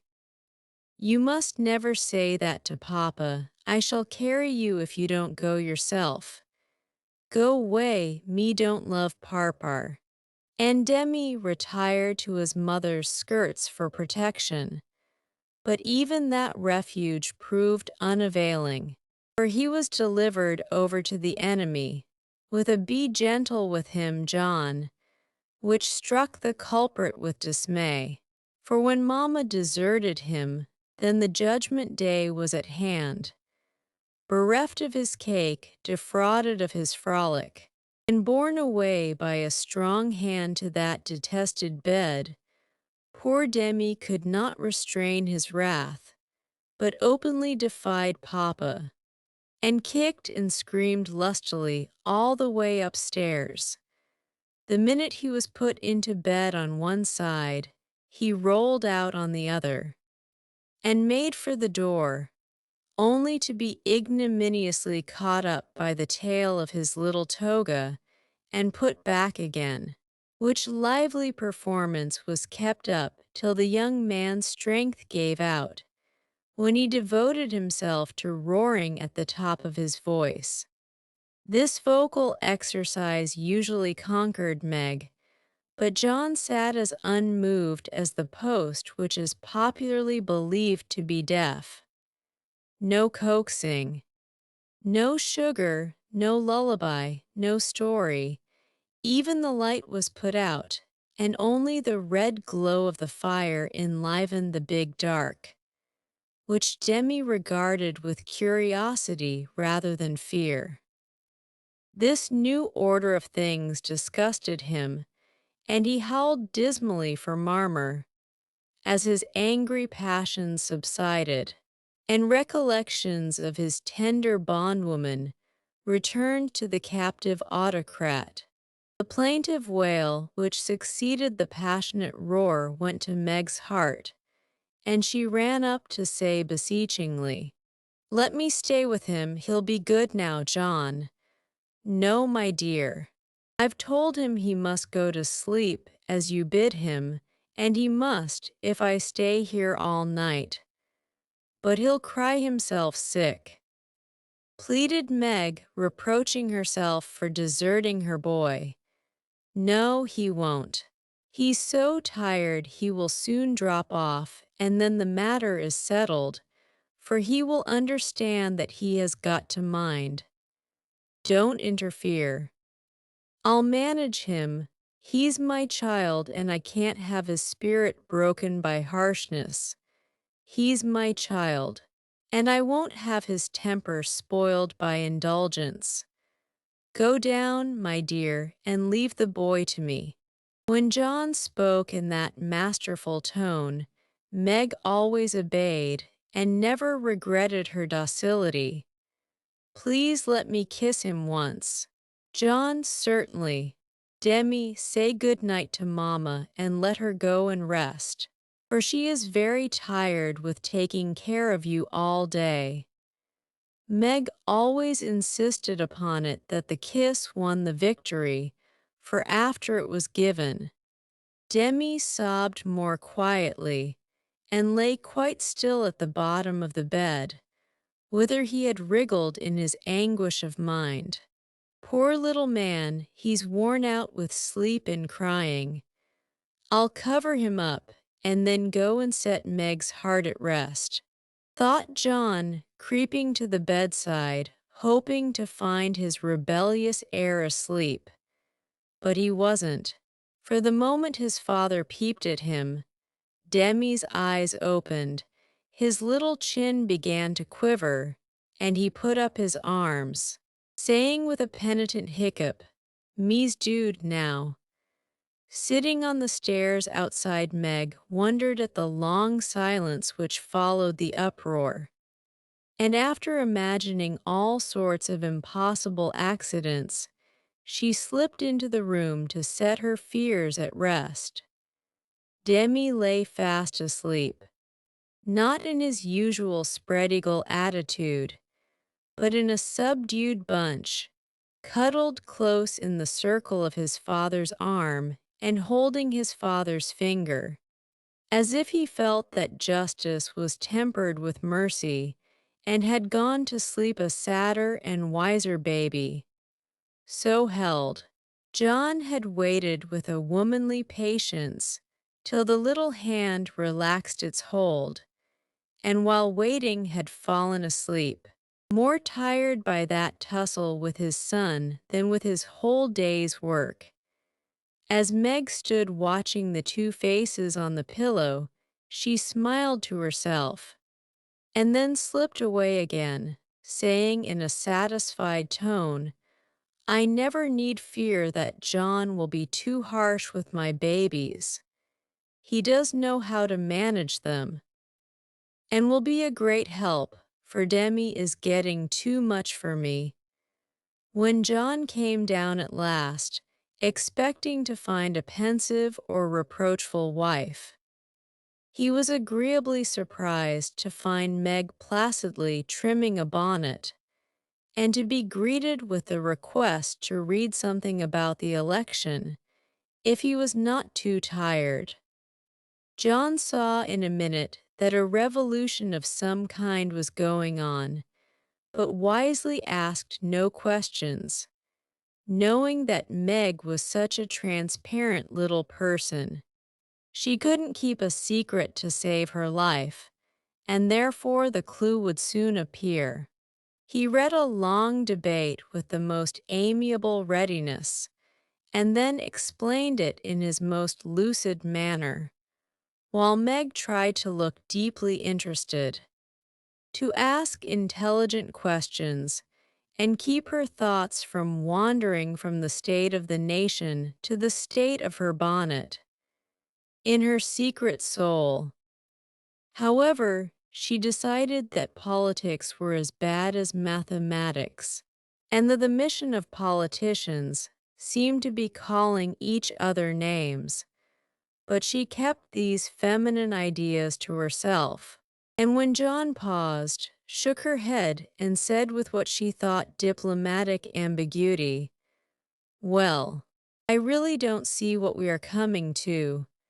John laughed and watched her for a minute, as she poised a pretty little preparation of lace and flowers on her hand, and regarded it with the genuine interest which his harangue had failed to awaken. "She is trying to like politics for my sake, so I'll try and like millinery for hers, that's only fair," thought John the Just, adding aloud, "That's very pretty. Is it what you call a breakfast cap?" "My dear man, it's a bonnet, my very best go-to-concert and theater bonnet." "I beg your pardon, it was so small. I naturally mistook it for one of the flyaway things you sometimes wear. How do you keep it on?" "These bits of lace are fastened under the chin with a rosebud so." And Meg illustrated by putting on the bonnet and regarding him with an air of calm satisfaction that was irresistible. "It's a love of a bonnet, but I prefer the face inside, for it looks young and happy again." And John kissed the smiling face, to the great detriment of the rosebud under the chin.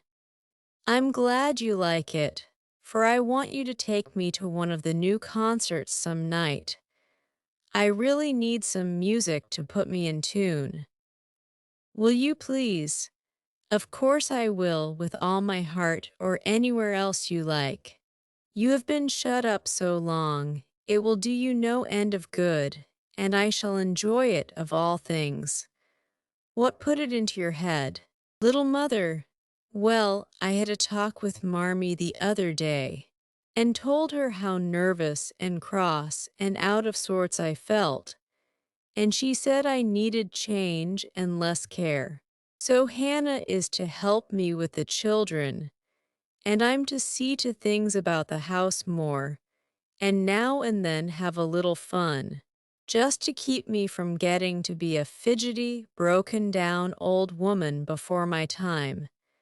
It's only an experiment, John, and I want to try it for your sake as much as for mine, because I've neglected you shamefully lately, and I'm going to make home what it used to be if I can.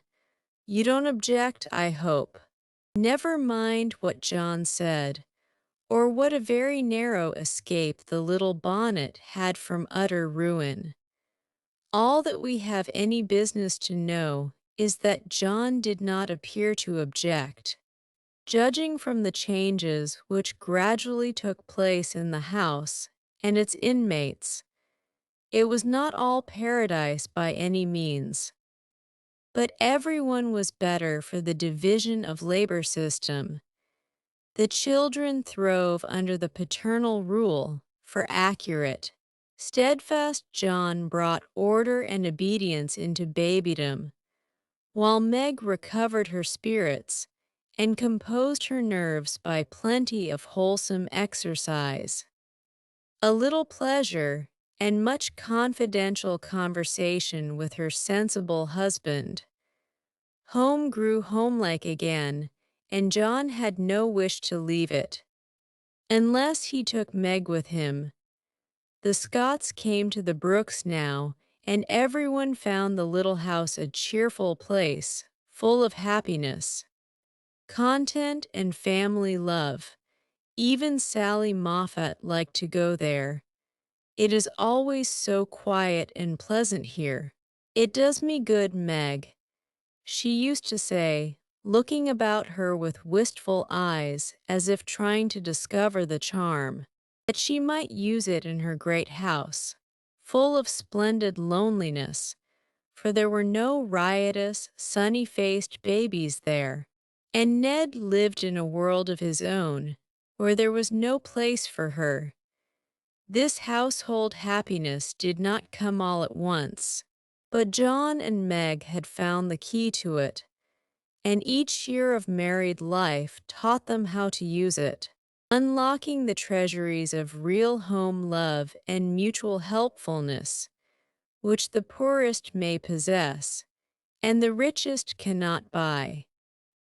This is the sort of shelf on which young wives and mothers may consent to be laid, safe from the restless fret and fever of the world, finding loyal lovers in the little sons and daughters who cling to them, undaunted by sorrow, poverty, or age, walking side by side through fair and stormy weather with a faithful friend who is, in the true sense of the good old Saxon word, the house band, and learning, as Meg learned, that a woman's happiest kingdom is home.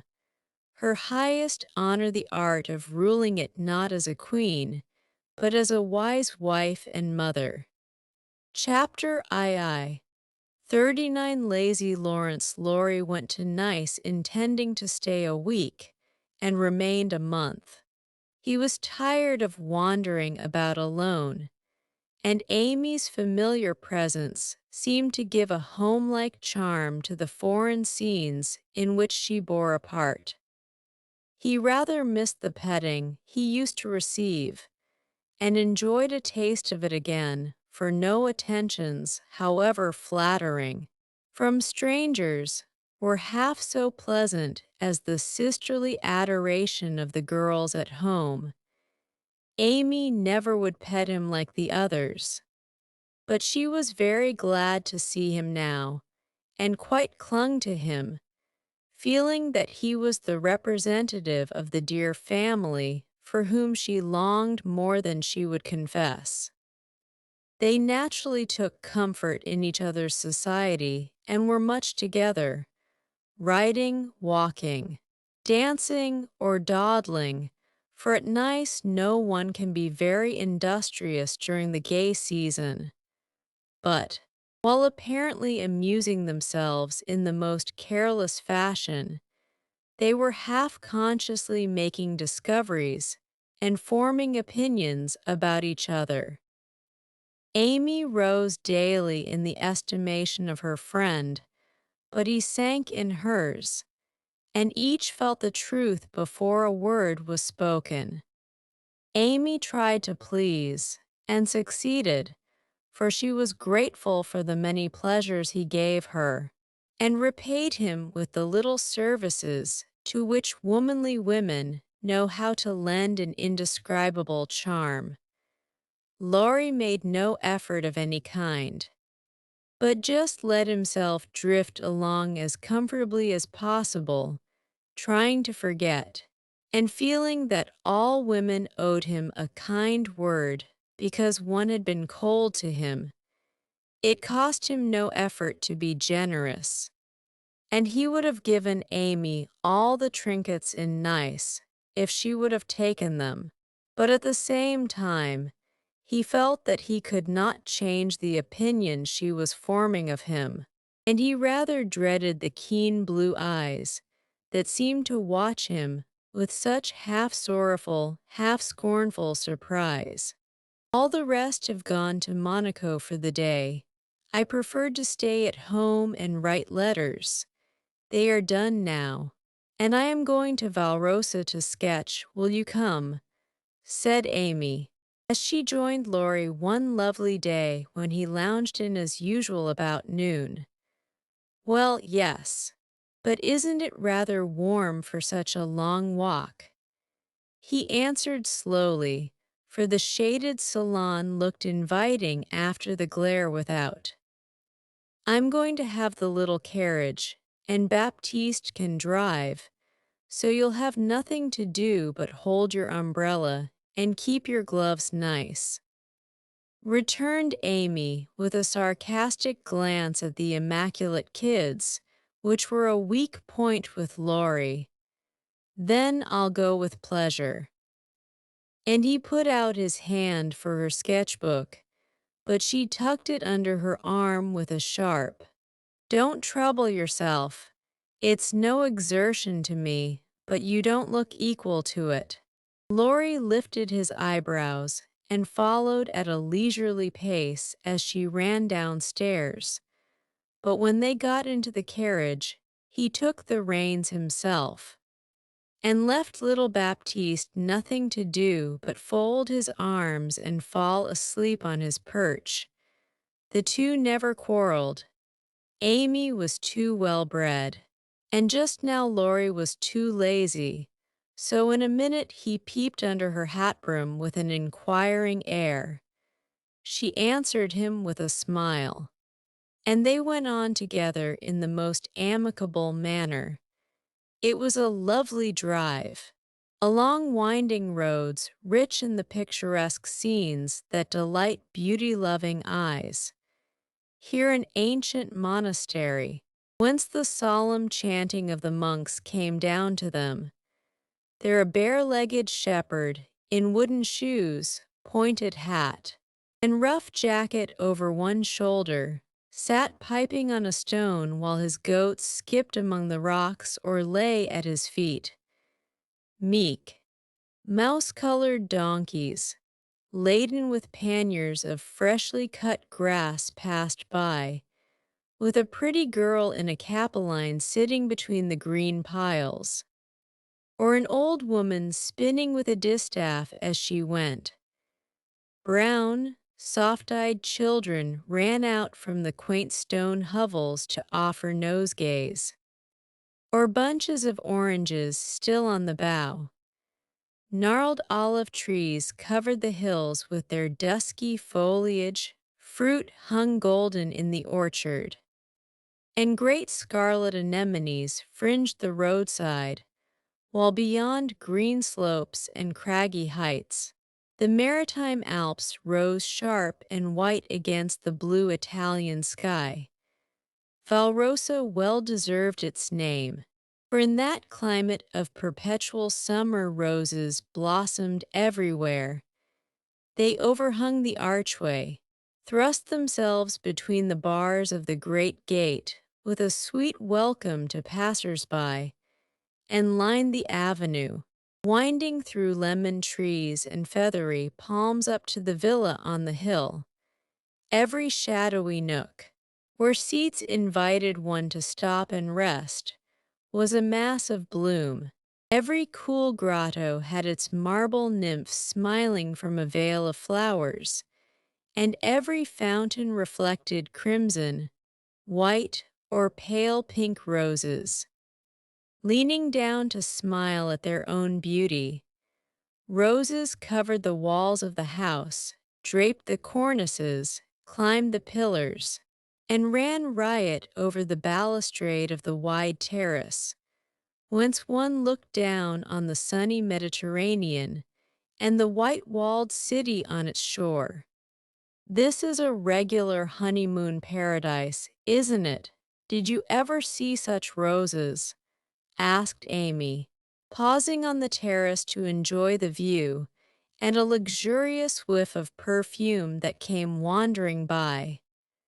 No, nor felt such thorns, returned Laurie with his thumb in his mouth, after a vain attempt to capture a solitary scarlet flower that grew just beyond his reach. Try lower down, and pick those that have no thorns, said Amy, gathering 3 of the tiny cream-colored ones that starred the wall behind her. She put them in his buttonhole as a peace offering, and he stood a minute looking down at them with a curious expression, for in the Italian part of his nature there was a touch of superstition, and he was just then in that state of half-sweet, half-bitter melancholy, when imaginative young men find significance in trifles and food for romance everywhere. He had thought of Joe in reaching after the thorny red rose, for vivid flowers became her, and she had often worn ones like that from the greenhouse at home. The pale roses Amy gave him were the sort that the Italians lay in dead hands, never in bridal wreaths, and for a moment he wondered if the omen was for Joe or for himself. But the next instant, his American common sense got the better of sentimentality, and he laughed a heartier laugh than Amy had heard since he came. It's good advice. You'd better take it and save your fingers, she said, thinking her speech amused him. Thank you, I will, he answered in jest, and a few months later he did it in earnest. Laurie, when are you going to your grandfather?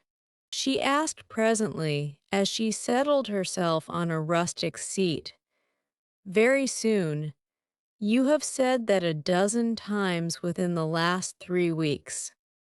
I dare say short answers save trouble. He expects you, and you really ought to go. Hospitable creature. I know it, then why don't you do it? Natural depravity, I suppose. Natural indolence. You mean it's really dreadful. And Amy looked severe. Not so bad as it seems, for I should only plague him if I went. So I might as well stay and plague you a little longer. You can bear it better. In fact, I think it agrees with you excellently. And Laurie composed himself for a lounge on the broad ledge of the balustrade. Amy shook her head and opened her sketchbook with an air of resignation. But she had made up her mind to lecture that boy, and in a minute she began again. What are you doing just now? Watching lizards. No, no, I mean, what do you intend and wish to do? Smoke a cigarette. If you'll allow me. How provoking you are.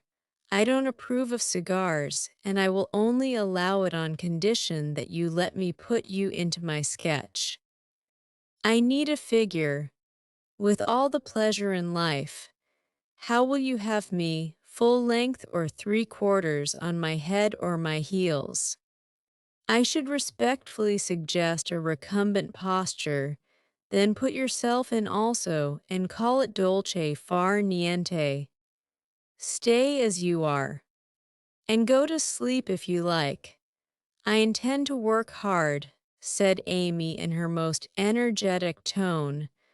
What delightful enthusiasm! And he leaned against a tall urn with an air of entire satisfaction. What would Jo say if she saw you now? Asked Amy impatiently, hoping to stir him up by the mention of her still more energetic sister's name. As usual, go away. Teddy, I'm busy. He laughed as he spoke, but the laugh was not natural, and a shade passed over his face. For the utterance of the familiar name touched the wound that was not healed yet. Both tone and shadow struck Amy, for she had seen and heard them before, and now she looked up in time to catch a new expression on Laurie's face. A hard, bitter look, full of pain, dissatisfaction, and regret. It was gone before she could study it, and the listless expression back again. She watched him for a moment with artistic pleasure, thinking how like an Italian he looked. As he lay basking in the sun with uncovered head and eyes full of southern dreaminess, for he seemed to have forgotten her and fallen into a reverie. You look like the effigy of a young knight asleep on his tomb, she said, carefully tracing the well-cut profile defined against the dark stone. Wish I was. That's a foolish wish unless you have spoiled your life. You are so changed, I sometimes think There Amy stopped, with a half-timid, half-wistful look, more significant than her unfinished speech. Laurie saw and understood the affectionate anxiety which she hesitated to express, and looking straight into her eyes, said, just as he used to say it to her mother, "It's all right, ma'am." That satisfied her and set at rest the doubts that had begun to worry her lately. It also touched her, and she showed that it did, by the cordial tone in which she said, I'm glad of that. I didn't think you'd been a very bad boy, but I fancied you might have wasted money at that wicked Baden-Baden, lost your heart to some charming Frenchwoman with a husband, or got into some of the scrapes that young men seem to consider a necessary part of a foreign tour. Don't stay out there in the sun. Come and lie on the grass here, and let us be friendly, as Jo used to say when we got in the sofa corner and told secrets. Laurie obediently threw himself down on the turf and began to amuse himself by sticking daisies into the ribbons of Amy's hat. That lay there. I'm all ready for the secrets. And he glanced up with a decided expression of interest in his eyes. I've none to tell. You may begin. Haven't one to bless myself with. I thought perhaps you'd had some news from home. You have heard all that has come lately. Don't you hear often? I fancied Jo would send you volumes. She's very busy. I'm roving about so, It's impossible to be regular, When do you begin your great work of art? Raffala, he asked, changing the subject abruptly after another pause, in which he had been wondering if Amy knew his secret and wanted to talk about it. Never, she answered, with a despondent but decided air. Rome took all the vanity out of me, for after seeing the wonders there, I felt too insignificant to live and gave up all my foolish hopes in despair. Why should you, with so much energy and talent? That's just why, because talent isn't genius, and no amount of energy can make it so. I want to be great or nothing. I won't be a commonplace dauber, so I don't intend to try any more. And what are you going to do with yourself now, if I may ask? Polish up my other talents, and be an ornament to society if I get the chance. It was a characteristic speech, and sounded daring, but audacity becomes young people. And Amy's ambition had a good foundation. Laurie smiled, but he liked the spirit with which she took up a new purpose when a long-cherished one died, and spent no time lamenting. Good, and here is where Fred Vaughn comes in, I fancy. Amy preserved a discreet silence, but there was a conscious look in her downcast face that made Laurie sit up and say gravely, "Now I'm going to play brother. And ask questions, may I? I don't promise to answer. Your face will if your tongue won't. You aren't woman of the world enough yet to hide your feelings, my dear. I heard rumors about Fred and you last year, and it's my private opinion that if he had not been called home so suddenly and detained so long, something would have come of it, hey?"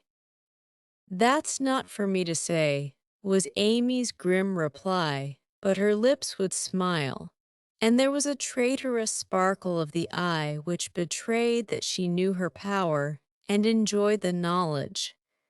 "You are not engaged, I hope," and Laurie looked very elder brotherly and grave all of a sudden. "No. But you will be, if he comes back and goes properly down on his knees, won't you?" "Very likely." "Then you are fond of old Fred." "I could be if I tried, but you don't intend to try till the proper moment." "Bless my soul, what unearthly prudence!" "He's a good fellow, Amy, but not the man I fancied you'd like.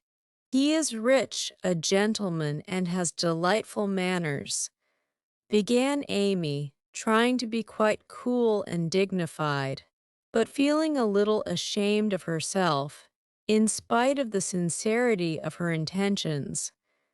"I understand.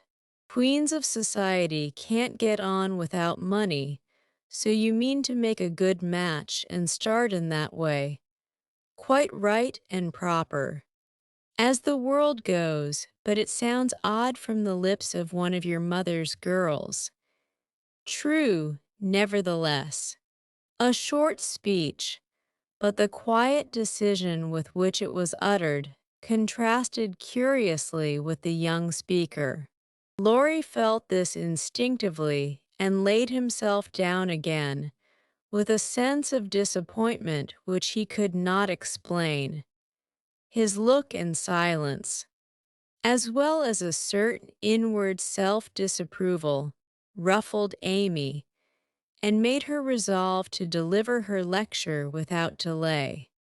"I wish you'd do me the favor to rouse yourself a little," she said sharply. "Do it for me, there's a dear girl." "I could if I tried," and she looked as if she would like doing it in the most summary style. "Try. Then I give you leave," returned Laurie, who enjoyed having someone to tease. After his long abstinence from his favorite pastime, You'd be angry in 5 minutes. I'm never angry with you. It takes two flints to make a fire. You are as cool and soft as snow. You don't know what I can do. Snow produces a glow and a tingle if applied rightly. Your indifference is half affectation, and a good stirring up would prove it. Stir away, it won't hurt me and it may amuse you. As the big man said when his little wife beat him, regard me in the light of a husband or a carpet, and beat till you are tired. If that sort of exercise agrees with you, being decidedly nettled herself, and longing to see him shake off the apathy that so altered him, Amy sharpened both tongue and pencil and began, Flo and I have got a new name for you. It's Lazy Lawrence. How do you like it? She thought it would annoy him, but he only folded his arms under his head. With an imperturbable, that's not bad. Thank you, ladies. Do you want to know what I honestly think of you? Pining to be told. Well, I despise you. If she had even said I hate you in a petulant or coquettish tone, he would have laughed and rather liked it. But the grave, almost sad accent in her voice made him open his eyes and ask quickly, Why? If you please. Because with every chance for being good, useful, and happy, you are faulty, lazy, and miserable. Strong language, mademoiselle. If you like it, I'll go on. Pray do, it's quite interesting. I thought you'd find it so. Selfish people always like to talk about themselves. Am I selfish? The question slipped out involuntarily and in a tone of surprise. For the one virtue on which he prided himself was generosity. Yes, very selfish, continued Amy, in a calm, cool voice, twice as effective just then as an angry one.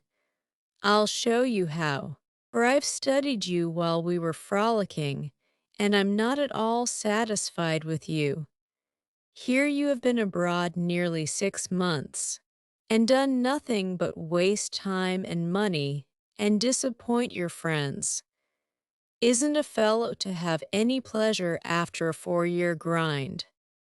You don't look as if you'd had much.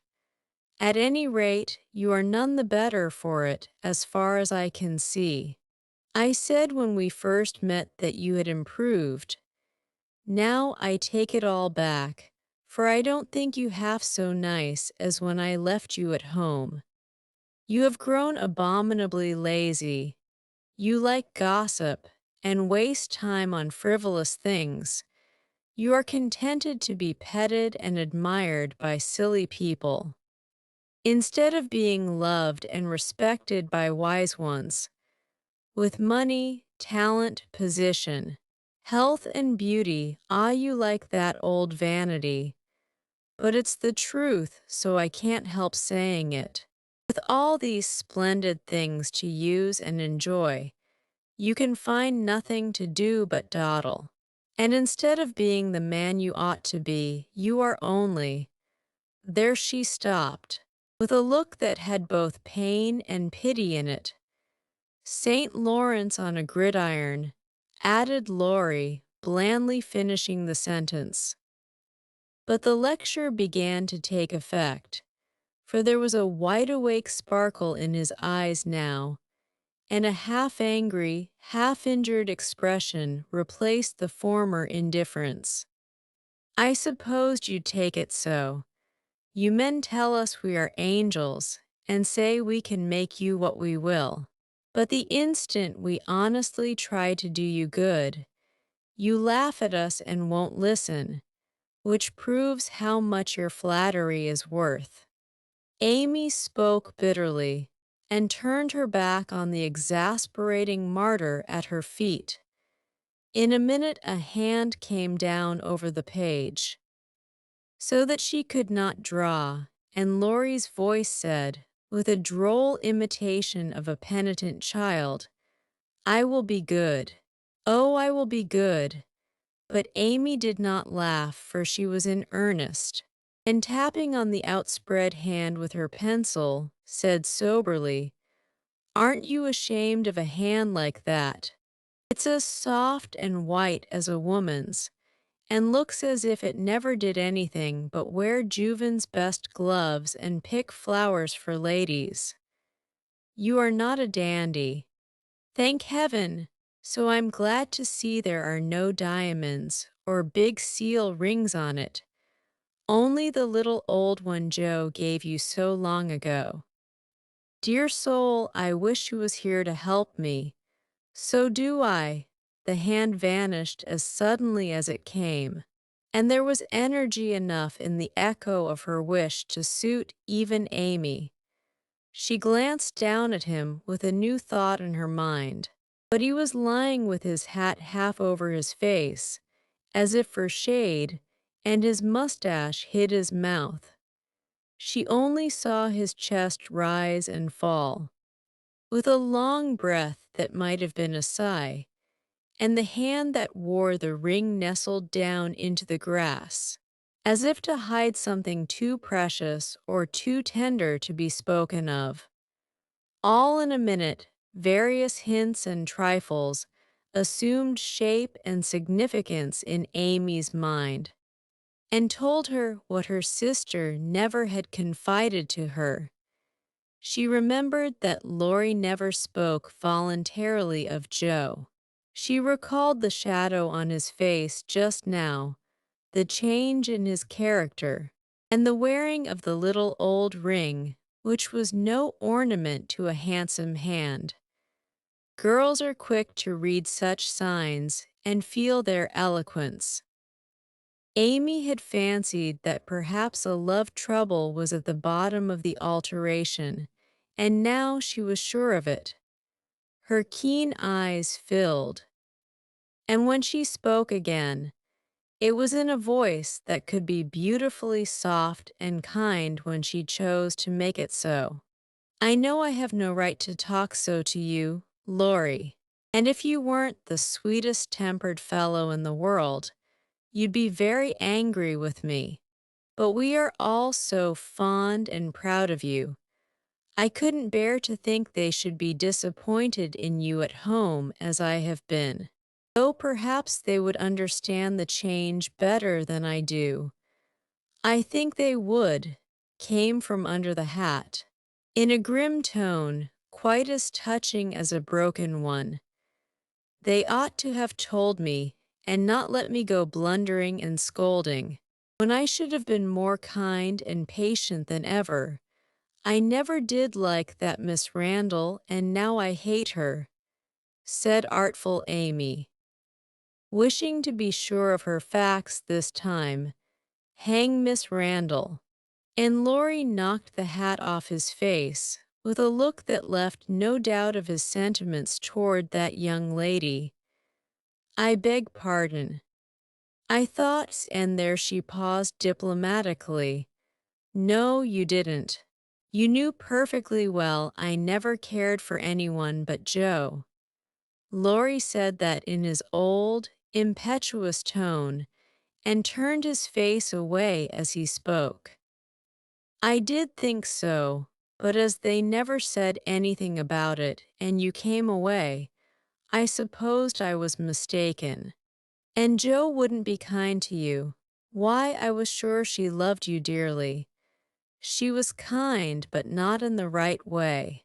And it's lucky for her she didn't love me, if I'm the good-for-nothing fellow you think me. It's her fault, though, and you may tell her so." The hard, bitter look came back again as he said that, and it troubled Amy, for she did not know what balm to apply.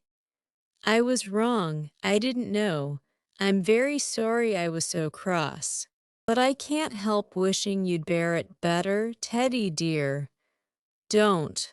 That's her name for me. And Laurie put up his hand with a quick gesture to stop the words spoken in Joe's half-kind, half-reproachful tone. "Wait till you've tried it yourself," he added in a low voice as he pulled up the grass by the handful. "I'd take it manfully, and be respected if I couldn't be loved," said Amy, with the decision of one who knew nothing about it. Now Laurie flattered himself that he had borne it remarkably well, making no moan, asking no sympathy, and taking his trouble away to live it down alone. Amy's lecture put the matter in a new light, and for the first time it did look weak and selfish to lose heart at the first failure, and shut himself up in moody indifference. He felt as if suddenly shaken out of a pensive dream and found it impossible to go to sleep again. Presently he sat up and asked slowly, "Do you think Joe would despise me as you do?" "Yes, if she saw you now. She hates lazy people. Why don't you do something splendid and make her love you?" "I did my best, but it was no use." "Graduating well, you mean. That was no more than you ought to have done, for your grandfather's sake. It would have been shameful to fail after spending so much time and money, when everyone knew that you could do well." "I did fail, say what you will, for Joe wouldn't love me," began Laurie, leaning his head on his hand in a despondent attitude.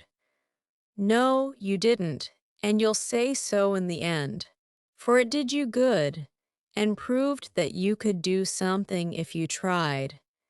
If you'd only set about another task of some sort, you'd soon be your hearty, happy self again and forget your trouble. That's impossible. Try it and see. You needn't shrug your shoulders and think, much she knows about such things.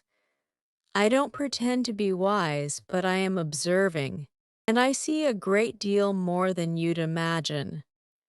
I'm interested in other people's experiences and inconsistencies, and though I can't explain, I remember and use them for my own benefit. Love Joe all your days if you choose, but don't let it spoil you. For it's wicked to throw away so many good gifts because you can't have the one you want. There, I won't lecture any more, for I know you'll wake up and be a man in spite of that hard-hearted girl." Neither spoke for several minutes. Laurie sat turning the little ring on his finger, and Amy put the last touches to the hasty sketch she had been working at while she talked. Presently she put it on his knee, merely saying, "How do you like that?" He looked and then he smiled, as he could not well help doing, for it was capitally done, the long, lazy figure on the grass, with listless face, half-shut eyes, and one hand holding a cigar, from which came the little wreath of smoke that encircled the dreamer's head. "How well you draw," he said, with a genuine surprise and pleasure at her skill, adding with a half-laugh, "Yes, that's me, as you are, this is as you were." And Amy laid another sketch beside the one he held. It was not nearly so well done, but there was a life and spirit in it which atoned for many faults, and it recalled the past so vividly that a sudden change swept over the young man's face as he looked. Only a rough sketch of Laurie taming a horse. Hat and coat were off, and every line of the active figure, resolute face, and commanding attitude was full of energy and meaning. The handsome brute, just subdued, stood arching his neck under the tightly drawn rein, with one foot impatiently pawing the ground, and ears pricked up as if listening for the voice that had mastered him.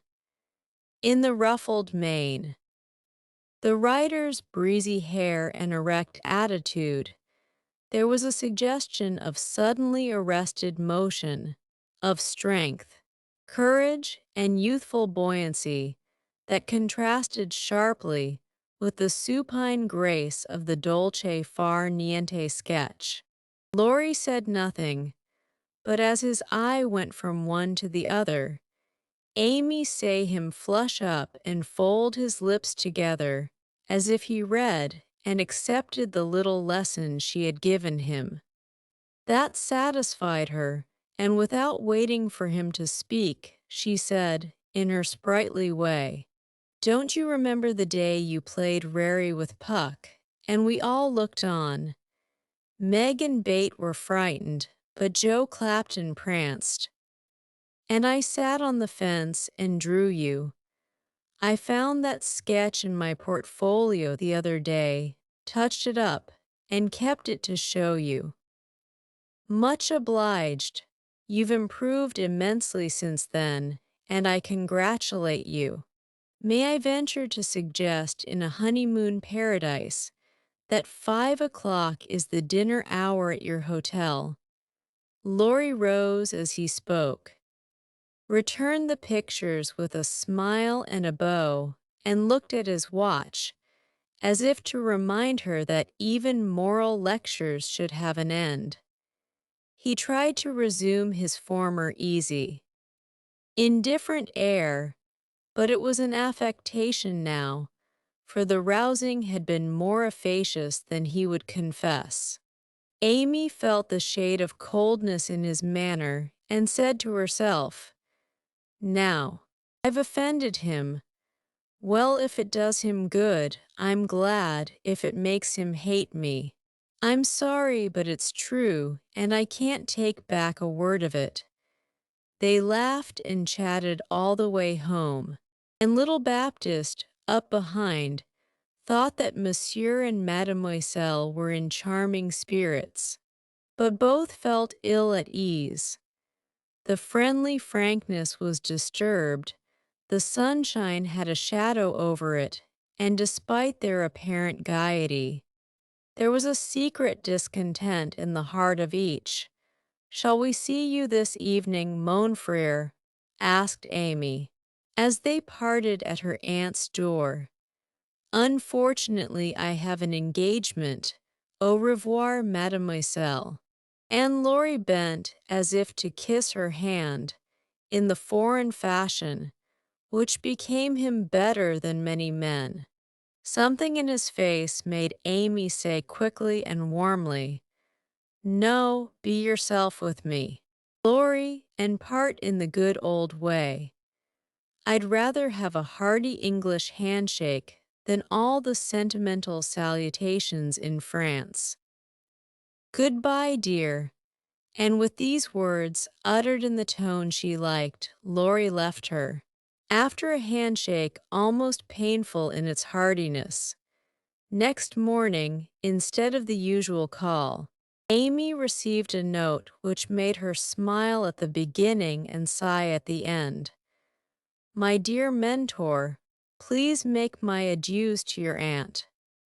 And exult within yourself, for lazy Lawrence has gone to his grandpa like the best of boys. A pleasant winter to you, and may the gods grant you a blissful honeymoon at Valrosa. I think Fred would be benefited by a rouser. Tell him so. With my congratulations. Yours gratefully, Telemachus, good boy. I'm glad he's gone," said Amy, with an approving smile.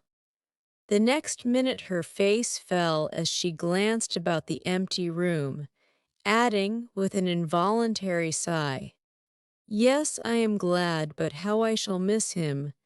Chapter II. 40. The Valley of the Shadow. When the first bitterness was over, the family accepted the inevitable and tried to bear it cheerfully, helping one another by the increased affection which comes to bind households tenderly together in times of trouble. They put away their grief, and each did his or her part toward making that last year a happy one.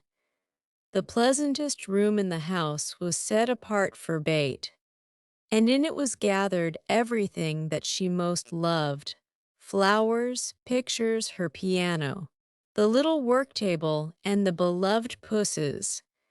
Father's best books found their way there, Mother's easy chair, Joe's desk, Amy's finest sketches, and every day Meg brought her babies on a loving pilgrimage to make sunshine for Auntie Bate.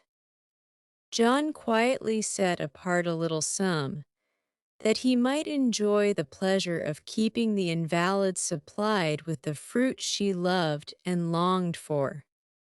Old Hannah never wearied of concocting dainty dishes to tempt a capricious appetite, dropping tears as she worked. And from across the sea came little gifts and cheerful letters, seeming to bring breaths of warmth and fragrance from lands that know no winter.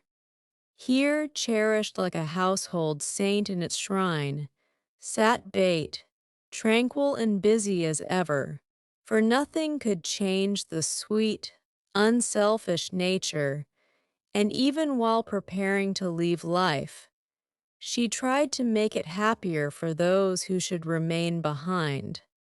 The feeble fingers were never idle, and one of her pleasures was to make little things for the school children daily passing to and fro. To drop a pair of mittens from her window for a pair of purple hands, a needlebook for some small mother of many dolls, pen whippers for young penmen toiling through forests of pothooks, scrapbooks for picture-loving eyes, and all manner of pleasant devices, till the reluctant climbers of the ladder of learning found their way strewn with flowers, as it were, and came to regard the gentle giver as a sort of fairy godmother who sat above there and showered down gifts miraculously suited to their tastes and needs. If Bate had wanted any reward, she found it in the bright little faces always turned up to her window, with nods and smiles, and the droll little letters which came to her, full of blots and gratitude. The first few months were very happy ones, and Bate often used to look round and say, "How beautiful this is," as they all sat together in her sunny room, the babies kicking and crowing on the floor, mother and sisters working near, and father reading in his pleasant voice from the wise old books which seemed rich in good and comfortable words, as applicable now as when written centuries ago. A little chapel where a paternal priest taught his flock the hard lessons all must learn, trying to show them that hope can comfort love, and faith make resignation possible. Simple sermons that went straight to the souls of those who listened, for the Father's heart was in the minister's religion, and the frequent falter in the voice gave a double eloquence to the words he spoke or read. It was well for all that this peaceful time was given them as preparation for the sad hours to come, for by and by, Bates said the needle was so heavy, and put it down forever. Talking wearied her, faces troubled her, pain claimed her for its own, and her tranquil spirit was sorrowfully perturbed by the ills that vexed her feeble flesh. Ah me, such heavy days, such long, long nights, such aching hearts and imploring prayers, when those who loved her best were forced to see the thin hands stretched out to them beseechingly, to hear the bitter cry, help me, help me, and to feel that there was no help. A sad eclipse of the serene soul, a sharp struggle of the young life with death. But both were mercifully brief, and then the natural rebellion over, the old peace returned more beautiful than ever. With the wreck of her frail body, Bates' soul grew strong, and though she said little, those about her felt that she was ready, saw that the first pilgrim called was likewise the fittest, and waited with her on the shore, trying to see the shining ones coming to receive her when she crossed the river. Joe never left her for an hour since Bate had said, "I feel stronger when you are here."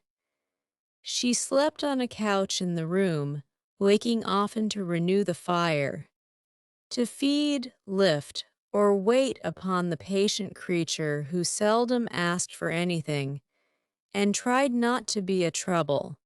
All day she haunted the room, jealous of any other nurse, and prouder of being chosen then than of any honor her life ever brought her. Precious and helpful hours to Joe, for now her heart received the teaching that it needed. Lessons in patience were so sweetly taught her that she could not fail to learn them. Charity for all, a lovely spirit that can forgive and truly forget unkindness, the loyalty to duty that makes the hardest easy, and the sincere faith that fears nothing but trusts undoubtingly. Often when she woke, Joe found Bate reading in her well-worn little book, heard her singing softly to beguile the sleepless night, or saw her lean her face upon her hands, while slow tears dropped through the transparent fingers, and Joe would lie watching her with thoughts too deep for tears, feeling that Bate, in her simple, unselfish way, was trying to wean herself from the dear old life, and fit herself for the life to come. By sacred words of comfort, quiet prayers, and the music she loved so well.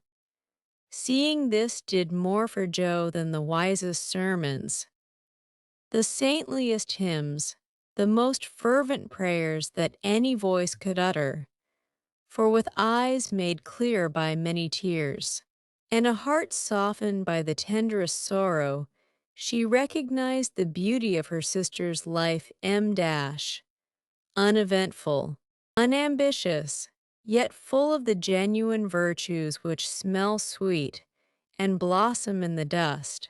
The self-forgetfulness that makes the humblest on earth remembered soonest in heaven, the true success which is possible to all.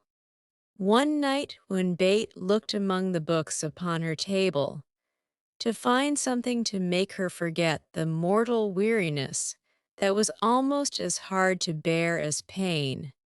As she turned the leaves of her old favorite, Pilgrim's Progress, she found a little paper, scribbled over in Joe's hand. The name caught her eye, and the blurred look of the lines made her sure that tears had fallen on it. Poor Joe, she's fast asleep, so I won't wake her to ask leave. She shows me all her things, and I don't think she'll mind if I look at this, thought Bate, with a glance at her sister, who lay on the rug, with the tongs beside her, ready to wake up the minute the log fell apart. My Bate sitting patient in the shadow till the blessed light shall come. A serene and saintly presence sanctifies our troubled home. Earthly joys and hopes and sorrows break like ripples on the strand of the deep and solemn river where her willing feet now stand. O my sister, passing from me, out of human care and strife, leave me as a gift those virtues which have beautified your life. Dear, Bequeath me that great patience which has power to sustain a cheerful, uncomplaining spirit in its prison house of pain. Give me, for I need it sorely, of that courage, wise and sweet, which has made the path of duty green beneath your willing feet. Give me that unselfish nature, that with charity divine can pardon wrong for love's dear sake. Meek heart, forgive me mine. Thus our parting daily loseth something of its bitter pain, and while learning this hard lesson, my great loss becomes my gain. For the touch of grief will render my wild nature more serene, give to life new aspirations, a new trust in the unseen. Henceforth, safe across the river, I shall see forevermore a beloved household spirit waiting for me on the shore. Hope and faith, born of my sorrow, guardian angels shall become, and the sister gone before me by their hands shall lead me home.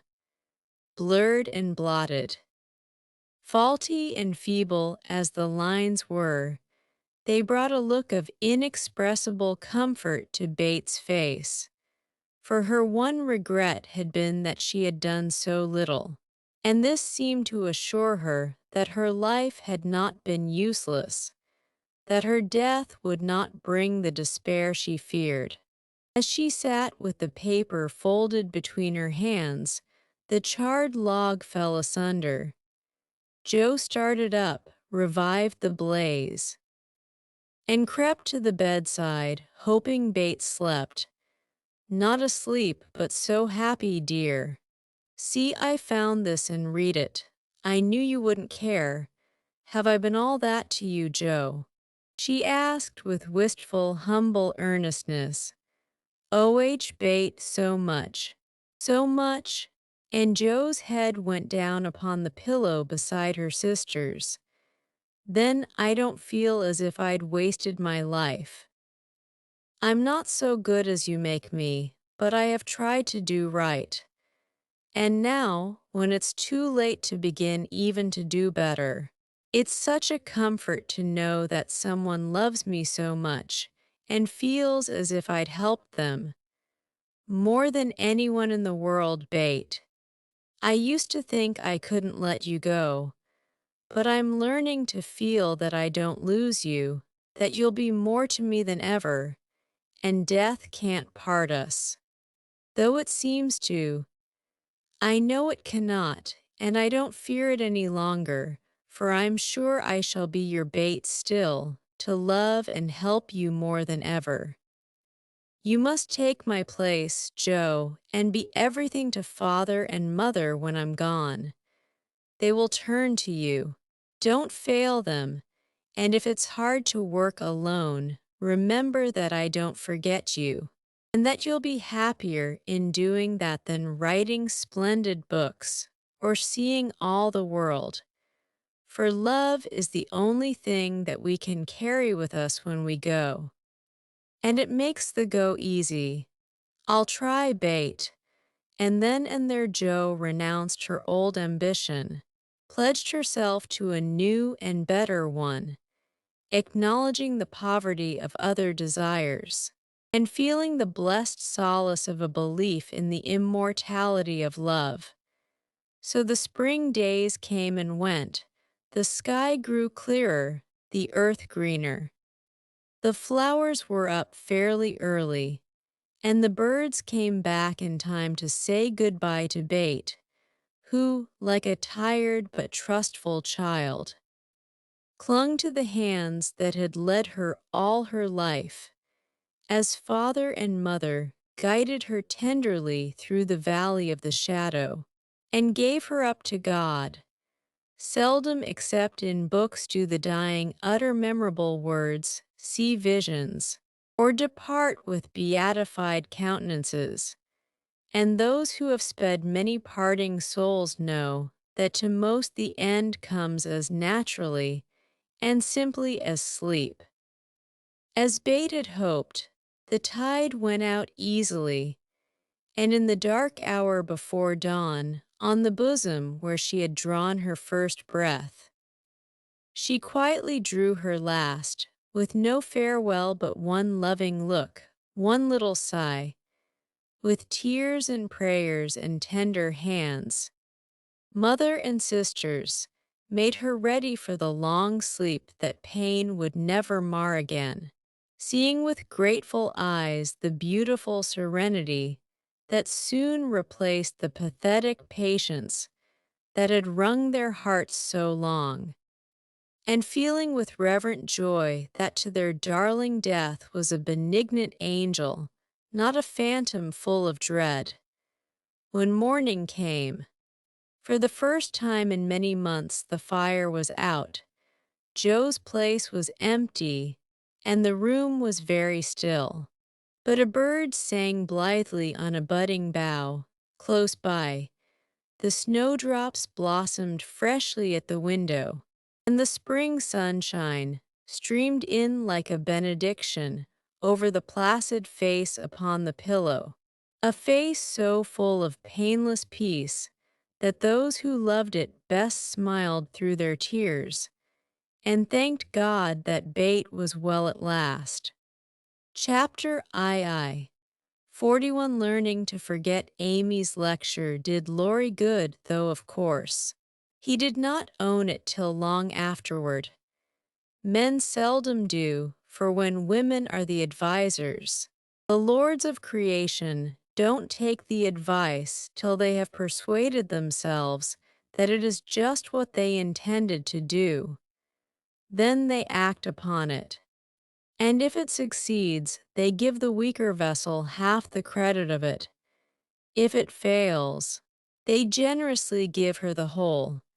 Laurie went back to his grandfather and was so dutifully devoted for several weeks that the old gentleman declared the climate of Nice had improved him wonderfully, and he had better try it again. There was nothing the young gentleman would have liked better, but elephants could not have dragged him back after the scolding he had received. Pride forbid, and whenever the longing grew very strong, he fortified his resolution by repeating the words that had made the deepest impression. I despise you.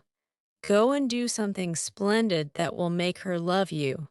Laurie turned the matter over in his mind so often that he soon brought himself to confess that he had been selfish and lazy. But then when a man has a great sorrow, he should be indulged in all sorts of vagaries till he has lived it down. He felt that his blighted affections were quite dead now, and though he should never cease to be a faithful mourner, there was no occasion to wear his weeds ostentatiously. Joe wouldn't love him, but he might make her respect and admire him by doing something which should prove that a girl's no had not spoiled his life. He had always meant to do something, and Amy's advice was quite unnecessary. He had only been waiting till the aforesaid blighted affections were decently interred. That being done, he felt that he was ready to hide his stricken heart and still toil on, as Goethe, when he had a joy or a grief, put it into a song. So Laurie resolved to embalm his love-sorrow in music, and to compose a requiem which should harrow up Joe's soul and melt the heart of every hearer. Therefore the next time the old gentleman found him getting restless and moody and ordered him off, he went to Vienna, where he had musical friends, and fell to work with the firm determination to distinguish himself. But whether the sorrow was too vast to be embodied in music, or music too ethereal to uplift a mortal woe, he soon discovered that the requiem was beyond him just at present. It was evident that his mind was not in working order yet, and his ideas needed clarifying, for often in the middle of a plaintive strain, he would find himself humming a dancing tune that vividly recalled the Christmas ball at Nice, especially the stout Frenchman, and put an effectual stop to tragic composition for the time being. Then he tried an opera, for nothing seemed impossible in the beginning. But here again, unforeseen difficulties beset him. He wanted Joe for his heroine, and called upon his memory to supply him with tender recollections and romantic visions of his love. But memory turned traitor, and as if possessed by the perverse spirit of the girl, would only recall Joe's oddities, faults, and freaks, would only show her in the most unsentimental aspects beating mats with her head tied up in a bandana, barricading herself with the sofa pillow, or throwing cold water over his passion a la gummidge and an irresistible laugh spoiled the pensive picture he was endeavoring to paint. Joe wouldn't be put into the opera at any price, and he had to give her up with a "bless that girl, what a torment she is," and a clutch at his hair as became a distracted composer. When he looked about him for another, and a less intractable damsel to immortalize in melody, memory produced one with the most obliging readiness.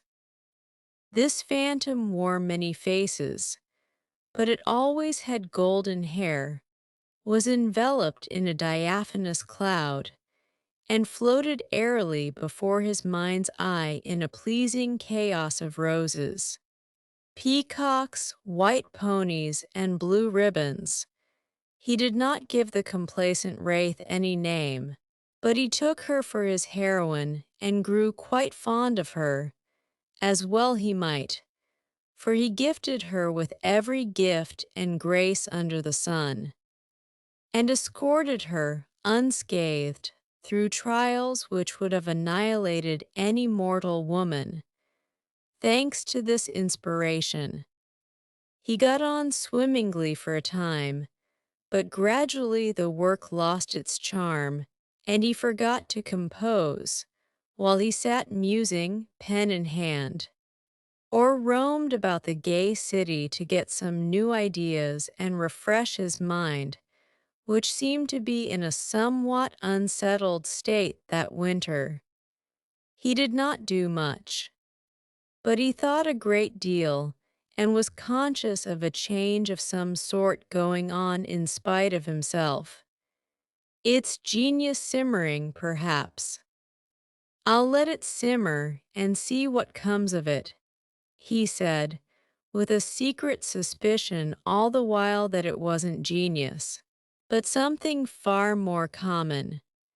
Whatever it was, it simmered to some purpose, for he grew more and more discontented with his desultory life, began to long for some real and earnest work to go at, soul and body, and finally came to the wise conclusion that everyone who loved music was not a composer.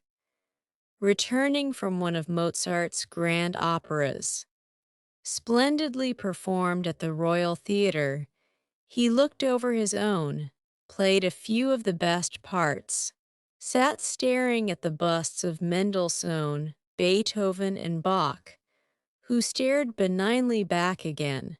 Then suddenly he tore up his music sheets, one by one, and as the last fluttered out of his hand, he said soberly to himself, "She is right.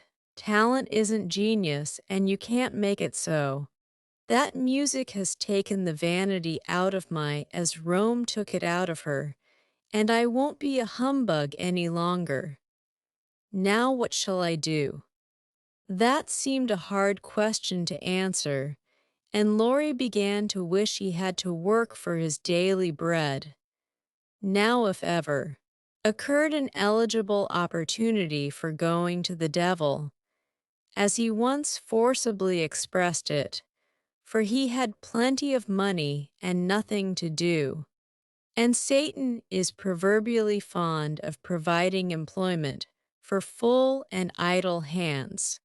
The poor fellow had temptations enough from without and from within, but he withstood them pretty well, for much as he valued liberty, he valued good faith and confidence more, so his promise to his grandfather, and his desire to be able to look honestly into the eyes of the women who loved him and say all's well, kept him safe and steady.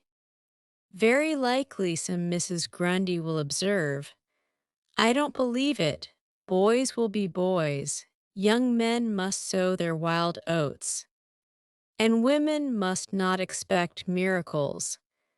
I dare say you don't, Mrs. Grundy, but it's true nevertheless. Women work a good many miracles, and I have a persuasion that they may perform even that of raising the standard of manhood by refusing to echo such sayings.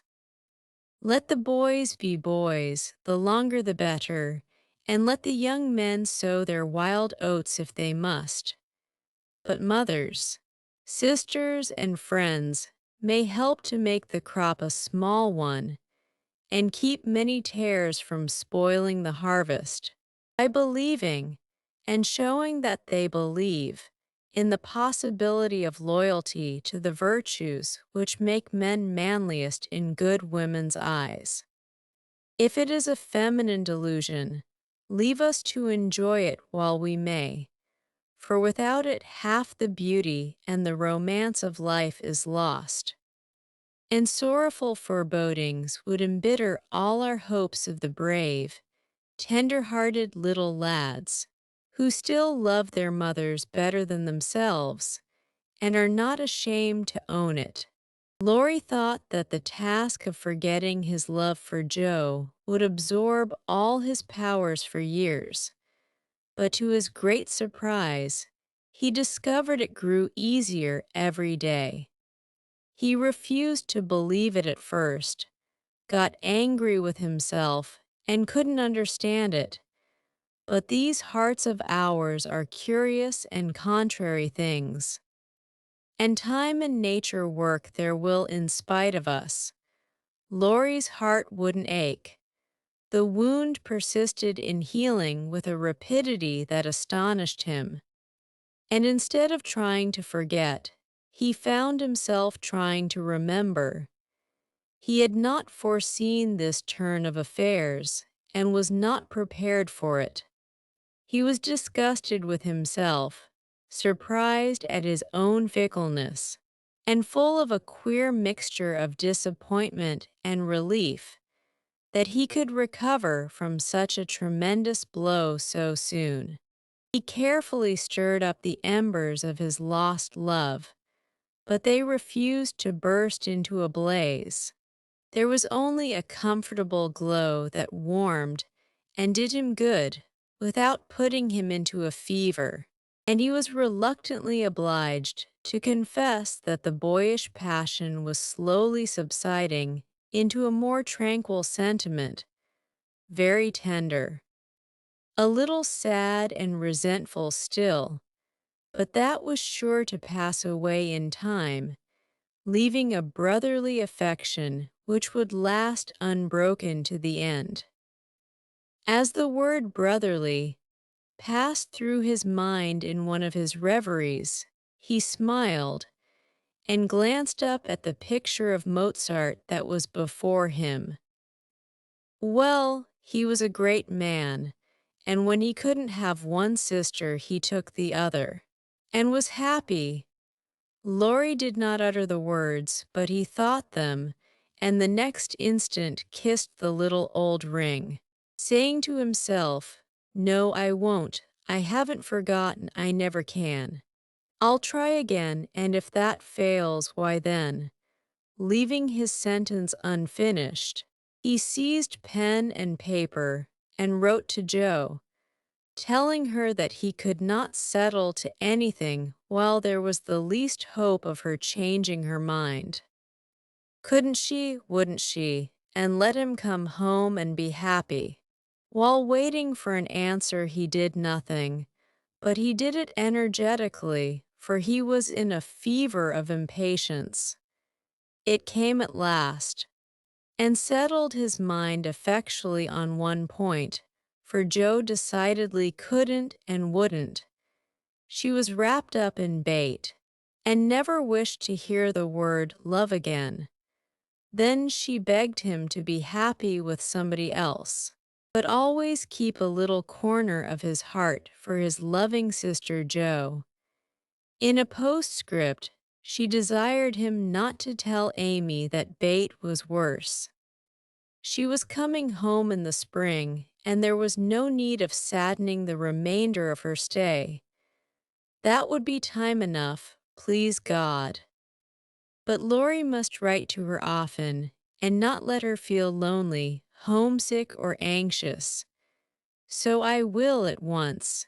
Poor little girl, it will be a sad going home for her, I'm afraid. And Laurie opened his desk, as if writing to Amy had been the proper conclusion of the sentence left unfinished some weeks before. But he did not write the letter that day, for as he rummaged out his best paper, he came across something which changed his purpose. Tumbling about in one part of the desk among bills, passports, and business documents of various kinds were several of Joe's letters, and in another compartment were 3 notes from Amy, carefully tied up with one of her blue ribbons, and sweetly suggestive of the little dead roses put away inside.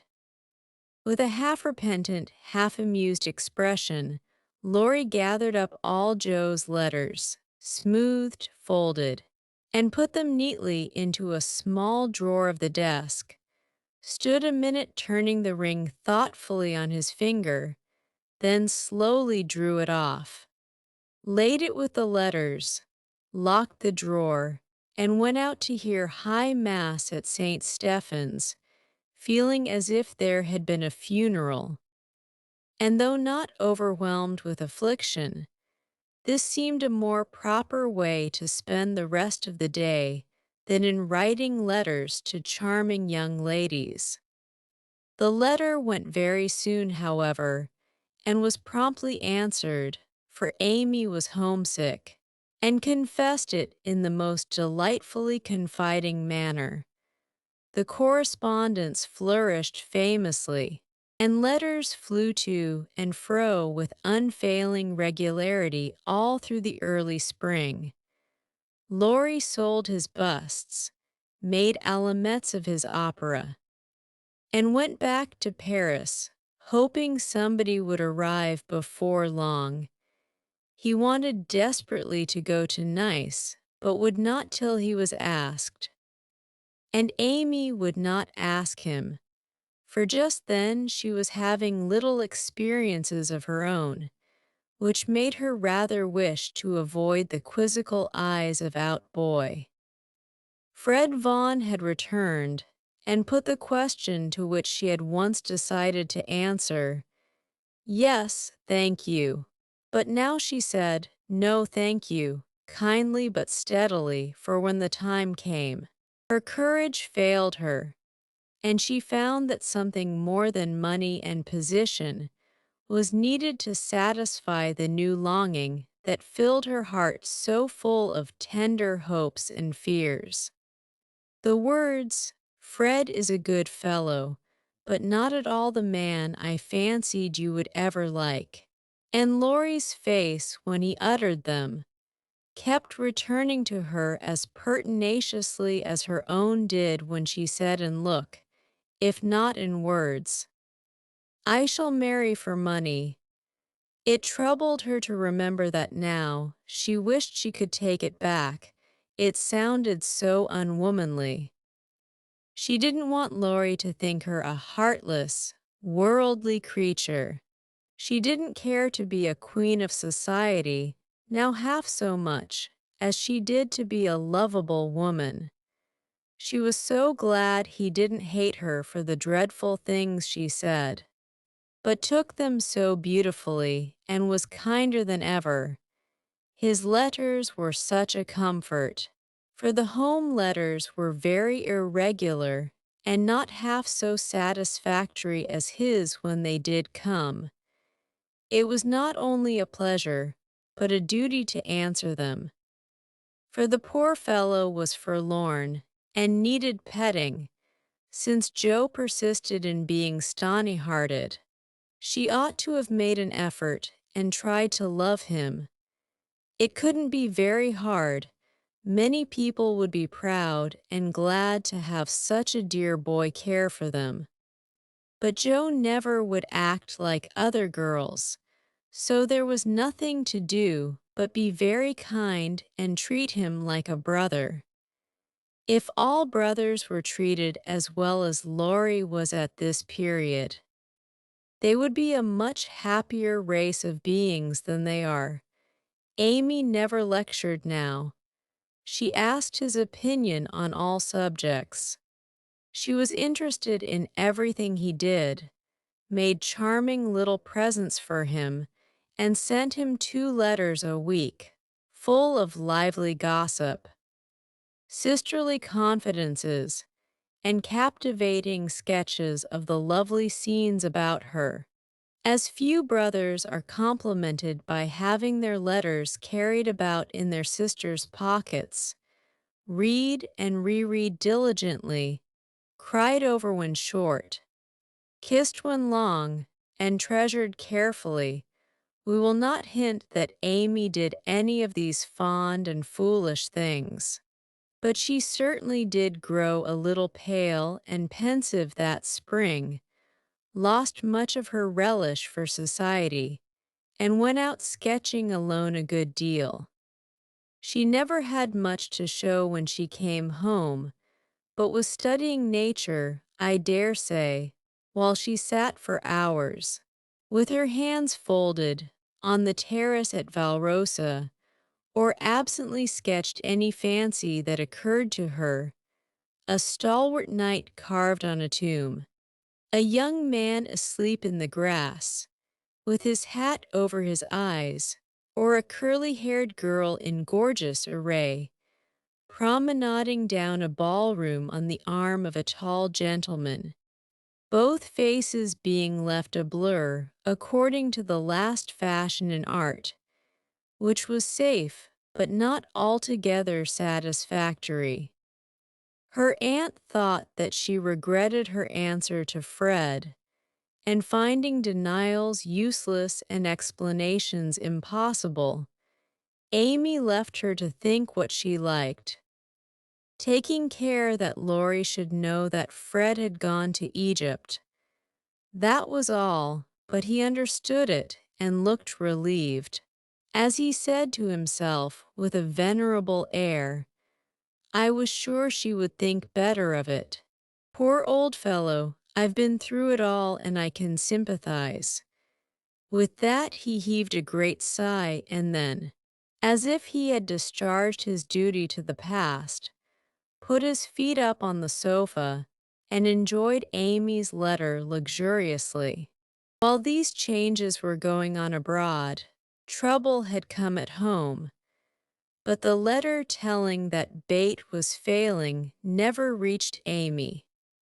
And when the next found her at Vevey, for the heat had driven them from Nice in May, and they had traveled slowly to Switzerland, by way of Genoa and the Italian lakes, she bore it very well, and quietly submitted to the family decree that she should not shorten her visit.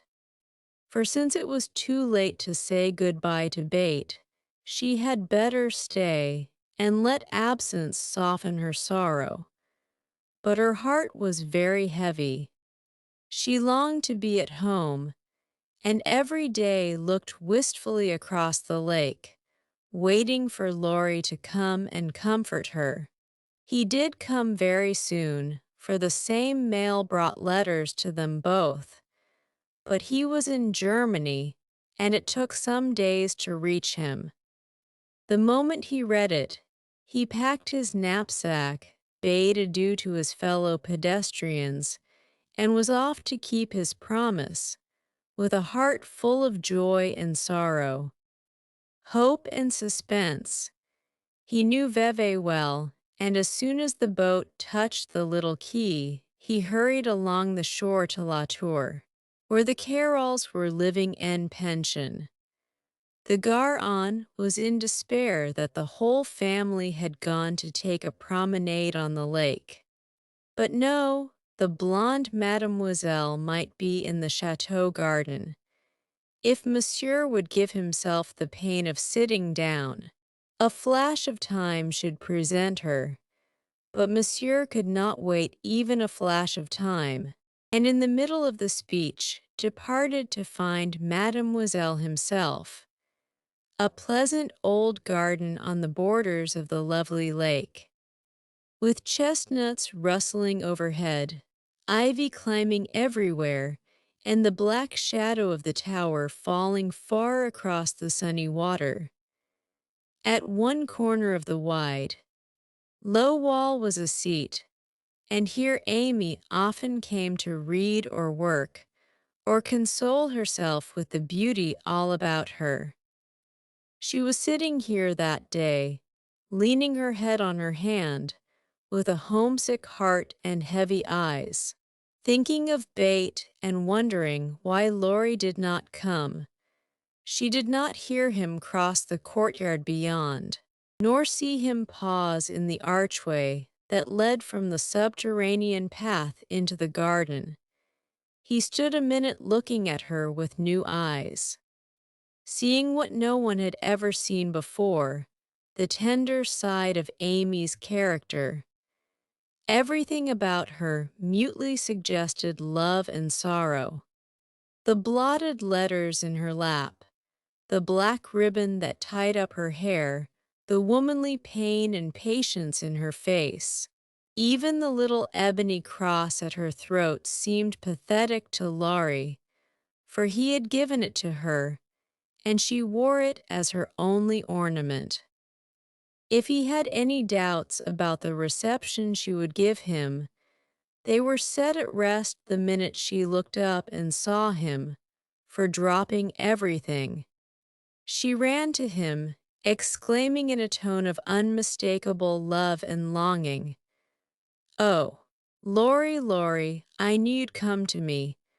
I think everything was said and settled then, for as they stood together, quite silent for a moment, with the dark head bent down protectingly over the light one, Amy felt that no one could comfort and sustain her so well as Laurie, and Laurie decided that Amy was the only woman in the world who could fill Joe's place and make him happy.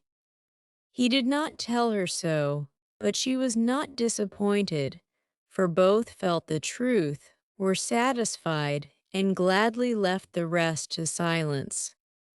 In a minute Amy went back to her place, and while she dried her tears, Laurie gathered up the scattered papers, finding in the sight of sundry well-worn letters and suggestive sketches good omens for the future. As he sat down beside her, Amy felt shy again, and turned rosy red at the recollection of her impulsive greeting. I couldn't help it. I felt so lonely and sad, and was so very glad to see you. It was such a surprise to look up and find you, just as I was beginning to fear you wouldn't come, she said, trying in vain to speak quite naturally. I came the minute I heard.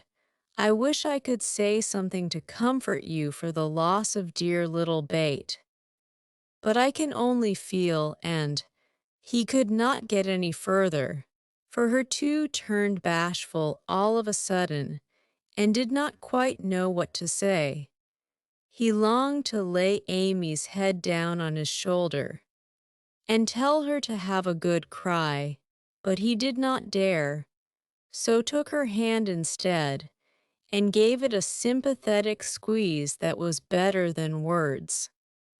"You needn't say anything, this comforts me," she said softly. "Bate is well and happy, and I mustn't wish her back. But I dread the going home, much as I long to see them all. We won't talk about it now, for it makes me cry. And I want to enjoy you while you stay. You needn't go right back, need you? Not if you want me. Dear, I do so much. Aunt and Flo are very kind, but you seem like one of the family, and it would be so comfortable to have you for a little while." Amy spoke and looked so like a homesick child whose heart was full that Laurie forgot his bashfulness all at once and gave her just what she wanted, the petting she was used to and the cheerful conversation she needed. Poor little soul. You look as if you'd grieved yourself half sick. I'm going to take care of you, so don't cry any more, but come and walk about with me.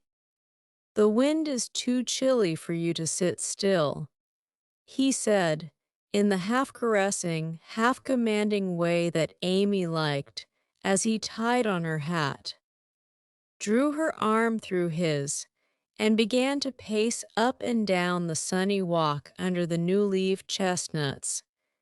He felt more at ease upon his legs, and Amy found it pleasant to have a strong arm to lean upon, a familiar face to smile at her, and a kind voice to talk delightfully for her alone.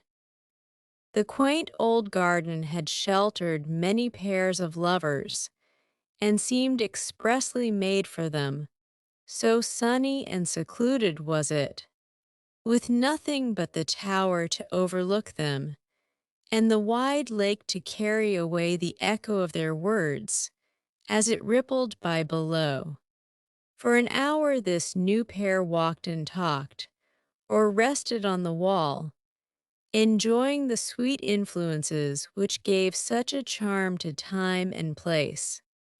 And when an unromantic dinner bell warned them away, Amy felt as if she left her burden of loneliness and sorrow behind her in the chateau garden. The moment Mrs. Carroll saw the girl's altered face, she was illuminated with a new idea and exclaimed to herself, "Now I understand it all, The child has been pining for young Lawrence. Bless my heart, I never thought of such a thing." With praiseworthy discretion, the good lady said nothing, and betrayed no sign of enlightenment, but cordially urged Laurie to stay and begged Amy to enjoy his society, for it would do her more good than so much solitude. Amy was a model of docility, and as her aunt was a good deal occupied with Flo, she was left to entertain her friend, and did it with more than her usual success. At Nice, Laurie had lounged and Amy had scolded. At Vevey, Laurie was never idle but always walking, riding, boating, or studying in the most energetic manner, while Amy admired everything he did and followed his example as far and as fast as she could. He said the change was owing to the climate, and she did not contradict him, being glad of a like excuse for her own recovered health and spirits. The invigorating air did them both good, and much exercise worked wholesome changes in minds as well as bodies. They seemed to get clearer views of life and duty up there among the everlasting hills. The fresh winds blew away desponding doubts, delusive fancies, and moody mists. The warm spring sunshine brought out all sorts of aspiring ideas, tender hopes, and happy thoughts. The lake seemed to wash away the troubles of the past, and the grand old mountains to look benignly down upon them, saying, "Little children, love one another." In spite of the new sorrow, it was a very happy time, so happy that Laurie could not bear to disturb it by a word. It took him a little while to recover from his surprise at the cure of his first, and as he had firmly believed, his last and only love. He consoled himself for the seeming disloyalty by the thought that Joe's sister was almost the same as Joe's self, and the conviction that it would have been impossible to love any other woman but Amy so soon and so well. His first wooing had been of the tempestuous order, and he looked back upon it as if through a long vista of years with a feeling of compassion blended with regret. He was not ashamed of it, but put it away as one of the bitter-sweet experiences of his life, for which he could be grateful when the pain was over. His second wooing, he resolved, should be as calm and simple as possible. There was no need of having a scene, hardly any need of telling Amy that he loved her. She knew it without words, and had given him his answer long ago. It all came about so naturally that no one could complain, and he knew that everybody would be pleased, even Joe. But when our first little passion has been crushed, we are apt to be wary and slow in making a second trial. So Laurie let the days pass, enjoying every hour, and leaving to chance the utterance of the word that would put an end to the first and sweetest part of his new romance. He had rather imagined that the denouement would take place in the chateau garden by moonlight, and in the most graceful and decorous manner. But it turned out exactly the reverse, for the matter was settled on the lake at noonday in a few blunt words. They had been floating about all the morning, from gloomy St. Gingolph to sunny Montreux, with the Alps of Savoy on one side, Mont Saint Bernard and the Dent du Midi on the other, pretty Vevey in the valley, and Lausanne upon the hill beyond, a cloudless blue sky overhead, and the bluer lake below, dotted with the picturesque boats that look like white-winged gulls.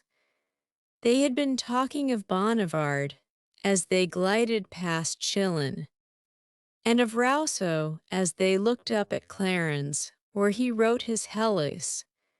Neither had read it, but they knew it was a love story, and each privately wondered if it was half as interesting as their own.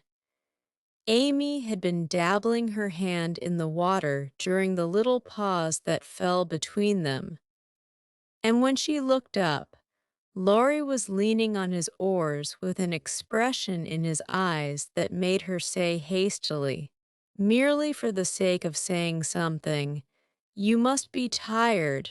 Rest a little, and let me row. It will do me good, for since you came I have been altogether lazy and luxurious. I'm not tired, but you may take an oar if you like. There's room enough, though I have to sit nearly in the middle. Else the boat won't trim," returned Laurie, as if he rather liked the arrangement, feeling that she had not mended matters much. Amy took the offered third of a seat, shook her hair over her face, and accepted an oar. She rowed as well as she did many other things, and though she used both hands, and Laurie but one. The oars kept time, and the boat went smoothly through the water. "How well we pull together, don't we?" said Amy, who objected to silence just then. "So well that I wish we might always pull in the same boat. Will you, Amy?" very tenderly. "Yes, Laurie," very low. Then they both stopped rowing, and unconsciously added a pretty little tableau of human love and happiness to the dissolving views reflected in the lake. Chapter II. 42. All alone. It was easy to promise self-abnegation when self was wrapped up in another, and heart and soul were purified by a sweet example. But when the helpful voice was silent, the daily lesson over, the beloved presence gone, and nothing remained but loneliness and grief, then Jo found her promise very hard to keep. How could she comfort father and mother when her own heart ached with a ceaseless longing for her sister? How could she make the house cheerful when all its light and warmth and beauty seemed to have deserted it when Bate left the old home for the new?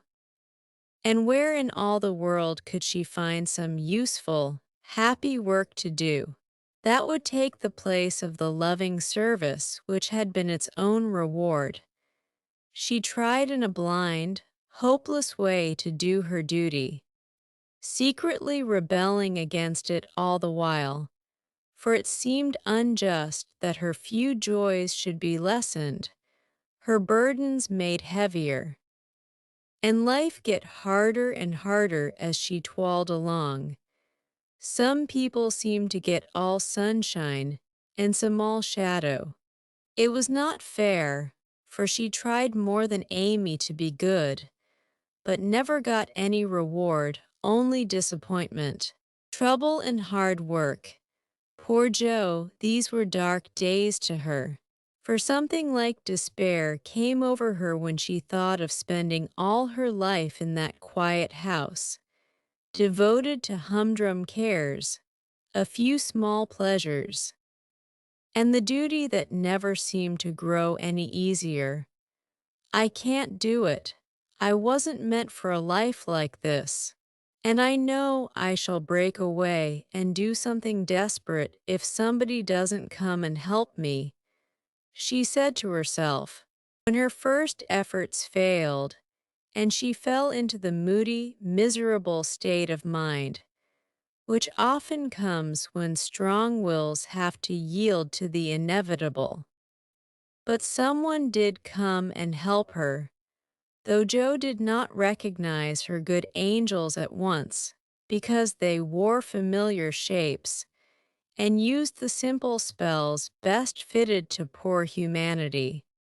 Often she started up at night, thinking Bate called her, and when the sight of the little empty bed made her cry with the bitter cry of unsubmissive sorrow, "Oh, Bate, come back, come back," she did not stretch out her yearning arms in vain, for, as quick to hear her sobbing as she had been to hear her sister's faintest whisper, her mother came to comfort her, not with words only, but the patient tenderness that soothes by a touch, tears that were mute reminders of a greater grief than Jo's, and broken whispers more eloquent than prayers, because hopeful resignation went hand in hand with natural sorrow.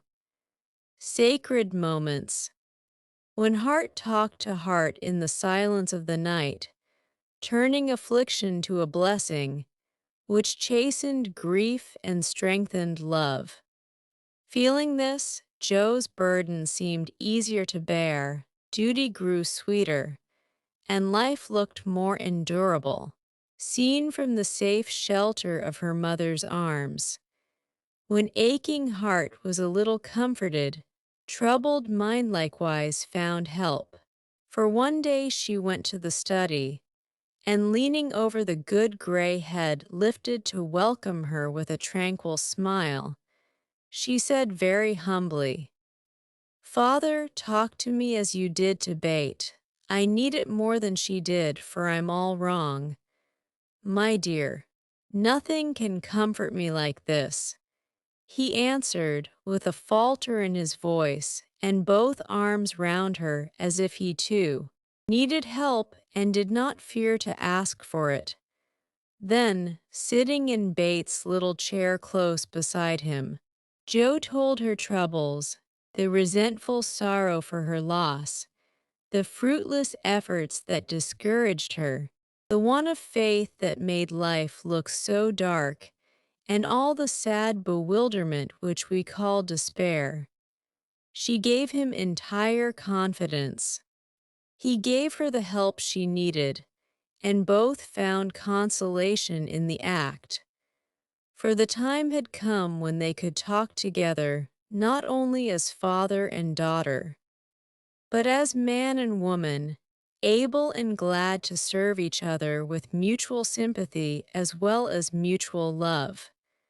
Happy, thoughtful times there in the old study which Jo called the church of one member, and from which she came with fresh courage, recovered cheerfulness, and a more submissive spirit. For the parents who had taught one child to meet death without fear were trying now to teach another to accept life without despondency or distrust, and to use its beautiful opportunities with gratitude and power. Other helps had Jo M. Humble, wholesome duties and delights that would not be denied their part in serving her, and which she slowly learned to see and value. Brooms and dishcloths never could be as distasteful as they once had been, for Bate had presided over both, and something of her housewifely spirit seemed to linger around the little mop and the old brush, never thrown away. As she used them, Jo found herself humming the songs Bate used to hum, imitating Bates' orderly ways, and giving the little touches here and there that kept everything fresh and cozy, which was the first step toward making home happy. Though she didn't know it till Hannah said with an approving squeeze of the hand, "You thoughtful creeter, you're determined we shan't miss that dear lamb ef you can help it. We don't say much, but we see it, and the Lord will bless you for't. See ef he don't." As they sat sewing together, Jo discovered how much improved her sister Meg was, how well she could talk, how much she knew about good, womanly impulses, thoughts, and feelings, how happy she was in husband and children, and how much they were all doing for each other. Marriage is an excellent thing. After all, I wonder if I should blossom out half as well as you have, if I tried it, always perwisin I could, said Jo, as she constructed a kite for Demi in the topsy-turvy nursery. It's just what you need to bring out the tender, womanly half of your nature, Jo. You are like a chestnut burr, prickly outside but silky soft within, and a sweet kernel, if one can only get at it. Love will make you show your heart one day, and then the rough burr will fall off. Frost opens chestnut burrs, Mom, and it takes a good shake to bring them down. Boys go nutting, and I don't care to be bagged by them, returned Jo, pasting away at the kite which no wind that blows would ever carry up, for Daisy had tied herself on as a bob. Meg laughed, for she was glad to see a glimmer of Jo's old spirit, but she felt it her duty to enforce her opinion by every argument in her power. And the sisterly chats were not wasted, especially as two of Meg's most effective arguments were the babies, whom Joe loved tenderly. Grief is the best opener of some hearts, and Joe's was nearly ready for the bag. A little more sunshine to ripen the nut. Then not a boy's impatient shake, but a man's hand reached up to pick it gently from the burr and find the kernel sound and sweet. If she suspected this, she would have shut up tight and been more prickly than ever. Fortunately, she wasn't thinking about herself. So when the time came, down she dropped. Now, if she had been the heroine of a moral storybook, she ought at this period of her life to have become quite saintly, renounced the world, and gone about doing good in a mortified bonnet, with tracts in her pocket. But you see, Jo wasn't a heroine. She was only a struggling human girl like hundreds of others, and she just acted out her nature, being sad, cross, listless, or energetic as the mood suggested. It's highly virtuous to say we'll be good, but we can't do it all at once, and it takes a long pull, a strong pull, and a pull all together before some of us even get our feet set in the right way. Jo had got so far. She was learning to do her duty, and to feel unhappy if she did not, but to do it cheerfully, that was another thing.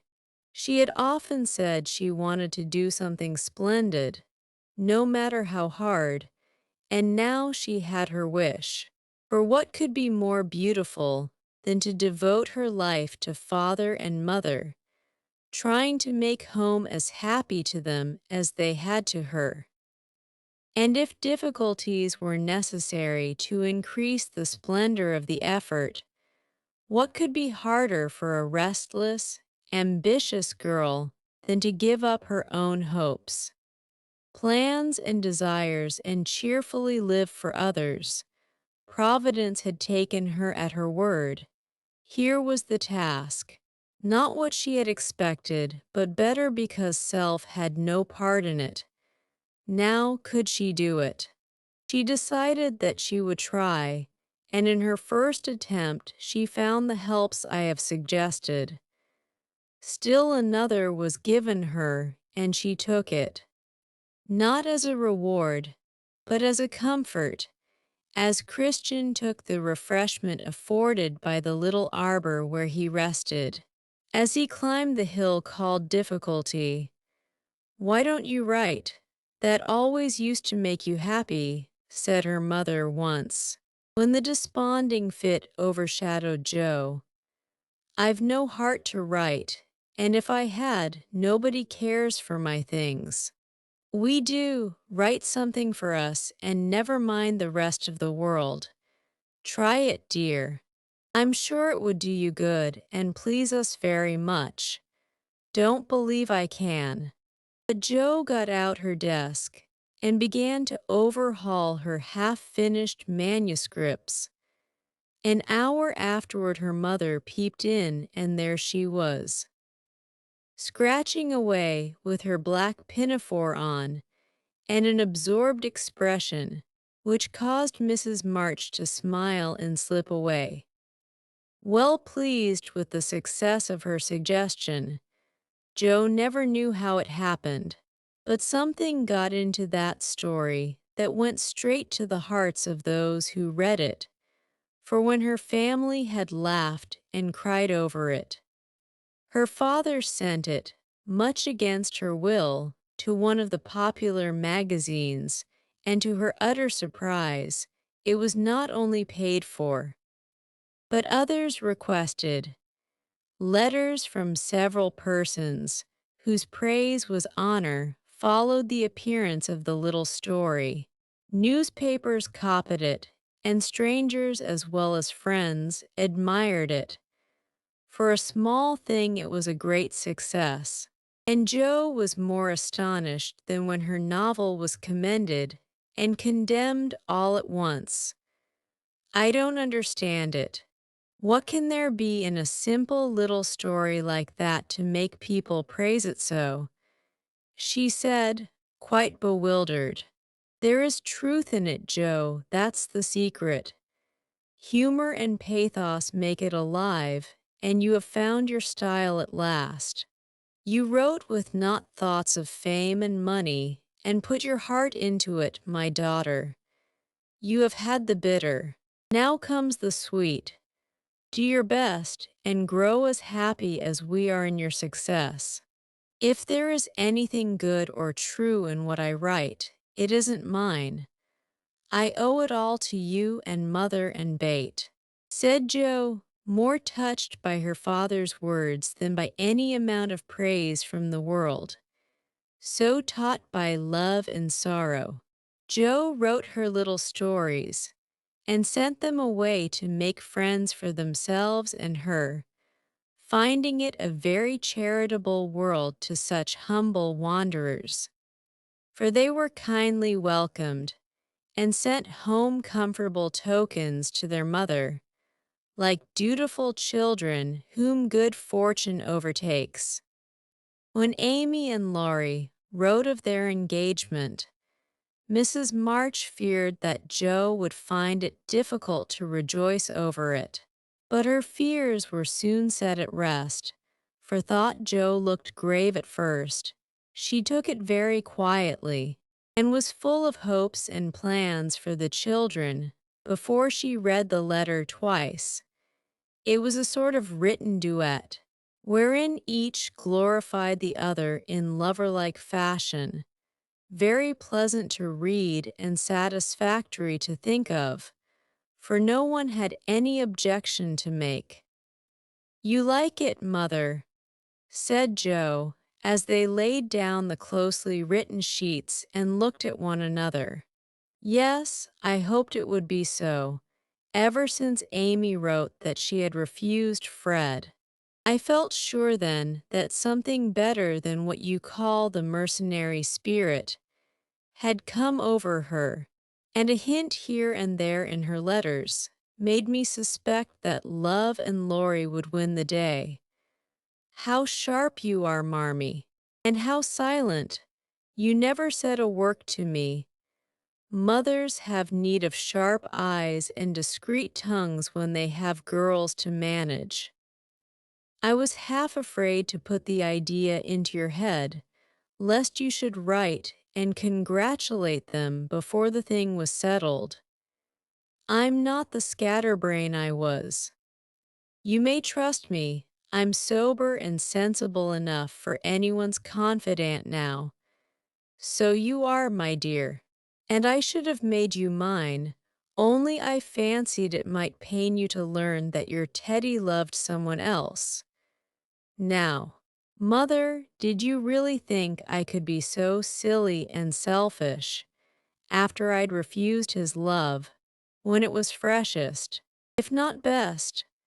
I knew you were sincere then, Jo, but lately I have thought that if he came back and asked again, you might perhaps feel like giving another answer. Forgive me, dear. I can't help seeing that you are very lonely, and sometimes there is a hungry look in your eyes that goes to my heart. So I fancied that your boy might fill the empty place if he tried now. No, Mother, it is better as it is, and I'm glad Amy has learned to love him. But you are right in one thing.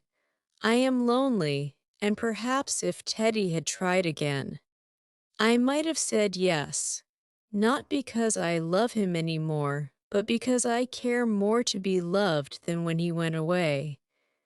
I'm glad of that, Jo, for it shows that you are getting on. There are plenty to love you, so try to be satisfied with father and mother, sisters and brothers, friends and babies, till the best lover of all comes to give you your reward. Mothers are the best lovers in the world, but I don't mind whispering to Marmee that I'd like to try all kinds. It's very curious. But the more I try to satisfy myself with all sorts of natural affections, the more I seem to want. I'd no idea hearts could take in so many. Mine is so elastic. It never seems full now, and I used to be quite contented with my family. I don't understand it. I do. And Mrs. March smiled her wise smile as Joe turned back the leaves to read what Amy said of Laurie. It is so beautiful to be loved as Laurie loves me. He isn't sentimental, doesn't say much about it, but I see and feel it in all he says and does, and it makes me so happy and so humble that I don't seem to be the same girl I was. I never knew how good and generous and tender he was till now, for he lets me read his heart, and I find it full of noble impulses and hopes and purposes. And I'm so proud to know it's mine. He says he feels as if he could make a prosperous voyage now with me aboard as mate, and lots of love for ballast. I pray he may, and try to be all he believes me, for I love my gallant captain with all my heart and soul and might, and never will desert him, while God lets us be together. Oh, Mother, I never knew how much like heaven this world could be, when two people love and live for one another. And that's our cool, reserved, and worldly Amy. Truly, love does work miracles. How very, very happy they must be. And Joe laid the rustling sheets together with a careful hand, as one might shut the covers of a lovely romance, which holds the reader fast till the end comes, and he finds himself alone in the workaday world again. By and by Joe roamed away upstairs, for it was rainy and she could not walk. A restless spirit possessed her, and the old feeling came again, not bitter as it once was, but a sorrowfully patient wonder why one sister should have all she asked, the other nothing. It was not true, she knew that and tried to put it away. But the natural craving for affection was strong, and Amy's happiness woke the hungry, longing for someone to love with heart and soul, and cling to while God let them be together, up in the garret, where Joe's unquiet wanderings ended stood four little wooden chests in a row, each marked with its owner's name, and each filled with relics of the childhood and girlhood ended now for all. Joe glanced into them, and when she came to her own, leaned her chin on the edge, and stared absently at the chaotic collection, till a bundle of old exercise books caught her eye. She drew them out, turned them over, and relived that pleasant winter at kind Mrs. Kirk's. She had smiled at first, then she looked thoughtful, next sad, and when she came to a little message written in the professor's hand, her lips began to tremble, the books slid out of her lap, and she sat looking at the friendly words, as they took a new meaning and touched a tender spot in her heart. Wait for me, my friend. I may be a little late, but I shall surely come. Oh, if he only would. So kind, so good, so patient with me always, my dear old Fritz. I didn't value him half enough when I had him, but now how I should love to see him, for everyone seems going away from me, and I'm all alone. And holding the little paper fast, as if it were a promise yet to be fulfilled, Joe laid her head down on a comfortable rag bag and cried, as if in opposition to the rain pattering on the roof. Was it all self-pity, loneliness, or low spirits? Or was it the waking up of a sentiment which had bided its time as patiently as its inspirer? Who shall say? Chapter II. 43 surprises Joe was alone in the twilight, lying on the old sofa, looking at the fire and thinking it was her favorite way of spending the hour of dusk. No one disturbed her, and she used to lie there on Bates' little red pillow, planning stories, dreaming dreams, or thinking tender thoughts of the sister who never seemed far away. Her face looked tired, grave, and rather sad.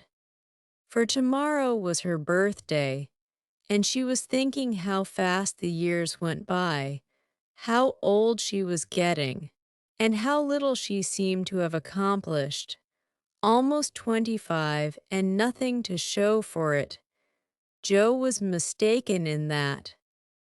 There was a good deal to show, and by she saw and was grateful for it.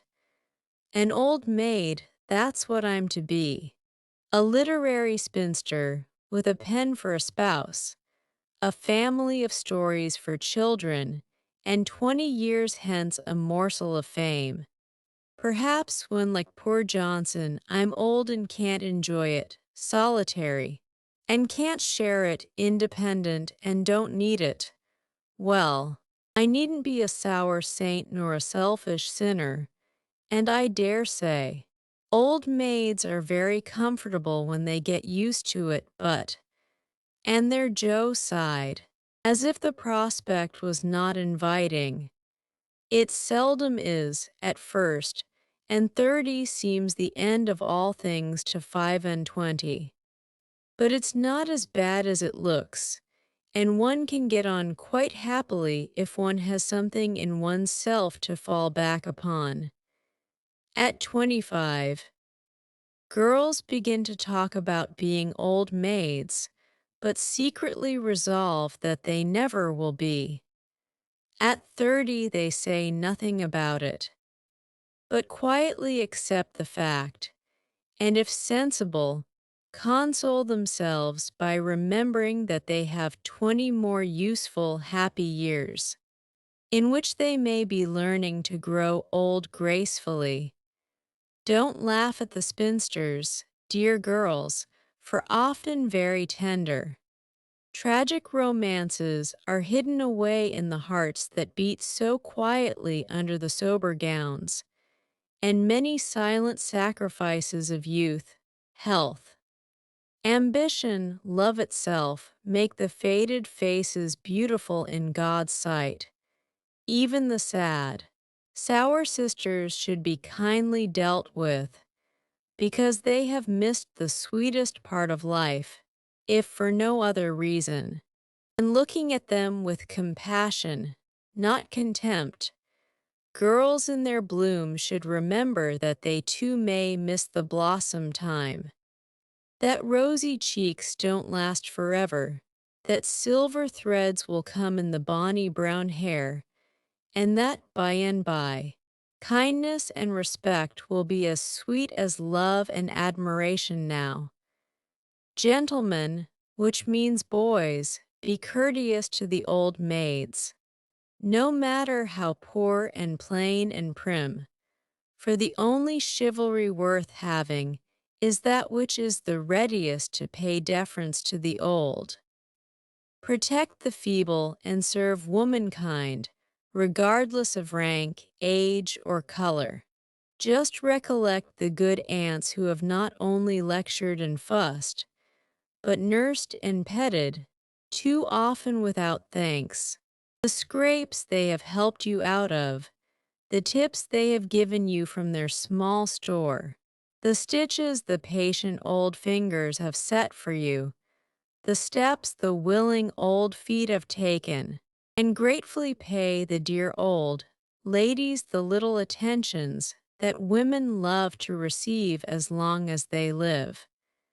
The bright-eyed girls are quick to see such traits, and will like you all the better for them.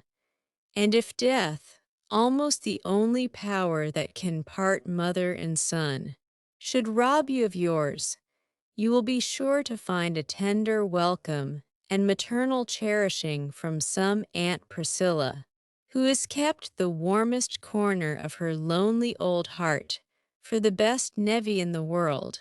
Joe must have fallen asleep, as I dare say my reader has during this little homily, for suddenly Laurie's ghost seemed to stand before her, a substantial, lifelike ghost, leaning over her with the very look he used to wear when he felt a good deal and didn't like to show it.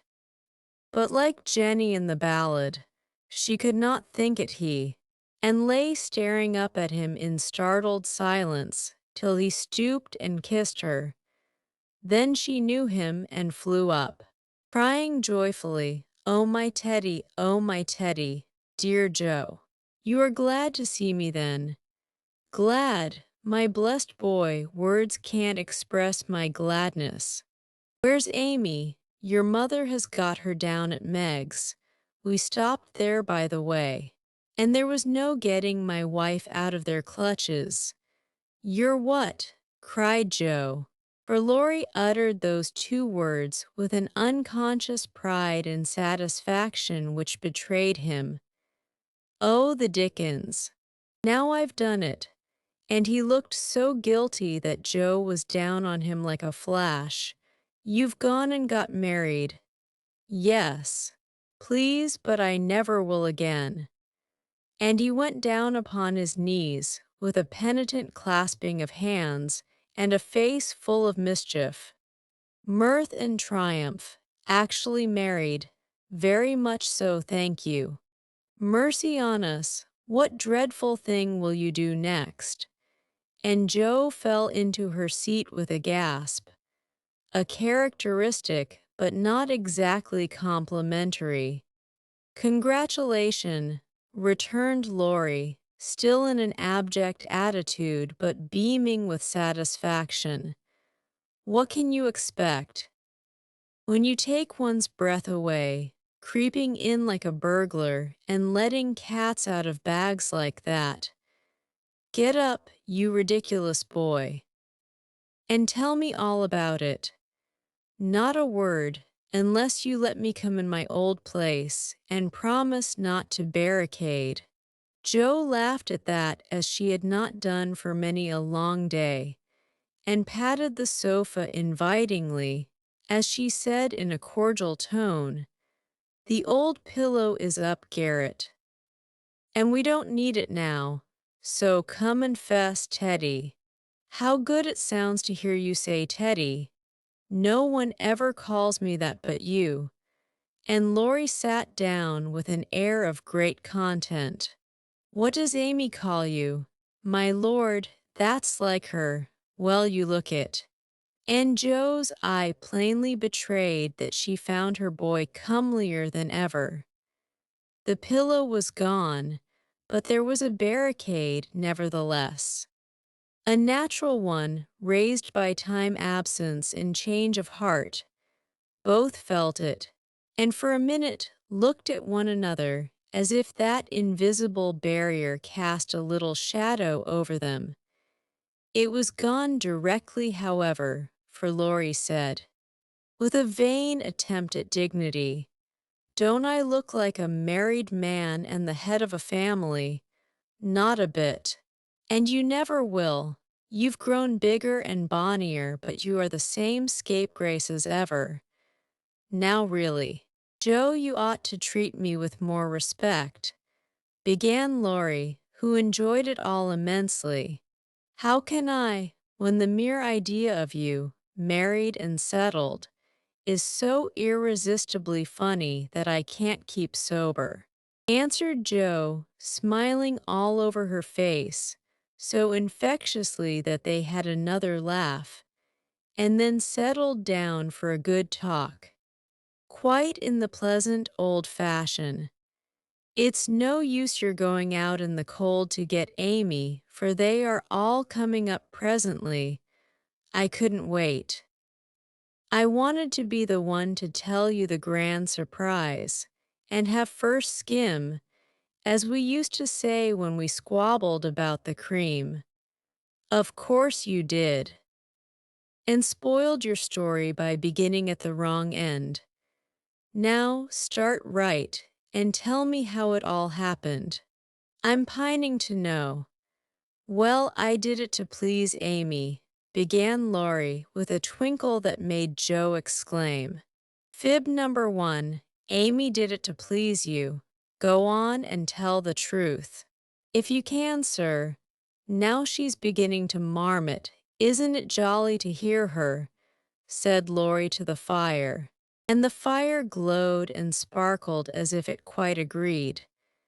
It's all the same, you know, she and I being one. We planned to come home with the Carrolls a month or more ago, but they suddenly changed their minds and decided to pass another winter in Paris. But Grandpa wanted to come home. He went to please me, and I couldn't let him go along.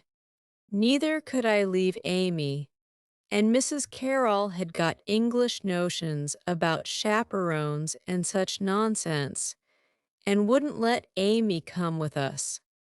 So I just settled the difficulty by saying, let's be married, and then we can do as we like. Of course you did. You always have things to suit you. Not always. And something in Laurie's voice made Joe say hastily, how did you ever get Aunt to agree? It was hard work, but between us, we talked her over. For we had heaps of good reasons on our side.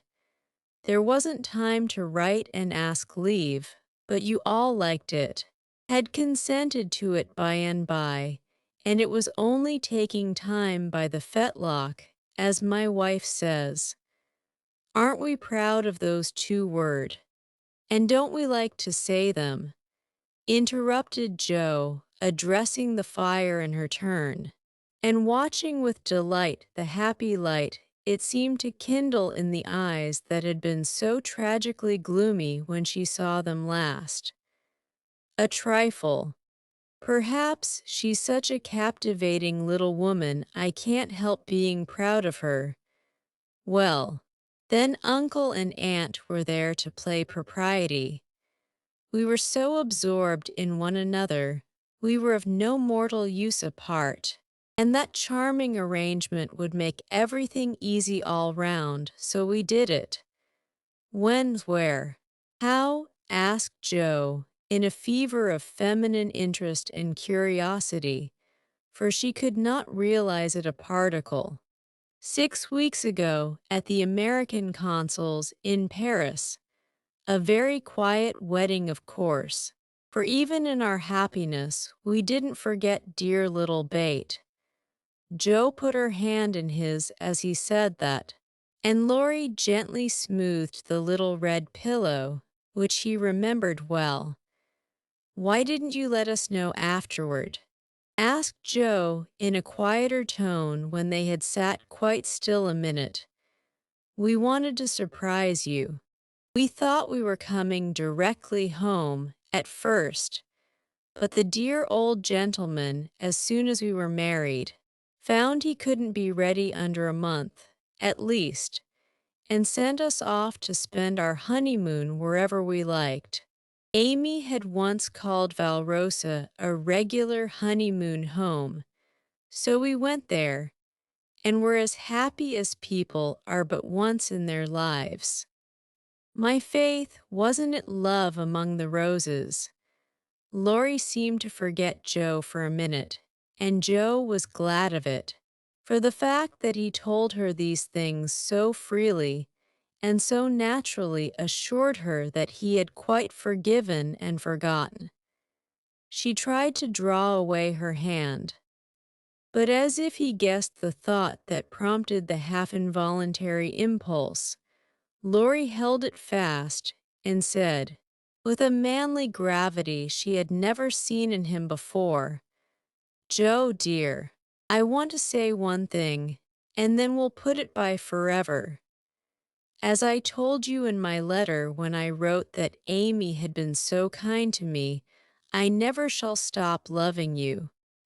But the love is altered, and I have learned to see that it is better as it is. Amy and you changed places in my heart. That's all. I think it was meant to be so, and would have come about naturally if I had waited, as you tried to make me. But I never could be patient, and so I got a heartache. I was a boy then, headstrong and violent, and it took a hard lesson to show me my mistake. For it was one, Joe, as you said, and I found it out after making a fool of myself. Upon my word, I was so tumbled up in my mind at one time that I didn't know which I loved best, you or Amy, and tried to love you both alike. But I couldn't, and when I saw her in Switzerland, everything seemed to clear up all at once. You both got into your right places, and I felt sure that it was well off with the old love before it was on with the new, that I could honestly share my heart between Sister Joe and wife Amy, and love them dearly. Will you believe it, and go back to the happy old times when we first knew one another? I'll believe it. With all my heart, but Teddy, we never can be boy and girl again. The happy old times can't come back, and we mustn't expect it. We are man and woman now, with sober work to do, for playtime is over, and we must give up frolicking. I'm sure you feel this. I see the change in you, and you'll find it in me. I shall miss my boy, but I shall love the man as much, and admire him more, because he means to be what I hoped he would. We can't be little playmates any longer, but we will be brother and sister, to love and help one another all our lives. Won't we, Laurie?" He did not say a word, but took the hand she offered him and laid his face down on it for a minute, feeling that out of the grave of a boyish passion there had risen a beautiful, strong friendship to bless them both. Presently Joe said cheerfully, for she didn't the coming home to be a sad one, "I can't make it true that you children are really married and going to set up housekeeping. Why, it seems only yesterday that I was buttoning Amy's pinafore and pulling your hair when you teased. Mercy me, how time does fly. As one of the children is older than yourself, you needn't talk so like a grandma. I flatter myself I'm a gentleman growed, as Peggotty said of David, and when you see Amy, you'll find her rather a precocious infant," said Laurie, looking amused at her maternal air. "You may be a little older in years, but I'm ever so much older in feeling, Teddy. Women always are, and this last year has been such a hard one that I feel 40. Poor Joe, we left you to bear it alone. While we went pleasuring, you are older, here's a line and there's another, unless you smile. Your eyes look sad, and when I touched the cushion just now I found a tear on it. You've had a great deal to bear, and had to bear it all alone. What a selfish beast I've been." And Laurie pulled his own hair with a remorseful look. But Joe only turned over the traitorous pillow and answered, in a tone which she tried to make more cheerful, "No, I had father and mother to help me, and the dear babies to comfort me, and the thought that you and Amy were safe and happy, to make the troubles here easier to bear. I am lonely sometimes, but I dare say it's good for me. And that you never shall be again. Broken Laurie, putting his arm about her, as if to fence out every human ill. Amy and I can't get on without you, so you must come and teach the children to keep house, and go halves in everything, just as we used to do, and let us pet you, and all be blissfully happy and friendly together, if I shouldn't be in the way. It would be very pleasant. I begin to feel quite young already, for somehow all my troubles seemed to fly away when you came. You always were a comfort. Teddy, and Jo leaned her head on his shoulder, just as she did years ago. When Bate lay ill and Laurie told her to hold on to him, he looked down at her, wondering if she remembered the time. But Jo was smiling to herself, as if in truth her troubles had all vanished at his coming. You are the same Jo still, dropping tears about 1 minute, and laughing the next. You look a little wicked now. What is it, Grandma? I was wondering how you and Amy get on together. Like angels. Yes, of course. But which rules? I don't mind telling you that she does now. At least I let her think so. It pleases her. You know, by and by we shall take turns. For marriage, they say, halves one's rights and doubles one's duties. You'll go on as you begin, and Amy will rule you all the days of your life. Well, she does it so imperceptibly that I don't think I shall mind much. She is the sort of woman who knows how to rule well. In fact, I rather like it, for she winds one round her finger as softly and prettily as a skein of silk, and makes you feel as if she was doing you a favor all the while. That ever I should live to see you a henpecked husband and enjoying it, cried J.O. with uplifted hands. It was good to see Laurie square his shoulders and smile with masculine scorn at that insinuation. As he replied, with his high and mighty air, Amy is too well bred for that, and I am not the sort of man to submit to it.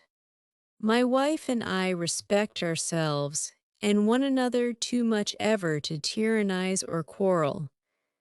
Jo liked that, and thought the new dignity very becoming, but the boy seemed changing very fast into the man, and regret mingled with her pleasure. I am sure of that. Amy and you never did quarrel as we used to.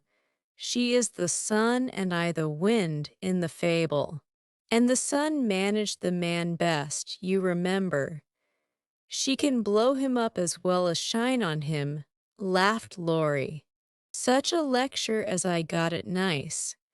I give you my word it was a deal worse than any or your scoldings, a regular rouser. I'll tell you all about it sometime.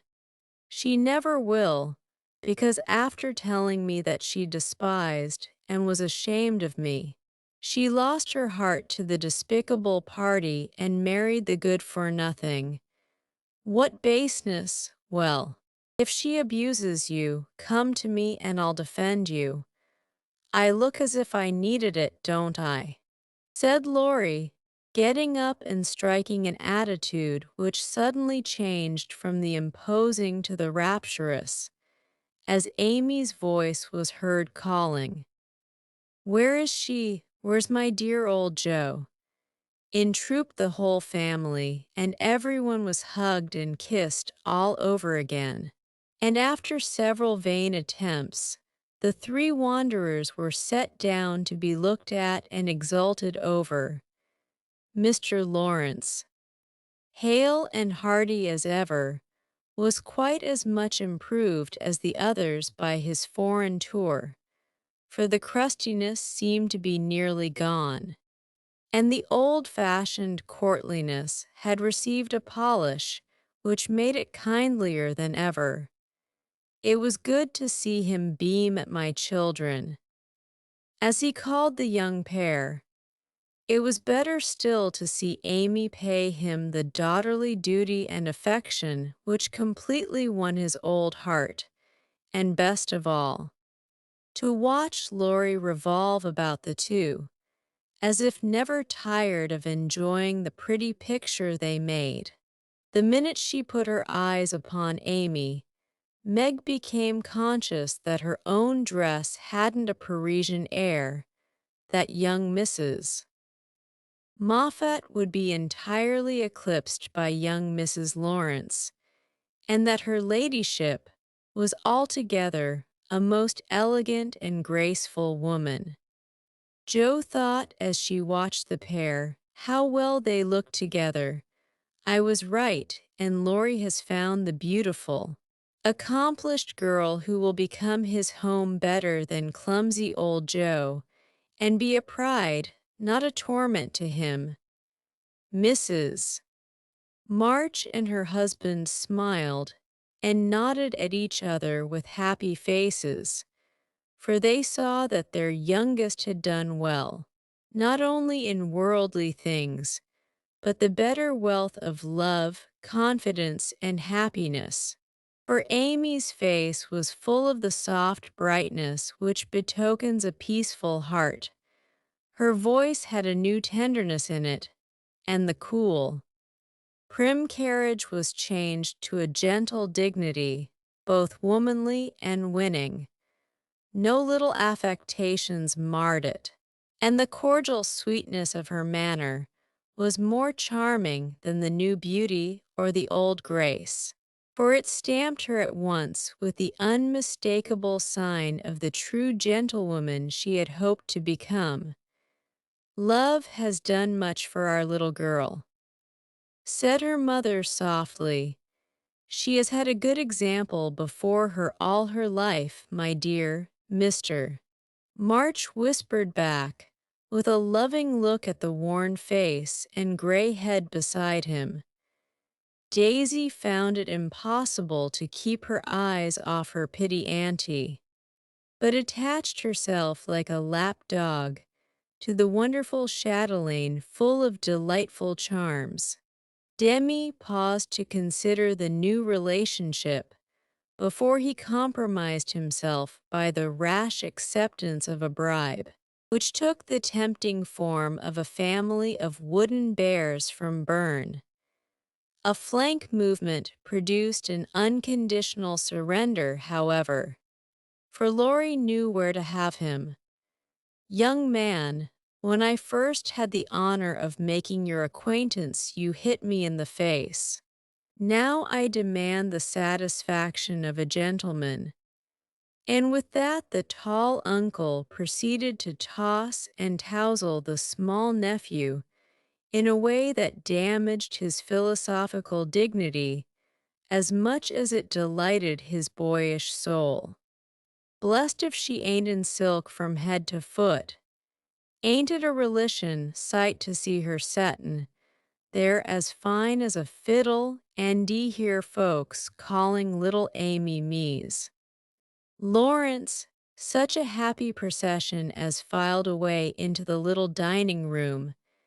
Mr. March proudly escorted Mrs. Lawrence. Mrs. March as proudly leaned on the arm of my son. The old gentleman took Jo, with a whispered, 'You must be my girl now,' and a glance at the empty corner by the fire that made Jo whisper back, 'I'll try to fill her place, sir.' The twins pranced behind, feeling that the millennium was at hand, for everyone was so busy with the newcomers that they were left to revel at their own sweet will, and you may be sure they made the most of the opportunity. Didn't they steal sips of tea, stuff gingerbread ad libitum, get a hot biscuit apiece, and as a crowning trespass, Didn't they each whisk a captivating little tart into their tiny pockets, there to stick and crumble treacherously, teaching them that both human nature and a pastry are frail, burdened with the guilty consciousness of the sequestered tarts, and fearing that Dodo's sharp eyes would pierce the thin disguise of cambric and merino, which hid their booty. The little sinners attached themselves to Dranpa, who hadn't his spectacles on. Amy, who was handed about like refreshments, returned to the parlor on Father Lawrence's arm. The others paired off as before, and this arrangement left Jo companionless. She did not mind it at the minute, for she lingered to answer Hannah's eager inquiry. "Will Miss Amy ride in her coupe, and use all them lovely silver dishes that's stored away over yander? Shouldn't wonder if she drove 6 white horses, ate off gold plate, and wore diamonds and point lace every day. Teddy thinks nothing too good for her," returned Jo with infinite satisfaction. "No more there is. Will you have hash or fish balls for breakfast?" asked Hannah, who wisely mingled poetry and prose. "I don't care," and Jo shut the door, feeling that food was an uncongenial topic just then. She stood a minute looking at the party vanishing above, and as Demi's short plaid legs twirled up the last stair, a sudden sense of loneliness came over her so strongly that she looked about her with dim eyes, as if to find something to lean upon, for even Teddy had deserted her. If she had known what birthday gift was coming every minute nearer and nearer, she would not have said to herself, "I'll weep a little weep when I go to bed. It won't do to be dismal now." Then she drew her hand over her eyes, for one of her boyish habits was never to know where her handkerchief was, and had just managed to call up a smile when there came a knock at the porch door. She opened with hospitable haste, and started as if another ghost had come to surprise her, for there stood a tall, bearded gentleman, beaming on her from the darkness like a midnight sun. "Oh, Mr. Bear, I am so glad to see you," cried Jo with a clutch, as if she feared the night would swallow him up before she could get him in. "And I to see Miss Marsh, but no. You have a party," and the professor paused as the sound of voices and the tap of dancing feet came down to them. "No, we haven't, only the family. My sister and friends have just come home, and we are all very happy. Come in and make one of us." Though a very social man, I think Mr. Bear would have gone decorously away and come again another day, but how could he, when Jo shut the door behind him and bereft him of his hat? Perhaps her face had something to do with it, for she forgot to hide her joy at seeing him, and showed it with a frankness that proved irresistible to the solitary man, whose welcome far exceeded his boldest hopes. "If I shall not be Monsieur de Trappe, I will so gladly see them all. You have been ill, my friend." He put the question abruptly, for, as Jo hung up his coat, the light fell on her face, and he saw a change in it. "Not ill, but tired and sorrowful. We have had trouble since I saw you last." "Ah, yes, I know. My heart was sore for you when I heard that." And he shook hands again, with such a sympathetic face that Jo felt as if no comfort could equal the look of the kind eyes, the grasp of the big, warm hand. "Father, Mother, this is my friend Professor Bear," she said, with a face and tone of such irrepressible pride and pleasure that she might as well have blown a trumpet, and opened the door with a flourish. If the stranger had any doubts about his reception, they were set at rest in a minute by the cordial welcome he received. Everyone greeted him kindly, for Joe's sake at first, but very soon they liked him for his own. They could not help it, for he carried the talisman that opens all hearts, and these simple people warmed to him at once, feeling even the more friendly because he was poor, for poverty enriches those who live above it, and is a sure passport to truly hospitable spirits. Mr. Bear sat looking about him with the air of a traveler who knocks at a strange door, and when it opens, finds himself at home. The children went to him like bees to a honey pot, and establishing themselves on each knee, proceeded to captivate him by rifling his pockets, pulling his beard, and investigating his watch with juvenile audacity. The women telegraphed their approval to one another, and Mr. March, feeling that he had got a kindred spirit, opened his choicest stores for his guests' benefit. While Silent John listened and enjoyed the talk, but said not a word, and Mr. Lawrence found it impossible to go to sleep.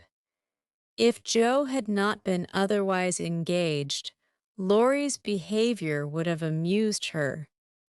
For a faint twinge, not of jealousy, but something like suspicion, caused that gentleman to stand aloof at first, and observe the newcomer with brotherly circumspection. But it did not last long. He got interested in spite of himself, and before he knew it, was drawn into the circle. For Mr. Bear talked well in this genial atmosphere and did himself justice. He seldom spoke to Laurie, but he looked at him often, and a shadow would pass across his face, as if regretting his own lost youth. As he watched the young man in his prime, then his eyes would turn to Joe so wistfully that she would have surely answered the mute inquiry if she had seen it. But Joe had her own eyes to take care of, and feeling that they could not be trusted, she prudently kept them on the little sock she was knitting, like a model maiden aunt. A stealthy glance now, and then refreshed her like sips of fresh water after a dusty walk, for the sidelong peeps showed her several propitious omens. Mr. Bear's face had lost the absent-minded expression, and looked all alive with interest in the present moment.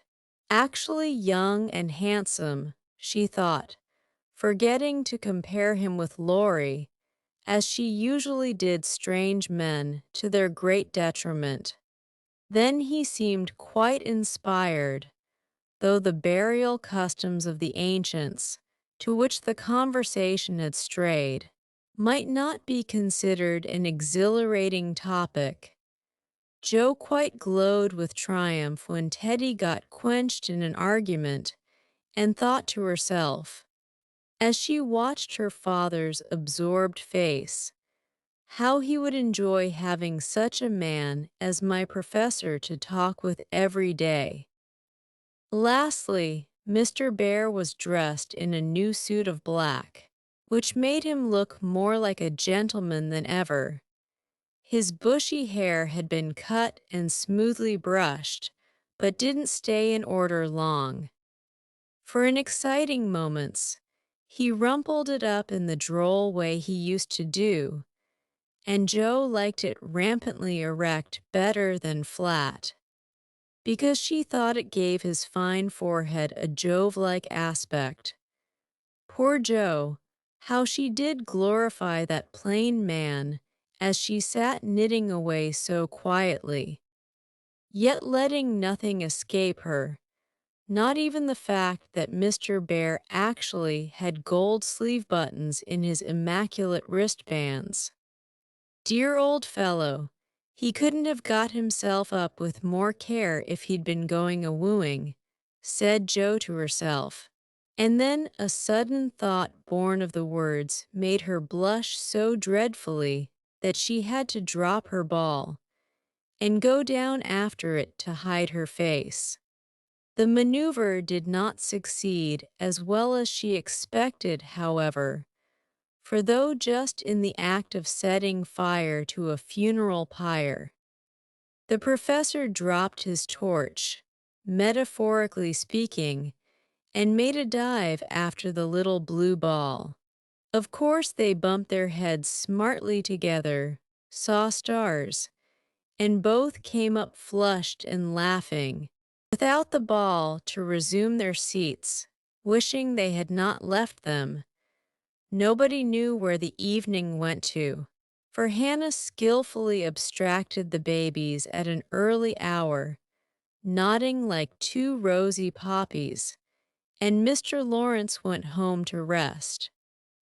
The others sat round the fire, talking away, utterly regardless of the lapse of time, till Meg, whose maternal was impressed with a firm conviction that Daisy had tumbled out of B, and Demi set his nightgown afire, studying the structure of matches, made a move to go.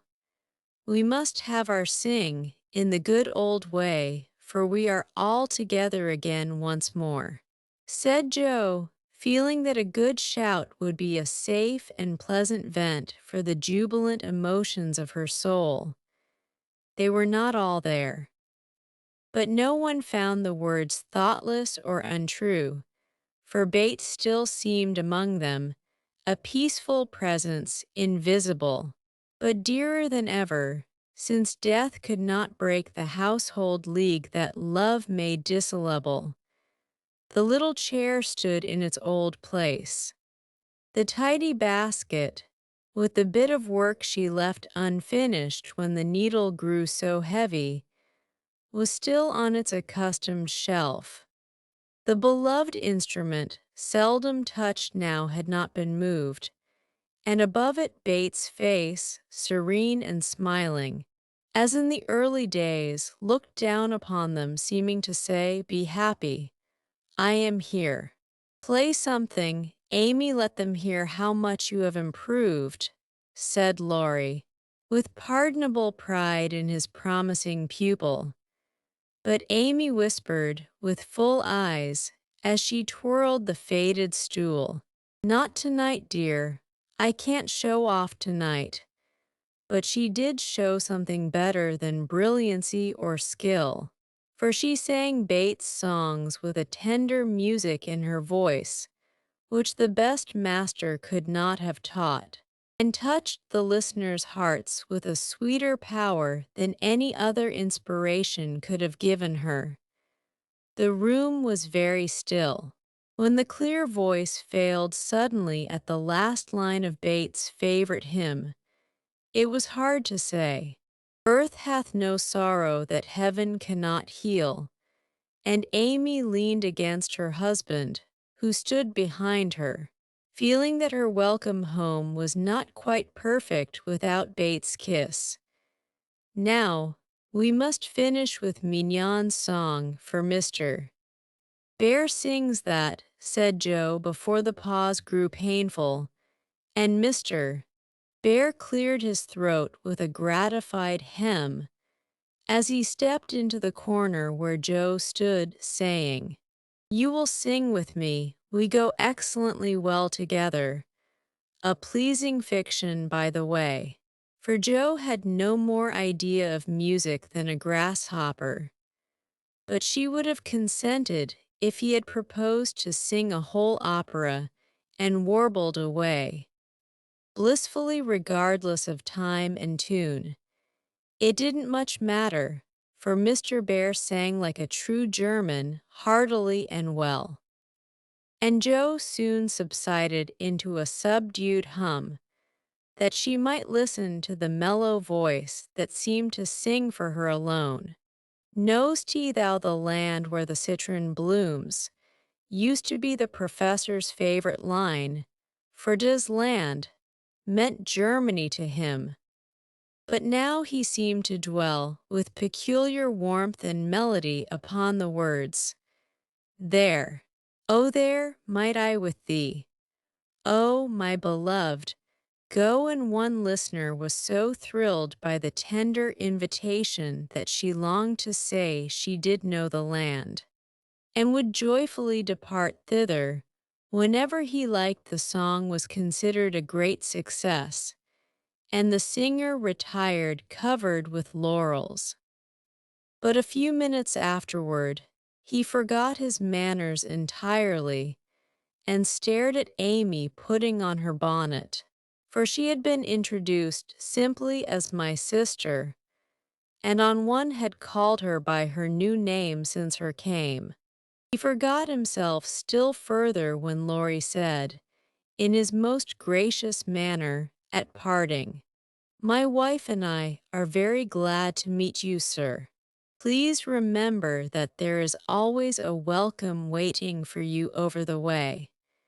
Then the professor thanked him so heartily, and looked so suddenly illuminated with satisfaction, that Laurie thought him the most delightfully demonstrative old fellow he ever met. "I too shall go, but I shall gladly come again, if you will give me leave, dear madame, for a little business in the city will keep me here some days." He spoke to Mrs. March, but he looked at Joe, and the mother's voice gave as cordial an assent as did the daughter's eyes, for Mrs. March was not so blind to her children's interest as Mrs. Moffat supposed. "I suspect that is a wise man," remarked Mr. March with placid satisfaction, from the hearthrug after the last guest had gone. "I know he is a good one," added Mrs. March, with decided approval as she wound up the clock. "I thought you'd like him," was all Joe said as she slipped away to her bed. She wondered what the business was that brought Mr. Bear to the city, and finally decided that he had been appointed to some great honor somewhere, but had been too modest to mention the fact. If she had seen his face when, safe in his own room, he looked at the picture of a severe and rigid young lady, with a good deal of hair, who appeared to be gazing darkly into futurity, it might have thrown some light upon the subject, especially when he turned off the gas and kissed the picture in the dark. Chapter II. 44. My lord and lady, please, Madam Mother, could you lend me my wife for half an hour?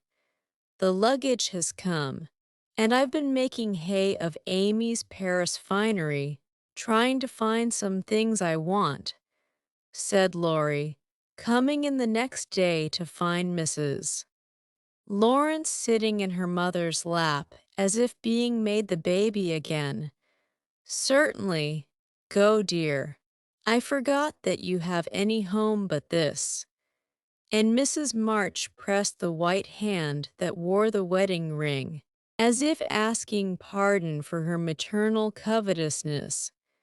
"I shouldn't have come over if I could have helped it, but I can't get on without my little woman any more than a weathercock can without the wind," suggested Joe. As he paused for a simile, Joe had grown quite her own saucy self again since Teddy came home. "Exactly. For Amy keeps me pointing due west most of the time, with only an occasional whiffle round to the south. And I haven't had an easterly spell since I was married. Don't know anything about the north. but am altogether salubrious and balmy.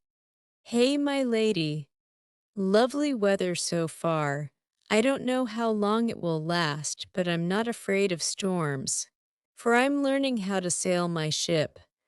Come home, dear, and I'll find your bootjack. I suppose that's what you are rummaging after among my things. Men are so helpless, mother, said Amy, with a matronly air which delighted her husband. What are you going to do with yourselves after you get settled? Asked Joe, buttoning Amy's cloak as she used to button her pinafores. We have our plans. We don't mean to say much about them yet, because we are such very new brooms, but we don't intend to be idle. I'm going into business with a devotion that shall delight grandfather and prove to him that I'm not spoiled. I need something of the sort to keep me steady. I'm tired of dawdling and mean to work like a man. And Amy, what is she going to do?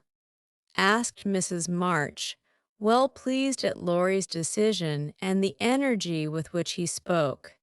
After doing the civil all round and airing our best bonnet, we shall astonish you by the elegant hospitalities of our mansion, the brilliant society we shall draw about us, and the beneficial influence we shall exert over the world at large. That's about it. Isn't it, Madame Recamier? Asked Laurie with a quizzical look at Amy. Time will show. Come away, impertinence, and don't shock my family by calling me names before their faces, answered Amy, resolving that there should be a home with a good wife in it before she set up a salon as a queen of society. How happy those children seem together, observed Mr. March, finding it difficult to become absorbed in his Aristotle after the young couple had gone. Yes, and I think it will last, added Mrs. March, with the restful expression of a pilot who has brought a ship safely into port. I know it will. Happy Amy. And Joe sighed, then smiled brightly as Professor Bear opened the gate with an impatient push. Later in the evening, when his mind had been set at rest about the bootjack, Laurie said suddenly to his wife, Mrs. Lawrence, my lord, that man intends to marry our Joe. I hope so, don't you, dear? Well, my love, I consider him a trump, in the fullest sense of that expressive word. But I do wish he was a little younger and a good deal richer. Now, Laurie, don't be too fastidious and worldly minded. If they love one another, it doesn't matter a particle how old they are nor how poor. Women never should marry for money.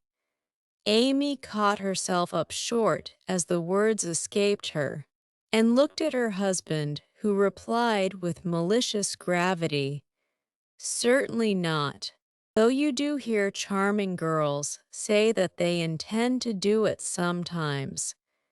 If my memory serves me, you once thought it your duty to make a rich match. That accounts, perhaps, for your marrying a good-for-nothing like me. Oh, my dearest boy, don't say that. I forgot you were rich when I said yes. I'd have married you if you hadn't a penny, and I sometimes wish you were poor that I might show how much I love you. And Amy, who was very dignified in public and very fond in private, gave convincing proofs of the truth of her words. You don't really think I am such a mercenary creature as I tried to be once, do you? It would break my heart if you didn't believe that I'd gladly pull in the same boat with you, even if you had to get your living by rowing on the lake. Too, am I an idiot and a brute? How could I think so when you refused a richer man for me, and won't let me give you half I want now when I have the right? Girls do it every day, poor things, and are taught to think it is their only salvation. But you had better lessons, and though I trembled for you at one time, I was not disappointed, for the daughter was true to the mother's teaching. I told Mama so yesterday, and she looked as glad and grateful as if I'd given her a check for $1 million to be spent in charity. You are not listening to my moral remarks. Mrs. Lawrence, and Laurie paused, for Amy's eyes had an absent look, though fixed upon his face. Yes, I am, and admiring the dimple in your chin at the same time. I don't wish to make you vain, but I must confess that I'm prouder of my handsome husband than of all his money. Don't laugh, but your nose is such a comfort to me. And Amy softly caressed the well-cut feature with artistic satisfaction. Laurie had received many compliments in his life, but never one that suited him better. As he plainly showed, though, he did laugh at his wife's peculiar taste, while she said slowly, "May I ask you a question, dear?" "Of course you may. Shall you care if Joe does marry Mr. Bear?" "Oh, that's the trouble, is it? I thought there was something in the dimple that didn't quite suit you. Not being a dog in the manger, but the happiest fellow alive. I assure you I can dance at Joe's wedding with a heart as light as my heels. Do you doubt it, my darling?" Amy looked up at him and was satisfied. Her little jealous fear vanished forever, and she thanked him with a face full of love and confidence. "I wish we could do something for that capital old professor. Couldn't we invent a rich relation who shall obligingly die out there in Germany, and leave him a tidy little fortune?" said Laurie, when they began to pace up and down the long drawing-room, arm in arm, as they were fond of doing, in memory of the chateau garden. "Joe would find us out and spoil it all. She is very proud of him, just as he is, and said yesterday that she thought poverty was a beautiful thing. Bless her dear heart.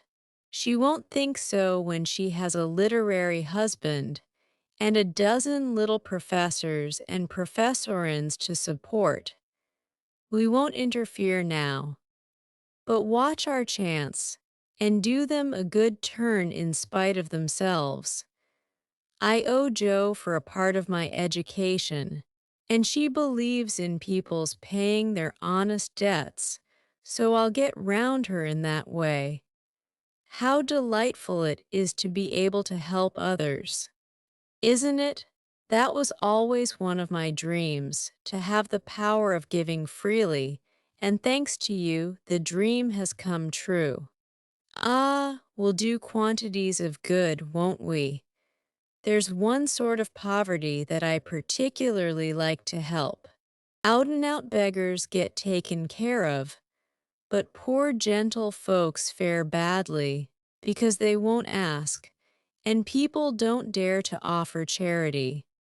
Yet there are 1,000 ways of helping them, if one only knows how to do it so delicately that it does not offend.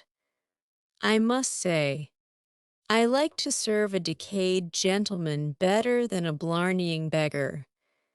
I suppose it's wrong, but I do, though it is harder. Because it takes a gentleman to do it," added the other member of the Domestic Admiration Society. "Thank you. I'm afraid I don't deserve that pretty compliment, but I was going to say that while I was dawdling about abroad, I saw a good many talented young fellows making all sorts of sacrifices and enduring real hardships that they might realize their dreams. Splendid fellows, some of them working like heroes, poor and friendless, but so full of courage, patience, and ambition that I was ashamed of myself and longed to give them a right good lift. Those are people whom it's a satisfaction to help, for if they've got genius, it's an honor to be allowed to serve them, and not let it be lost or delayed for want of fuel to keep the pot boiling. If they haven't, it's a pleasure to comfort the poor souls, and keep them from despair when they find it out. Yes, indeed. And there's another class who can't ask, and who suffer in silence. I know something of it, for I belonged to it before you made a princess of me, as the king does the beggar maid in the old story. Ambitious girls have a hard time, Lori, and often have to see youth, health, and precious opportunities go by, just for want of a little help at the right minute. People have been very kind to me, and whenever I see girls struggling along, as we used to do, I want to put out my hand and help them as I was helped.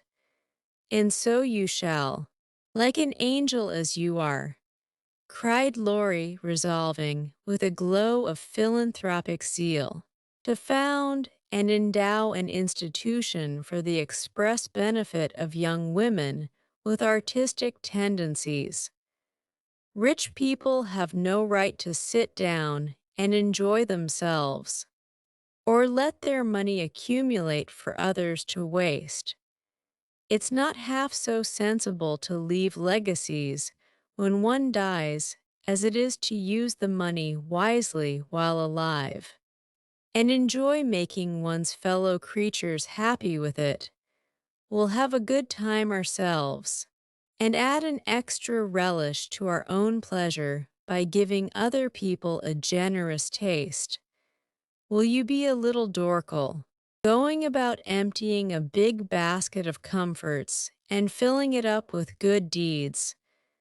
With all my heart, if you will be a brave cent. Martin, stopping as you ride gallantly through the world to share your cloak with the beggar. It's a bargain, and we shall get the best of it.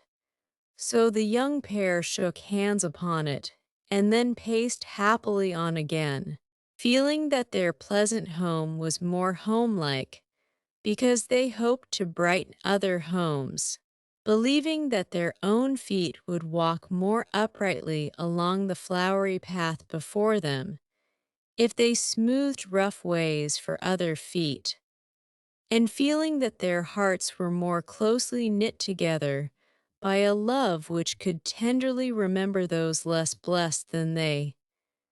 Chapter II.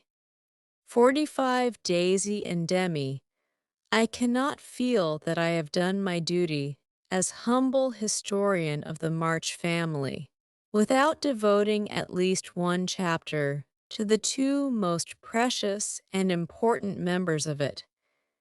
Daisy and Demi had now arrived at years of discretion, for in this fast age babies of 3 or 4 assert their rights, and get them too, which is more than many of their elders do.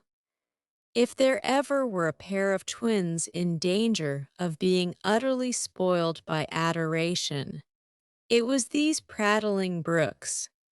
Of course, they were the most remarkable children ever born, as will be shown when I mention that they walked at 8 months, talked fluently at 12 months, and at 2 years they took their places at table, and behaved with a propriety which charmed all beholders. At 3, Daisy demanded a needler, and actually made a bag with 4 stitches in it. She likewise set up housekeeping in the sideboard, and managed a microscopic cooking stove with a skill that brought tears of pride to Hannah's eyes.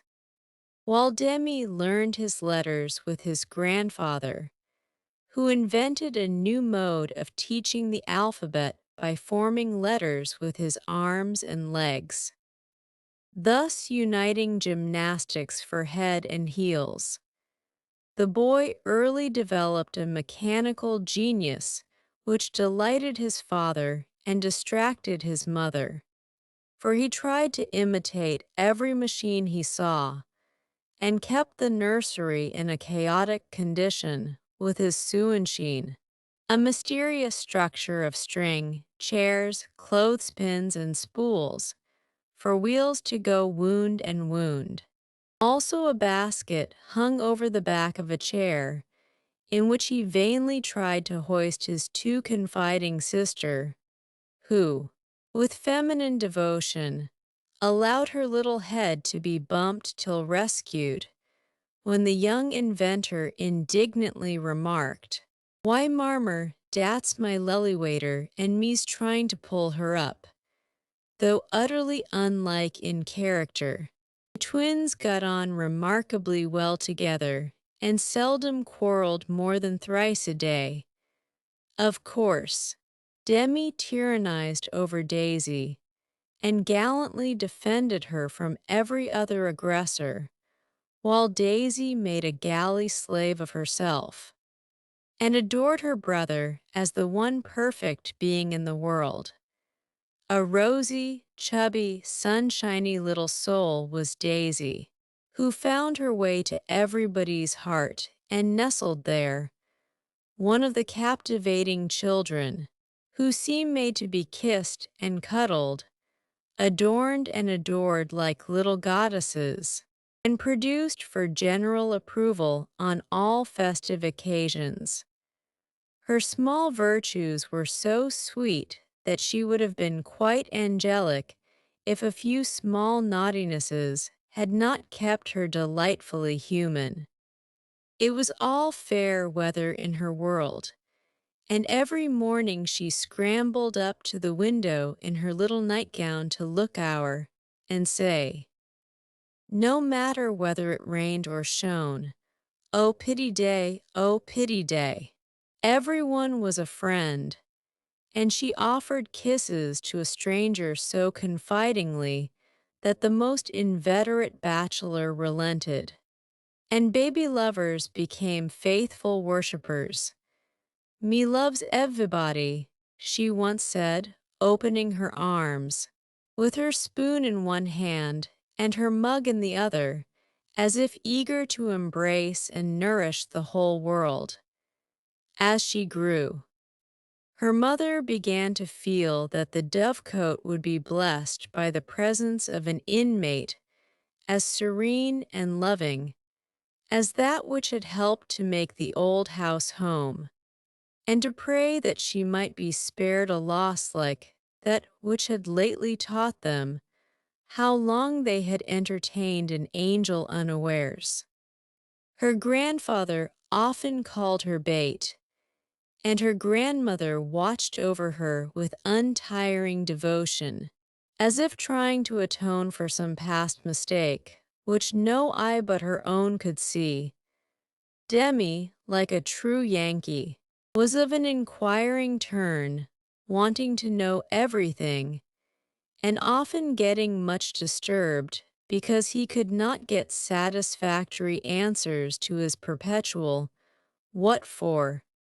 He also possessed a philosophically bent, to the great delight of his grandfather, who used to hold Socratic conversations with him, in which the precocious pupil occasionally posed his teacher to the undisguised satisfaction of the womenfolk.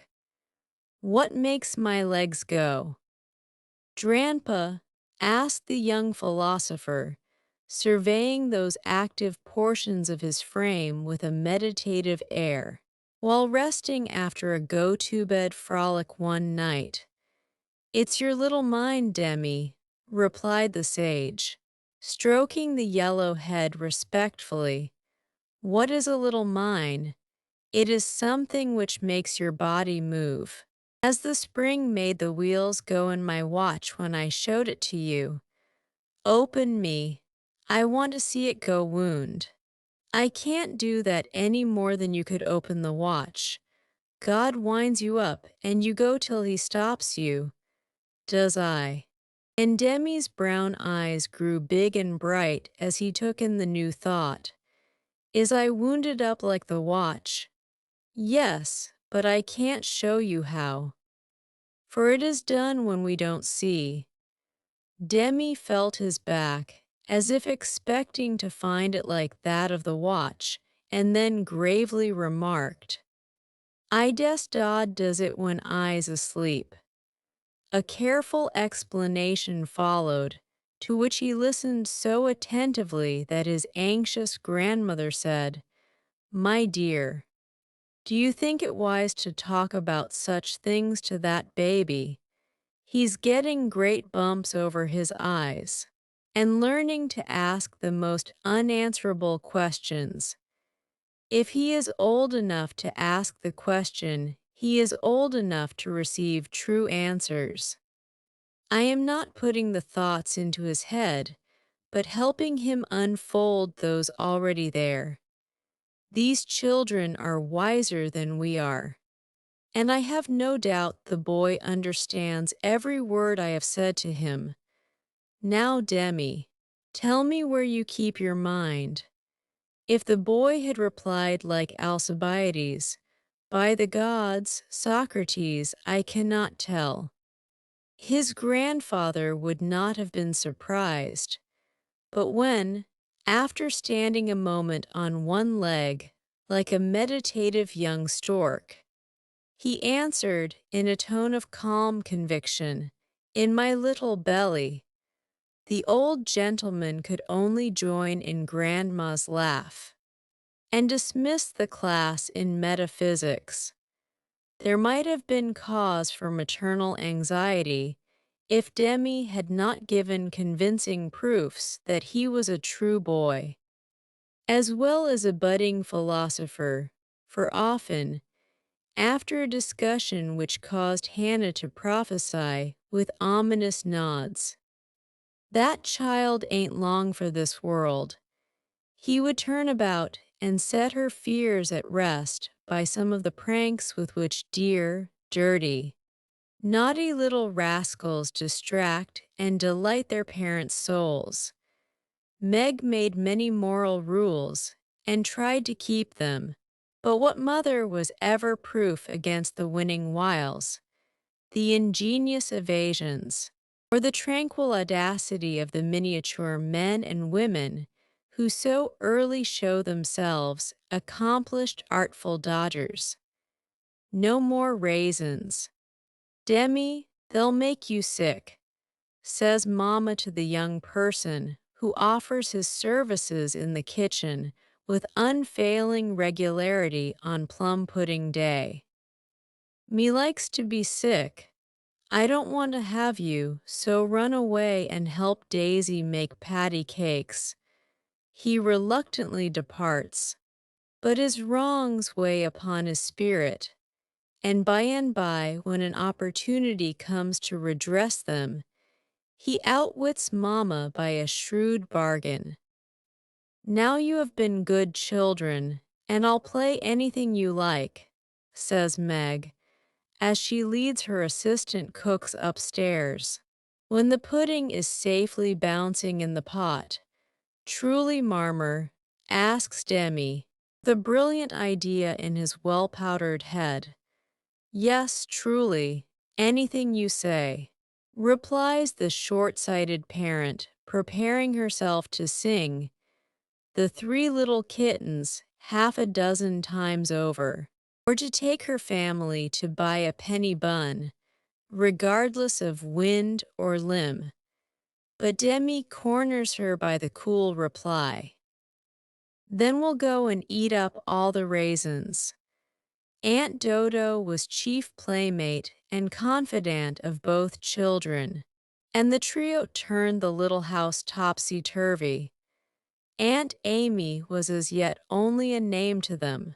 Aunt Bates soon faded into a pleasantly vague memory, but Aunt Dodo was a living reality, and they made the most of her, for which compliment she was deeply grateful. But when Mr. Bear came, Joe neglected her playfellows, and dismay and desolation fell upon their little souls. Daisy, who was fond of going about peddling kisses, lost her best customer and became bankrupt.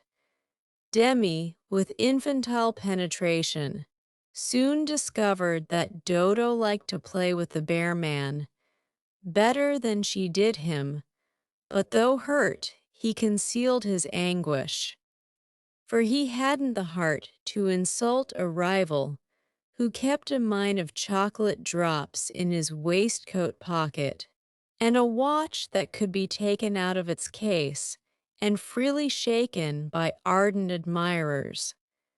Some persons might have considered these pleasing liberties as bribes, but Demi didn't see it in that light, and continued to patronize the bear man with pensive affability, while Daisy bestowed her small affections upon him at the third call, and considered his shoulder her throne, his arm her refuge, his gifts treasures surpassing worth. Gentlemen are sometimes seized with sudden fits of admiration for the young relatives of ladies whom they honor with their regard. But this counterfeit philoprogenitiveness sits uneasily upon them and does not deceive anybody a particle. Mr. Bear's devotion was sincere, however likewise effective for honesty is the best policy in love as in law. He was one of the men who are at home with children, and looked particularly well when little faces made a pleasant contrast with his manly one. His business, whatever it was, detained him from day to day, but evening seldom failed to bring him out to see M. Well, he always asked for Mr. March, so I suppose he was the attraction. The excellent papa labored under the delusion that he was, and reveled in long discussions with the kindred spirit, till a chance remark of his more observing grandson suddenly enlightened him. Mr. Bear came in one evening to pause on the threshold of the study, astonished by the spectacle that met his eye. Prone upon the floor lay Mr. March with his respectable legs in the air, and beside him, likewise prone, was Demi, trying to imitate the attitude with his own short, scarlet-stockinged legs, both grovelers so seriously absorbed that they were unconscious of spectators, till Mr. Bear laughed his sonorous laugh, and Joe cried out with a scandalized face, "Father, father, here's the professor." Down went the black legs, and up came the gray head, as the preceptor said with undisturbed dignity, "Good evening, Mr. Bear. Excuse me for a moment. We are just finishing our lesson. Now, Demi, make the letter and tell its name. I knows him," and, after a few convulsive efforts, the red legs took the shape of a pair of compasses, and the intelligent pupil triumphantly shouted, "It's a wee, Dranpa, it's a wee. He's a born weller," laughed Joe, as her parent gathered himself up, and her nephew tried to stand on his head, as the only mode of expressing his satisfaction that school was over. "What have you been at today, B.B. Chen?" asked Mr. Bear, picking up the gymnast. "Me went to see little Mary." "And what did you there?" "I kissed her," began Demi with artless frankness. Fruit, thou beginnest early. What did the little Mary say to that? Asked Mr. Bear, continuing to confess the young sinner who stood upon the knee, exploring the waistcoat pocket. Oh, she liked it and she kissed me and I liked it. Don't little boys like little girls? Asked Demi, with his mouth full and an air of bland satisfaction. You precious chick, who put that into your head? Said Joe, enjoying the innocent revelation as much as the professor. "'Tisn't in mine head, it's in mine moof," answered literal Demi, putting out his tongue with a chocolate drop on it, thinking she alluded to confectionery, not ideas. Thou shouldst save some for the little friend, sweets to the sweet manling, and Mr. Bear offered Joe some, with a look that made her wonder if chocolate was not the nectar drunk by the gods. Demi also saw the smile, was impressed by it, and artlessly inquired, "Do great boys like great girls, too?" "Fesser, like young Washington." Mr. Bear couldn't tell a lie, so he gave the somewhat vague reply that he believed they did sometimes, in a tone that made Mr. March put down his clothes brush, glance at Joe's retiring face, and then sink into his chair, looking as if the precocious chick had put an idea into his head that was both sweet and sour. Why, Dodo, when she caught him in the china closet half an hour afterward, nearly squeezed the breath out of his little body with a tender embrace, instead of shaking him for being there, and why she followed up this novel performance by the unexpected gift of a big slice of bread and jelly, remained one of the problems over which Demi puzzled his small wits, and was forced to leave unsolved forever. Chapter II. 46 under the umbrella, while Laurie and Amy were taking conjugal strolls over velvet carpets. As they set their house in order and planned a blissful future, Mr. Bear and Joe were enjoying promenades of a different sort, along muddy roads and sodden fields. I always do take a walk toward evening, and I don't know why I should give it up. Just because I happened to meet the professor on his way out, said Joe to herself, after 2 or 3 encounters. For though there were 2 paths to Meg's, whichever one she took, she was sure to meet him, either going or returning. He was always walking rapidly, and never seemed to see her until quite close, when he would look as if his short-sighted eyes had failed to recognize the approaching lady till that moment. Then, if she was going to Meg's, he always had something for the babies. If her face was turned homeward, he had merely strolled down to see the river, and was just returning, unless they were tired of his frequent calls. Under the circumstances, what could Joe do but greet him civilly, and invite him in? If she was tired of his visits, she concealed her weariness with perfect skill, and took care that there should be coffee for supper, as Friedrich M. I mean Mr. Bear M. doesn't like tea. By the second week, everyone knew perfectly well what was going on, yet everyone tried to look as if they were stone blind to the changes in Joe's face.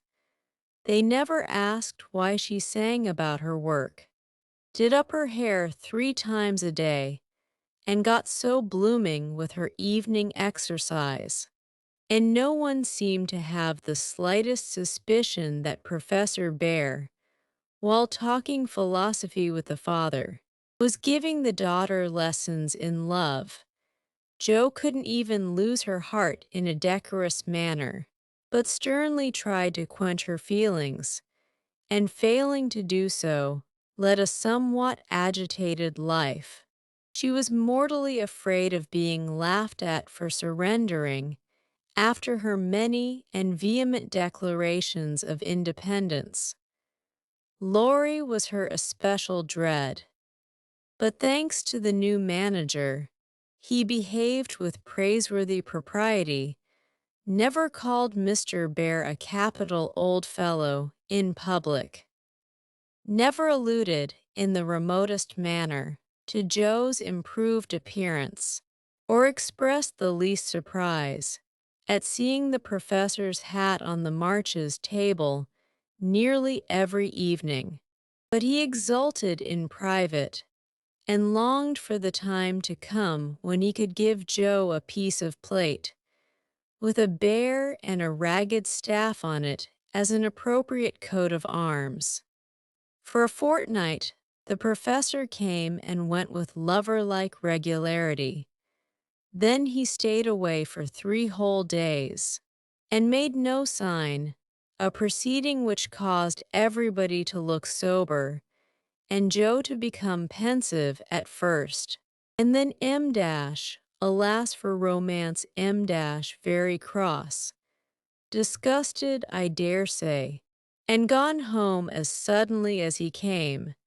It's nothing Tome, of course, but I should think he would have come and bid us good-bye like a gentleman, she said to herself, with a despairing look at the gate, as she put on her things for the customary walk one dull afternoon.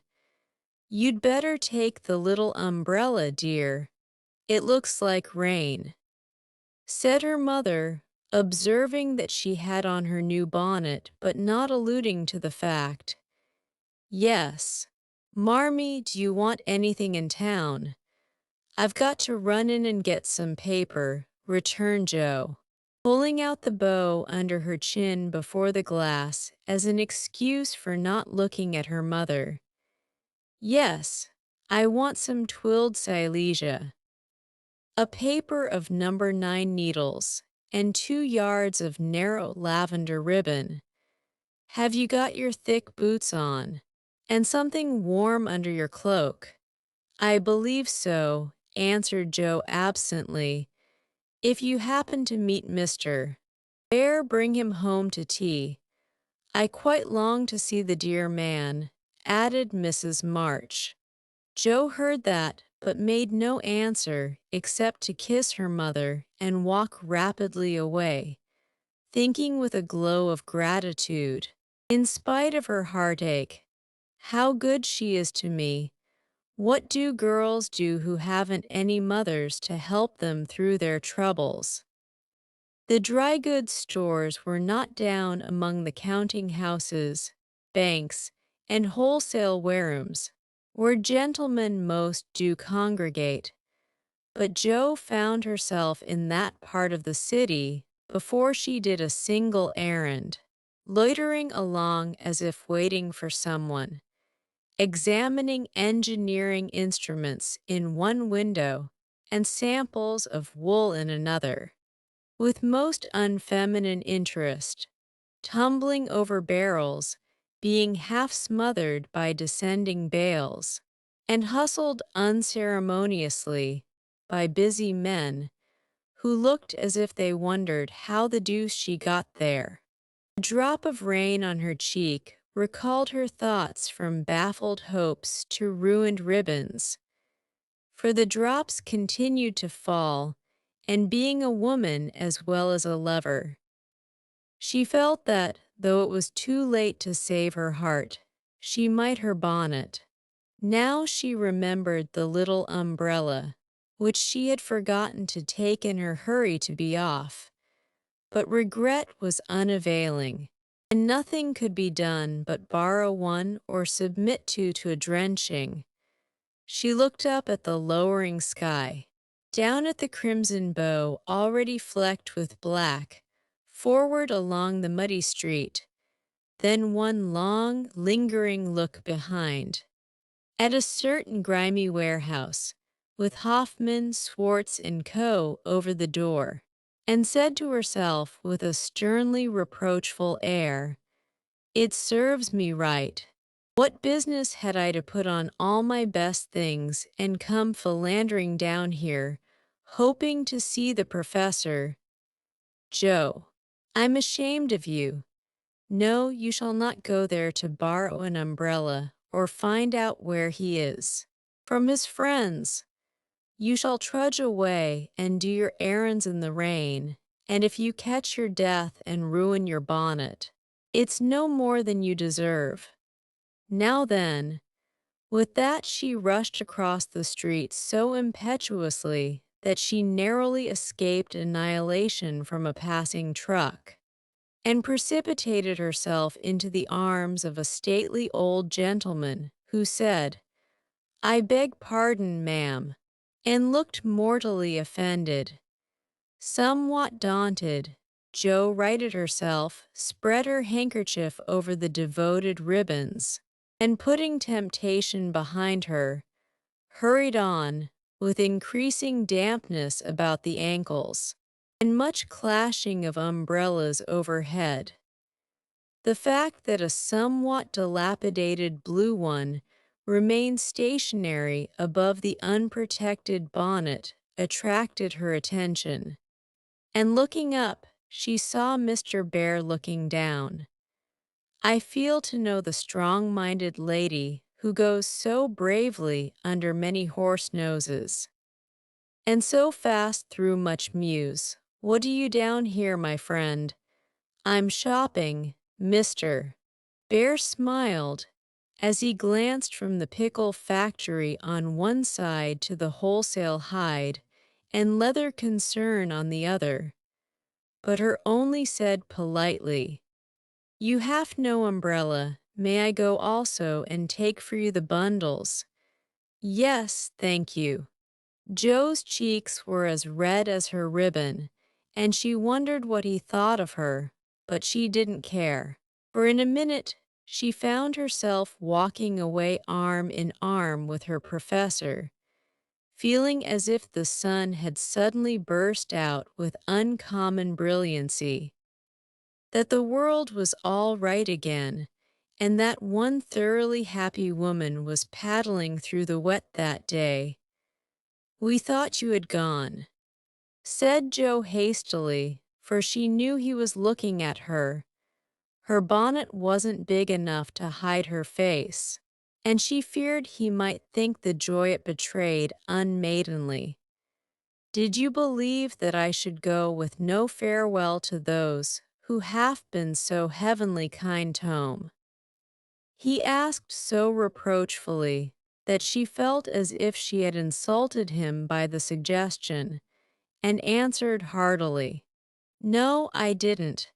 I knew you were busy about your own affairs, but we rather missed you. Father and mother especially. And you. I'm always glad to see you, sir." In her anxiety to keep her voice quite calm, Jo made it rather cool, and the frosty little monosyllable at the end seemed to chill the professor, for his smile vanished as he said gravely, "I thank you, and come one more time before I go." "You are going, then? I have no longer any business here. It is done. Successfully, I hope," said Jo, for the bitterness of disappointment was in that short reply of his. "I ought to think so, for I have a way open to me by which I can make my bread and give my junglings much help. Tell me, please.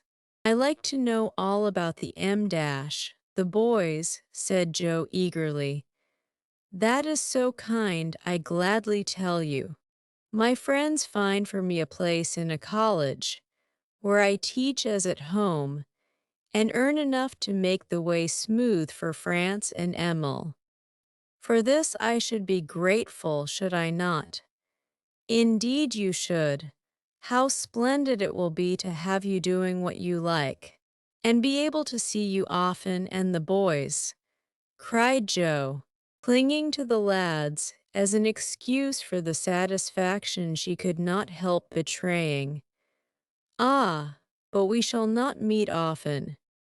I fear this place is at the west, so far away, and Joe left her skirts to their fate, as if it didn't matter now what became of her clothes or herself.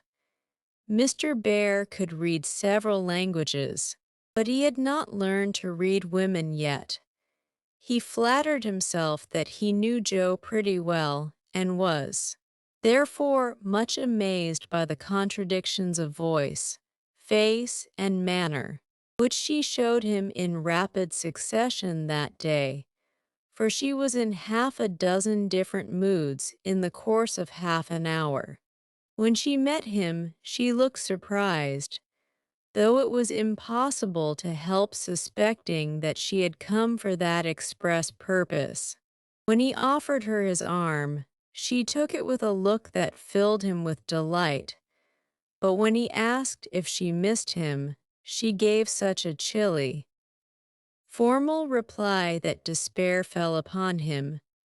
On learning his good fortune, she almost clapped her hands. Was the joy all for the boys? Then on hearing his destination, she said, "So far away," in a tone of despair that lifted him on to a pinnacle of hope. But the next minute, she tumbled him down again by observing, like one entirely absorbed in the matter, "Here's the place for my errands. Will you come in? It won't take long." Joe rather prided herself upon her shopping capabilities, and particularly wished to impress her escort with the neatness and dispatch with which she would accomplish the business. But owing to the flutter she was in, everything went amiss. She upset the tray of needles, forgot the silesia was to be twilled till it was cut off, gave the wrong change, and covered herself with confusion by asking for lavender ribbon at the calico counter.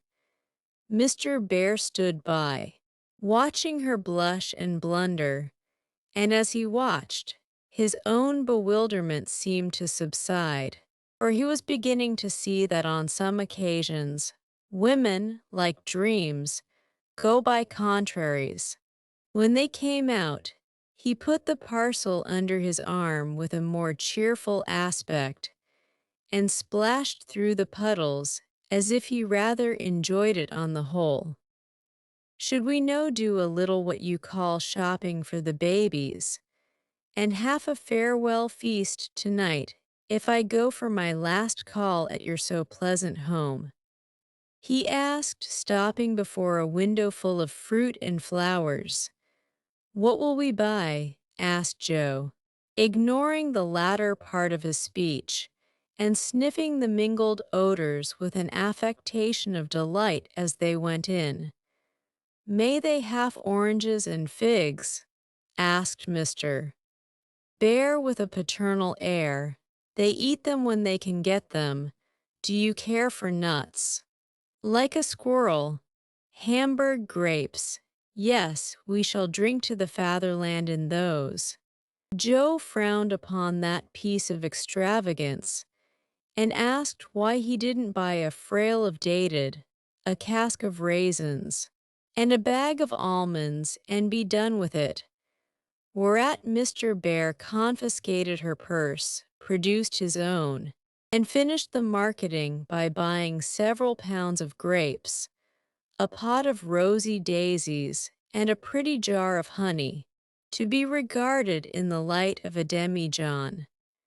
Then distorting his pockets with knobby bundles, and giving her the flowers to hold, he put up the old umbrella, and they traveled on again.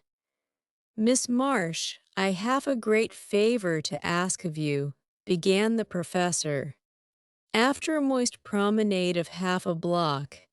"Yes, sir." And Joe's heart began to beat so hard she was afraid he would hear it. I am bold to say it in spite of the rain, because so short a time remains to me. Yes, sir. And Joe nearly crushed the small flower pot with the sudden squeeze she gave it. I wish to get a little dress for my Tina, and I am too stupid to go alone. Will you kindly give me a word of taste and help? Yes. Sir, and J.O. felt as calm and cool all of a sudden as if she had stepped into a refrigerator. Perhaps also a shawl for Tina's mother. She is so poor and sick, and the husband is such a care. Yes, yes, a thick, warm shawl would be a friendly thing to take the little mother. I'll do it with pleasure. Mr. Bear, I'm going very fast, and he's getting dearer every minute, added Joe to herself.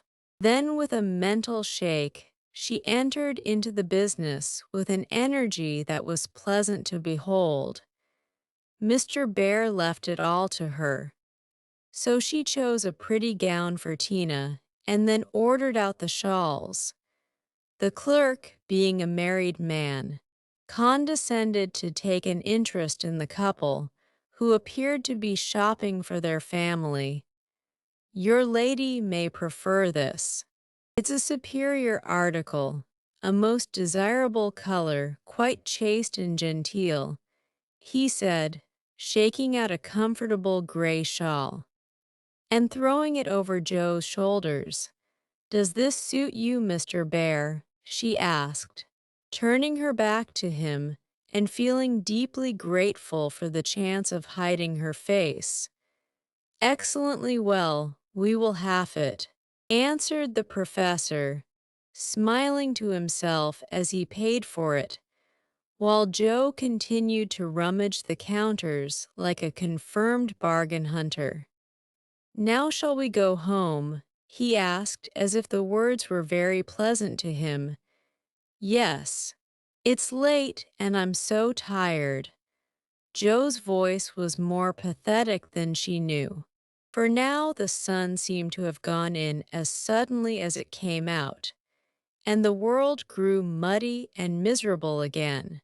And for the first time she discovered that her feet were cold, her head ached, and that her heart was colder than the former, fuller of pain than the latter.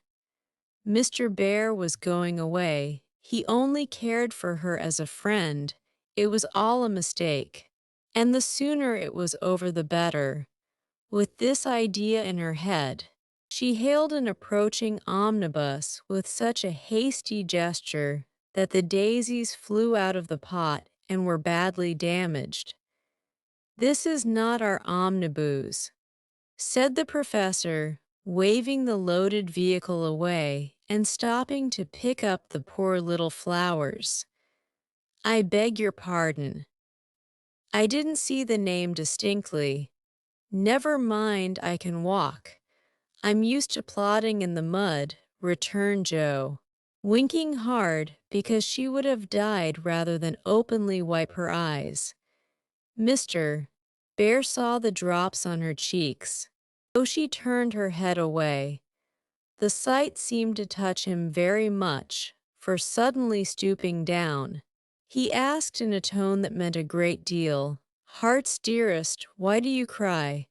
Now, if Joe had not been new to this sort of thing, she would have said she wasn't crying, had a cold in her head, or told any other feminine fib proper to the occasion.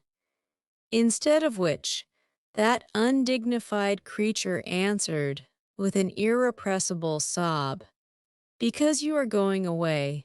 "Ach, mein Gott, that is so good," cried Mr. Bear, managing to clasp his hands in spite of the umbrella and the bundles. "Joe, I have nothing but much love to give you. I came to see if you could care for it, and I waited to be sure that I was something more than a friend. Am I? Can you make a little place in your heart for old Fritz?" He added, all in one breath, "Oh, Yes, said Joe, and he was quite satisfied, for she folded both hands over his arm and looked up at him with an expression that plainly showed how happy she would be to walk through life beside him. Even though she had no better shelter than the old umbrella, if he carried it, it was certainly proposing under difficulties, for even if he had desired to do so, Mr. Bear could not go down upon his knees on account of the mud. Neither could he offer Joe his hand, except figuratively, for both were full. Much less could he indulge in tender remonstrations in the open street, though he was near it.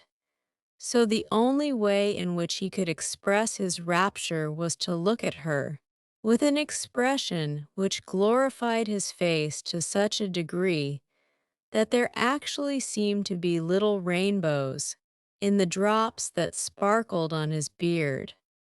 If he had not loved Joe very much, I don't think he could have done it then, for she looked far from lovely, with her skirts in a deplorable state, her rubber boots splashed to the ankle, and her bonnet a ruin. Fortunately, Mr. Bear considered her the most beautiful woman living, and she found him more Jove-like than ever, though his hat brim was quite limp, with the little rills trickling thence upon his shoulders, for he held the umbrella all over Joe, and every finger of his gloves needed mending. Passers-by probably thought them a pair of harmless lunatics, for they entirely forgot to hail a bus, and strolled leisurely along, oblivious of deepening dusk and fog. Little they cared what anybody thought, for they were enjoying the happy hour that seldom comes, but once in any life, the magical moment which bestows youth on the old, beauty on the plain, wealth on the poor, and gives human hearts a foretaste of heaven. The professor looked as if he had conquered a kingdom, and the world had nothing more to offer him in the way of bliss, while Joe trudged beside him, feeling as if her place had always been there, and wondering how she ever could have chosen any other lot. Of course, she was the first to speak intelligibly, I mean, for the emotional remarks which followed her impetuous "oh." Yes, were not of a coherent or reportable character. Friedrich, why didn't you? Ah, heaven, she gives me the name that no one speaks since Minna died, cried the professor, pausing in a puddle to regard her with grateful delight. I always call you so to myself, M dash. I forgot, but I won't unless you like it. Like it, it is more sweet to me than I can tell. Say thou. Also, and I shall say your language is almost as beautiful as mine. Isn't thou a little sentimental?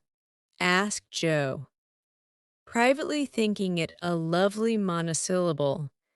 Sentimental, yes, thank God. We Germans believe in sentiment and keep ourselves young mid it. Your English you is so cold, say thou, heart's dearest. It means so much to me, pleaded Mr. Bear, more like a romantic student than a grave professor. Well then, why didn't thou tell me all the sooner? Asked Joe bashfully. Now I shall have to show thee all my heart, and I so gladly will, because thou must take care of it hereafter. See then, my Joe M dash. Ah, the dear, funny little name M dash. I had a wish to tell something the day I said goodbye in New York, but I thought the handsome friend was betrothed to thee, and so I spoke not. Wouldst thou have said yes, then, if I had spoken? I don't know, I'm afraid not, for I didn't have any heart just then. Prut, that I do not believe. It was asleep till the fairy prince came through the wood, and waked it up. Ah well, die erst lieb ist die beste, but that I should not expect. Yes, the first love is the best, but be so contented, for I never had another. Teddy was only a boy, and soon got over his little fancy, said Joe, anxious to correct the professor's mistake. Good. Then I shall rest happy, and be sure that thou givest me all. I have waited so long, I am grown selfish, as thou wilt find. Professorin, I like that, cried Joe, delighted with her new name. Now tell me what brought you. At last, just when I wanted you. This, and Mr. Bear took a little worn paper out of his waistcoat pocket. Joe unfolded it and looked much abashed, for it was one of her own contributions to a paper that paid for poetry, which accounted for her sending it an occasional attempt. How could that bring you? She asked, wondering what he meant. I found it by chance. I knew it by the names and the initials. And in it there was one little verse that seemed to call me. Read and find him. I will see that you go not in the wet. In the garret 4 little chests all in a row, dim with dust, and worn by time, all fashioned and filled, long ago by children now in their prime. 4 little keys hung side by side, with faded ribbons, brave and gay when fastened there. With childish pride, long ago on a rainy day, 4 little names, one on each lid, carved out by a boyish hand, and underneath there lieth hid histories of the happy band once playing here, and pausing oft to hear the sweet refrain that came and went on the roof aloft in the falling summer rain. Meg on the first lid, smooth and fair, I look in with loving eyes, for folded here with well-known care a goodly gathering lies. The record of a peaceful life M dash. Gifts to gentle child and girl, a bridal gown, lines to a wife, a tiny shoe. A baby curl. No toys in this first chest remain, for all are carried away in their old age, to join again in another small Meg's play. Ah, happy mother, well I know you here, like a sweet refrain, lullabies ever soft and low in the falling summer rain. Joe on the next lid, scratched and worn, and within a motley store of headless dolls, of schoolbooks torn, birds and beasts that speak no more. Spoils brought home from the fairy ground only trod by youthful feet, dreams of a future never found, memories of a past still sweet, half-writ poems, stories wild, April letters, warm and cold, diaries of a willful child, hints of a woman early old, a woman in a lonely home hearing like a sad refrain M dash, be worthy, love, and love will come in the falling summer rain. My bait, the dust is always swept from the lid that bears your name, as if by loving eyes that wept, by careful hands that often came.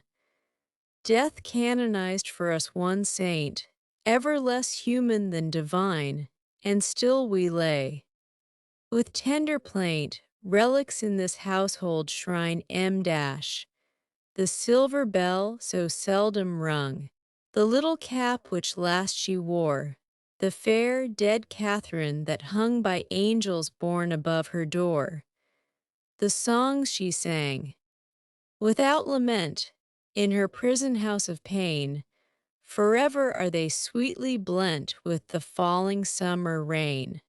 Upon the last lid's polished field M dash. Legend now both fair and true, a gallant knight bears on his shield, Amy in letters gold and blue.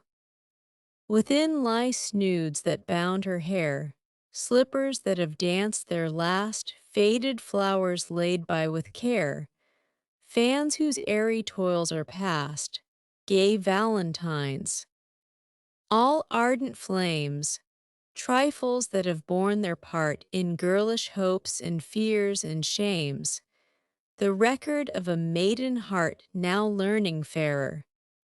Truer spells, hearing like a blithe refrain, the silver sound of bridal bells in the falling summer rain. Four little chests all in a row, dim with dust, and worn by time, four women, taught by weal and woe to love and labor in their prime. Four sisters, parted for an hour, none lost. One only gone before, made by love's immortal power, nearest and dearest evermore. Oh, when these hidden stores of ours lie open to the Father's sight, may they be rich in golden hours, deeds that show fairer for the light, lives whose brave music long shall ring, like a spirit-stirring strain, souls that shall gladly soar and sing in the long sunshine after rain. It's very bad poetry, but I felt it when I wrote it, one day when I was very lonely and had a good cry on a rag bag. I never thought it would go where it could tell tales, said Joe, tearing up the verses the professor had treasured so long. Let it go, it has done its duty, and I will have a fresh one when I read all the brown book in which she keeps her little secrets, said Mr. Bear with a smile as he watched the fragments fly away on the wind. Yes, he added earnestly, I read that and I think to myself, she has a sorrow, she is lonely, she would find comfort in true love. I have a heart full, full for her.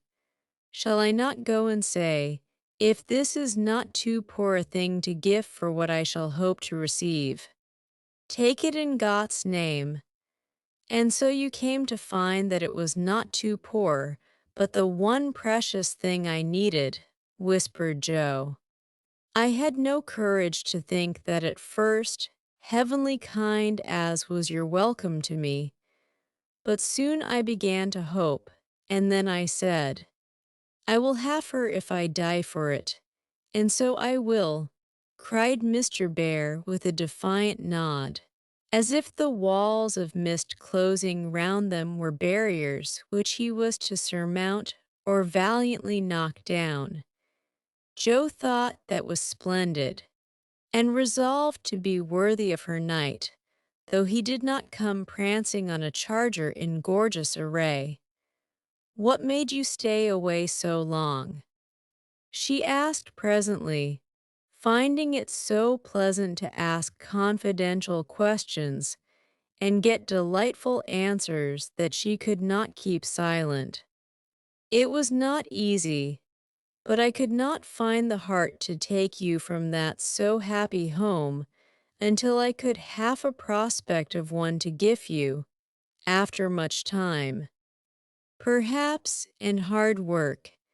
How could I ask you to give up so much for a poor old fellow, who has no fortune but a little learning? I'm glad you are poor. I couldn't bear a rich husband, said Joe decidedly, adding in a softer tone, don't fear poverty. I've known it long enough to lose my dread and be happy working for those I love. And don't call yourself old M dash. 40 is the prime of life. I couldn't help loving you if you were 70. The professor found that so touching that he would have been glad of his handkerchief if he could have got at it. As her couldn't, Joe wiped his eyes for him and said, laughing, as she took away a bundle or two, I may be strong-minded, but no one can say I'm out of my sphere now. For woman's special mission is supposed to be drying tears and bearing burdens. I'm to carry my share, Friedrich, and help to earn the home. Make up your mind to that, or I'll never go, she added resolutely as he tried to reclaim his load. We shall see. Have you patience to wait a long time, Joe? I must go away and do my work alone. I must help my boys first. Because, even for you, I may not break my word to Minna. Can you forge of that? And be happy while we hope and wait. Yes, I know I can, for we love one another. And that makes all the rest easy to bear. I have my duty also, and my work. I couldn't enjoy myself if I neglected them even for you, so there's no need of hurry or impatience. You can do your part out west. I can do mine here, and both be happy hoping for the best, and leaving the future to be as God wills. Ah, thou givest me such hope and courage, and I have nothing to give back but a full heart and these empty hands, cried the professor, quite overcome. Joe never would learn to be proper, for when he said that as they stood upon the steps, she just put both hands into his, whispering tenderly, "Not empty now," and stooping down, kissed her Friedrich under the umbrella. It was dreadful, but she would have done it if the flock of draggle-tailed sparrows on the hedge had been human beings, for she was very far gone indeed, and quite regardless of everything but her own happiness, though it came in such a very simple guise. That was the crowning moment of both their lives when, turning from the night and storm and loneliness to the household light and warmth and peace waiting to receive them, with a glad welcome home, Joe led her lover in and shut the door.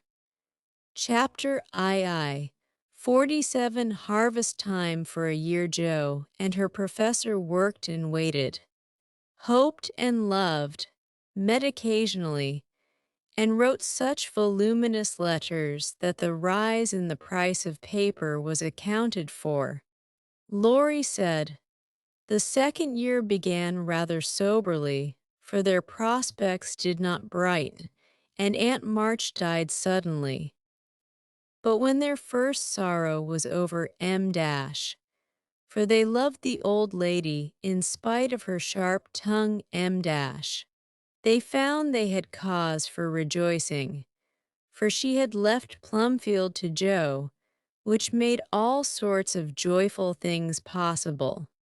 It's a fine old place and will bring a handsome sum, for of course you intend to sell it, said Laurie, as they were all talking the matter over some weeks later.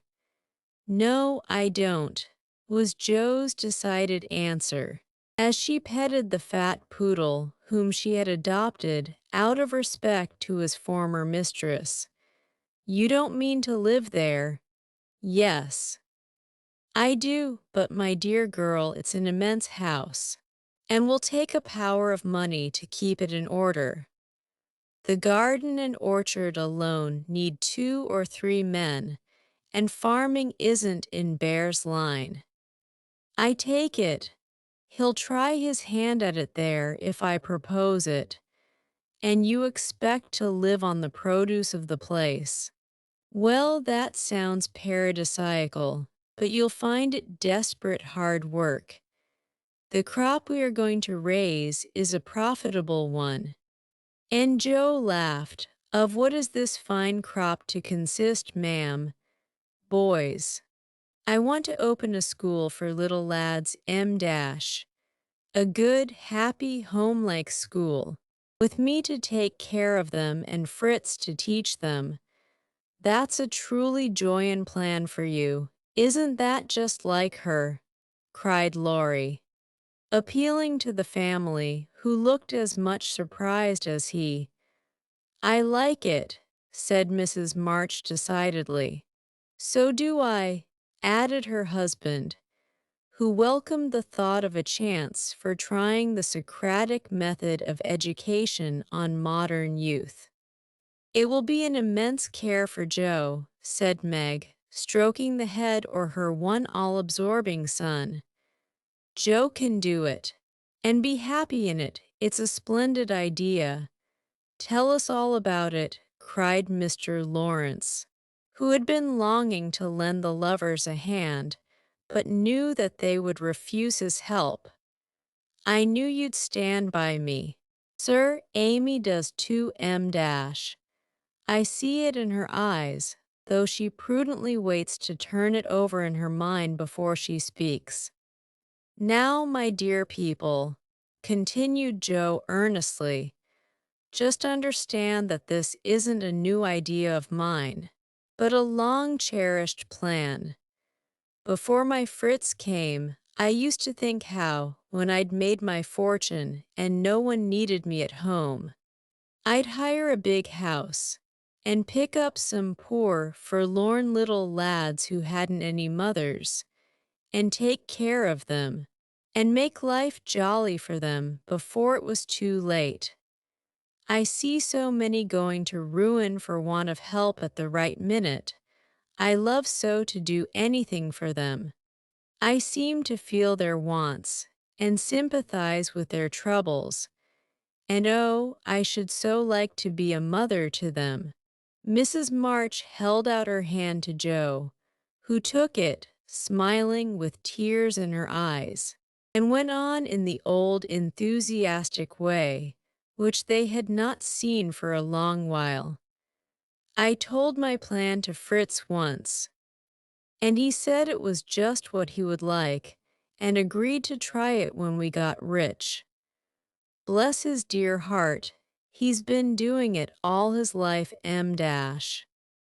Helping poor boys, I mean, not getting rich, that he'll never be. Money doesn't stay in his pocket long enough to lay up any. But now, thanks to my good old aunt, who loved me better than I ever deserved, I'm rich, at least I feel so, and we can live at Plumfield perfectly well if we have a flourishing school. It's just the place for boys, the house is big, and the furniture strong and plain. There's plenty of room for dozens inside, and splendid grounds outside. They could help in the garden and orchard. Such work is healthy, isn't it, sir? Then Fritz could train and teach in his own way, and father will help him. I can feed and nurse and pet and scold them, and mother will be my standby. I've always longed for lots of boys, and never had enough. Now I can fill the house full and revel in the little dears to my heart's content. Think what luxury dash, Plumfield my own, and a wilderness of boys to enjoy it with me." As Joe waved her hands and gave a sigh of rapture, the family went off into a gale of merriment, and Mr. Lawrence laughed till they thought he'd have an apoplectic fit. "I don't see anything funny," she said gravely when she could be heard. "Nothing could be more natural and proper than for my professor to open a school, and for me to prefer to reside in my own estate." "She is putting on airs already," said Laurie, who regarded the idea in the light of a capital joke. "But may I inquire how you intend to support the establishment? If all the pupils are little ragamuffins, I'm afraid your crop won't be profitable in a worldly sense. Mr. Bear, now don't be a wet blanket, Teddy. Of course I shall have rich pupils. Also dash, perhaps begin with such altogether. Then, when I've got a start, I can take in a ragamuffin or two, just for a relish. Rich people's children often need care and comfort as well as poor. I've seen unfortunate little creatures left to servants, or backward ones pushed forward, when it's real cruelty. Some are naughty through mismanagement or neglect, and some lose their mothers. Besides, the best have to get through the hobbledehoy age, and that's the very time they need most patience and kindness. People laugh at them and hustle them about, try to keep them out of sight, and expect them to turn all at once from pretty children into fine young men. They don't complain much plucky little souls but they feel it. I've been through something of it, and I know all about it. I've a special interest in such young bears, and like to show them that I see the warm, honest, well-meaning boys' hearts, in spite of the clumsy arms and legs and the topsy-turvy heads. I've had experience, too, for haven't I brought up one boy to be a pride and honor to his family? I'll testify that you tried to do it, said Laurie with a grateful look. And I've succeeded beyond my hopes, for here you are, a steady, sensible businessman, doing heaps of good with your money, and laying up the blessings of the poor instead of dollars. But you are not merely a businessman. You love good and beautiful things, enjoy them yourself, and let others go halves, as you always did in the old times. I am proud of you, Teddy, for you get better every year, and everyone feels it, though you won't let them say so. Yes, and when I have my flock, I'll just point to you and say there's your model. My lads, poor Laurie didn't know where to look, for man though he was. Something of the old bashfulness came over him, as this burst of praise made all faces turn approvingly upon him. I say, Joe, that's rather too much, he began, just in his old boyish way. You have all done more for me than I can ever thank you for, except by doing my best not to disappoint you. You have rather cast me off lately, Joe, but I've had the best of help, nevertheless. So if I've got on at all, you may thank these two for it. And he laid one hand gently on his grandfather's head, and the other on Amy's golden one, for the three were never far apart. I do think that families are the most beautiful things in all the world, burst out Joe, who was in an unusually uplifted frame of mind just then. When I have one of my own, I hope it will be as happy as the three I know and love the best. If John and my Fritz were only here, it would be quite a little heaven on earth, she added more quietly. And that night, when she went to her room after a blissful evening of family councils, hopes, and plans, her heart was so full of happiness that she could only calm it by kneeling beside the empty bed, always near her own, and thinking tender thoughts of Bate. It was a very astonishing year altogether, for things seemed to happen in an unusually rapid and delightful manner. Almost before she knew where she was, Jo found herself married and settled at Plumfield. Then a family of 6 or 7 boys sprung up like mushrooms and flourished surprisingly, poor boys as well as rich, for Mr. Lawrence was continually finding some touching case of destitution, and begging the bears to take pity on the child, and he would gladly pay a trifle for its support. In this way, the sly old gentleman got round proud Jo, and furnished her with the style of boy in which she most delighted. Of course, it was uphill work at first, and Joe made queer mistakes. But the wise professor steered her safely into calmer waters, and the most rampant ragamuffin was conquered in the end. How Joe did enjoy her wilderness of boys, and how poor. Dear Aunt March would have lamented had she been there to see the sacred precincts of Prim, well-ordered Plumfield overrun with Toms, Dicks, and Harrys. There was a sort of poetic justice about it, after all. For the old lady had been the terror of the boys for miles around, and now the exiles feasted freely on forbidden plums, kicked up the gravel with profane boots unreproved, and played cricket in the big field where the irritable cow with a crumpled horn used to invite rash youths to come and be tossed. It became a sort of boys' paradise, and Laurie suggested that it should be called the Bear Garden, as a compliment to its master and appropriate to its inhabitants.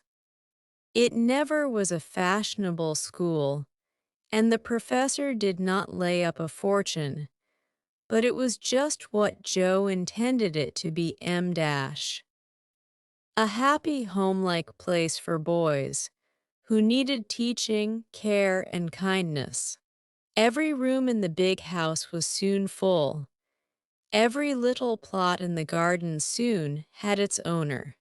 A regular menagerie appeared in barn and shed, for pet animals were allowed, and 3 times a day, Joe smiled at her Fritz from the head of a long table lined on either side with rows of happy young faces, which all turned to her with affectionate eyes, confiding words, and grateful hearts full of love for Mother Bear. She had boys enough now and did not tire of them, though they were not angels, by any means, and some of them caused both professor and professorin much trouble and anxiety.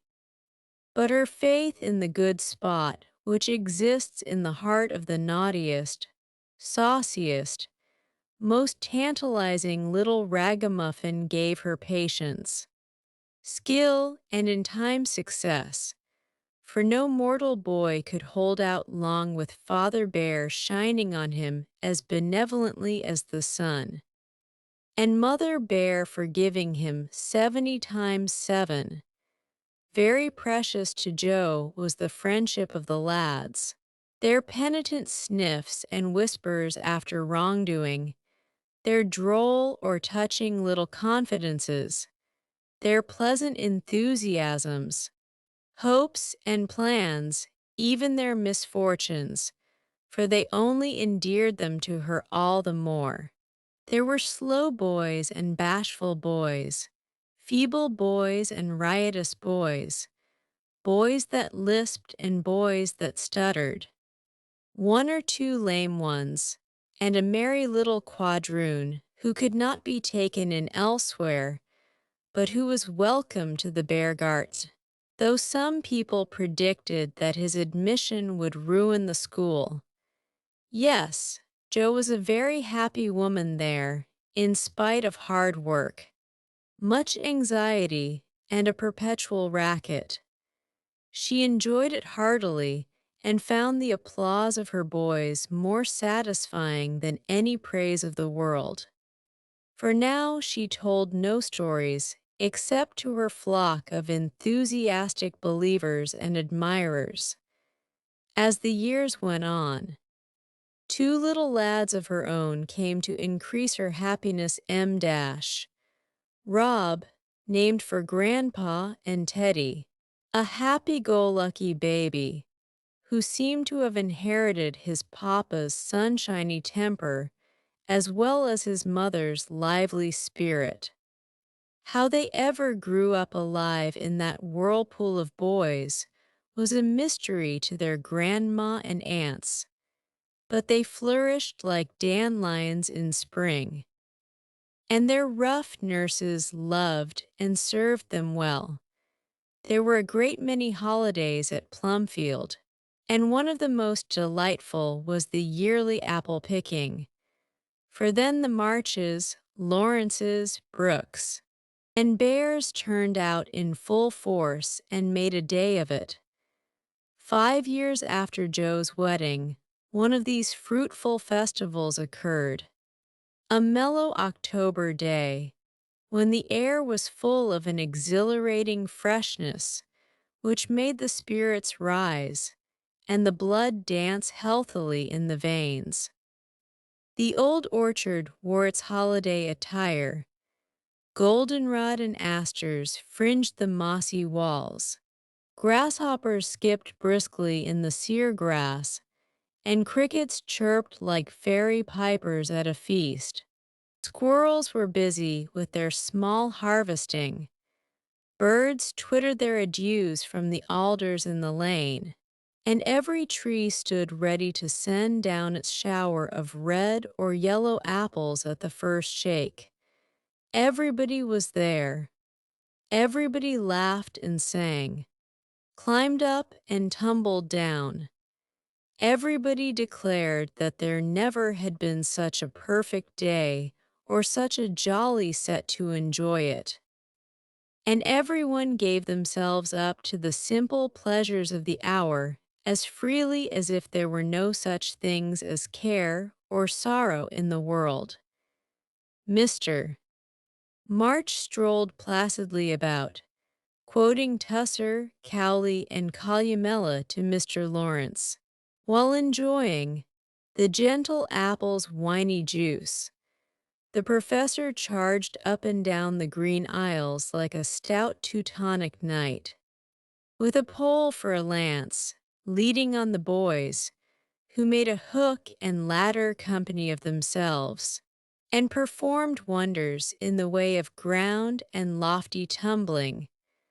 Laurie devoted himself to the little ones, rode his small daughter in a bushel basket, took Daisy up among the birds' nests, and kept adventurous Rob from breaking his neck.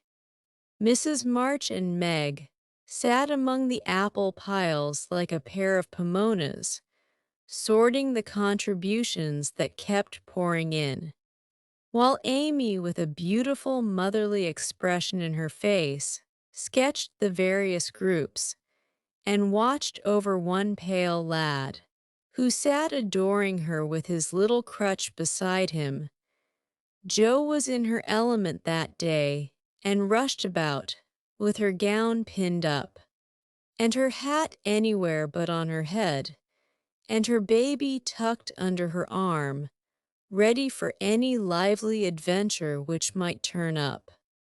Little Teddy bore a charmed life, for nothing ever happened to him, and Jo never felt any anxiety when he was whisked up into a tree by one lad, galloped off on the back of another, or supplied with sour russets by his indulgent papa, who labored under the Germanic delusion that babies could digest anything, from pickled cabbage to buttons, nails, and their own small shoes. She knew that little Ted would turn up again in time, safe and rosy, dirty and serene, and she always received him back with a hearty welcome, for Jo loved her babies tenderly. At 4 o'clock a lull took place, and baskets remained empty, while the apple pickers rested and compared rents and bruises. Then Jo and Meg, with a detachment of the bigger boys, set forth the supper on the grass, for an out-of-door tea was always the crowning joy of the day. The land literally flowed with milk and honey on such occasions, for the lads were not required to sit at table, but allowed to partake of refreshment as they liked freedom being the sauce best beloved by the boyish soul. They availed themselves of the rare privilege to the fullest extent, for some tried the pleasing experiment of drinking mild while standing on their heads. Others lent a charm to leapfrog by eating pie in the pauses of the game. Cookies were sown broadcast over the field, and apple turnovers roosted in the trees like a new style of bird. The little girls had a private tea party, and Ted roved among the edibles at his own sweet will.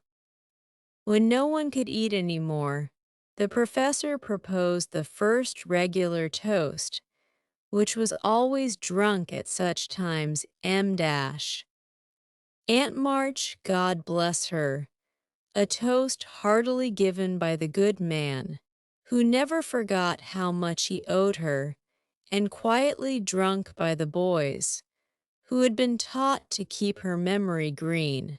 Now Grandma's 60th birthday, long life to her with 3 times 3, that was given with a will. As you may well believe, and the cheering once begun, it was hard to stop it. Everybody's health was proposed, form Mr. Lawrence, who was considered their special patron, to the astonished guinea pig, who had strayed from its proper sphere in search of its young master. Demi, as the oldest grandchild, then presented the queen of the day with various gifts, so numerous that they were transported to the festive scene in a wheelbarrow. Funny presents, some of them, but what would have been defects to other eyes were ornaments to Grandma's M dash. For the children's gifts were all their own. Every stitch Daisy's patient little fingers had put into the handkerchiefs she hemmed was better than embroidery to Mrs. March, Demi's miracle of mechanical skill, though the cover wouldn't shut.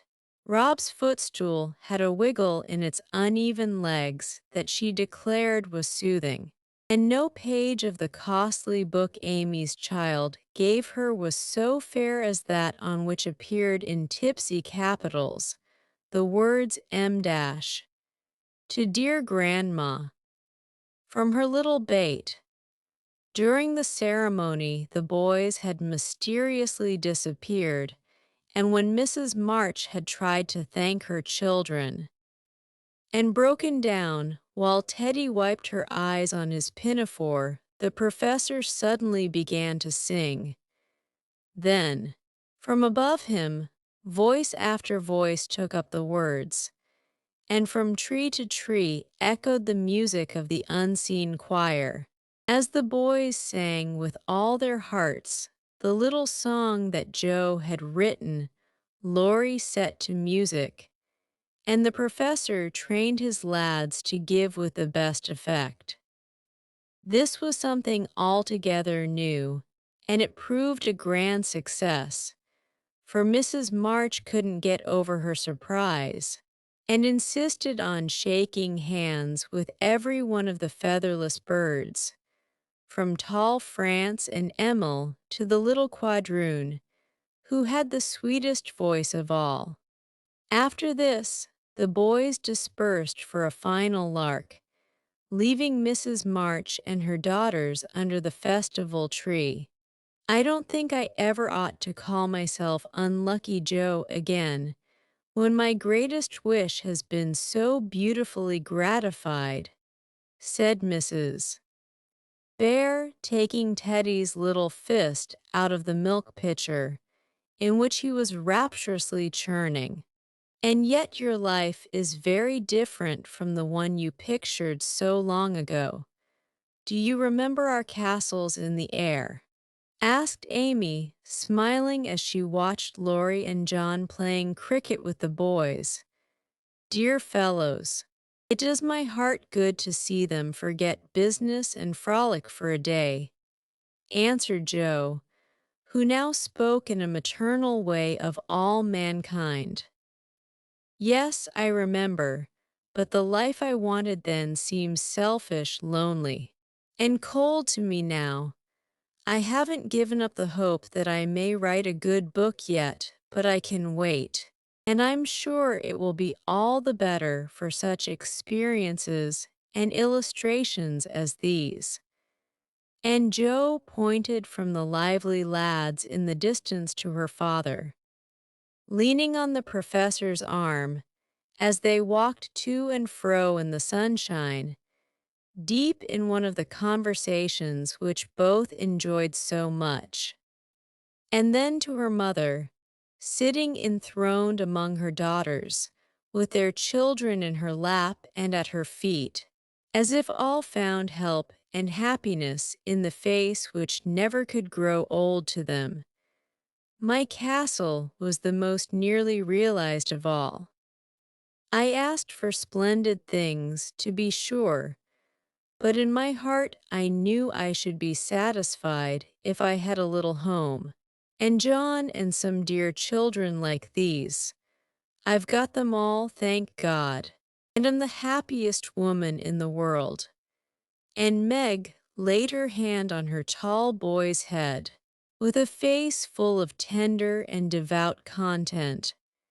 My castle is very different from what I planned, but I would not alter it.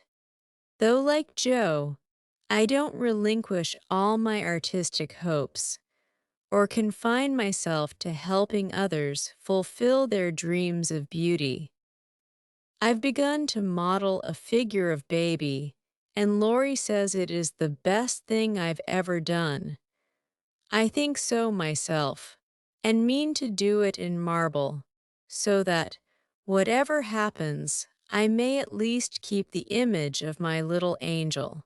As Amy spoke, a great tear dropped on the golden hair of the sleeping child in her arms, for her one well-beloved daughter was a frail little creature, and the dread of losing her was the shadow over Amy's sunshine. This cross was doing much for both father and mother, for one love and sorrow bound them closely together. Amy's nature was growing sweeter, deeper and more tender. Laurie was growing more serious, strong, and firm, and both were learning that beauty, youth, good fortune, even love itself, cannot keep care and pain, loss and sorrow from the most blessed for. Into each life some rain must fall. Some days must be dark and sad and dreary. She is growing better, I am sure of it, my dear. Don't despond, but hope and keep happy, said Mrs. March, as tender-hearted Daisy stooped from her knee to lay her rosy cheek against her little cousin's pale one. I never ought to, while I have you to cheer me up. Marmee and Laurie to take more than half of every burden, replied Amy warmly. He never lets me see his anxiety, but is so sweet and patient with me, so devoted to Bate, and such a stay and comfort to me always that I can't love him enough. So, in spite of my one cross, I can say with Meg, thank God I'm a happy woman. There's no need for me to say it, for everyone can see that I'm far happier than I deserve, added Jo, glancing from her good husband to her chubby children, tumbling on the grass beside her. Fritz is getting gray and stout. I'm growing as thin as a shadow and am 30. We never shall be rich. And Plumfield may burn up any night, for that incorrigible Tommy Bangs will smoke sweet fern cigars under the bedclothes, though he's set himself afire 3 times already. But in spite of these unromantic facts, I have nothing to complain of, and never was so jolly in my life. Excuse the remark, but living among boys, I can't help using their expressions now and then. Yes. Joe, I think your harvest will be a good one, began Mrs. March, frightening away a big black cricket that was staring Teddy out of countenance. Not half so good as yours, mother. Here it is, and we never can thank you enough for the patient sowing and reaping you have done, cried Joe, with the loving impetuosity which she never would outgrow. I hope there will be more wheat and fewer tares every year, said Amy softly. A large sheaf, but I know there's room in your heart for it, Marmee dear, added Meg's tender voice. Touched to the heart, Mrs. March could only stretch out her arms, as if to gather children and grandchildren to herself, and say, with face and voice full of motherly love, gratitude and humility, "Oh, my girls, however long you may live, I never can wish you a greater happiness than this." The end.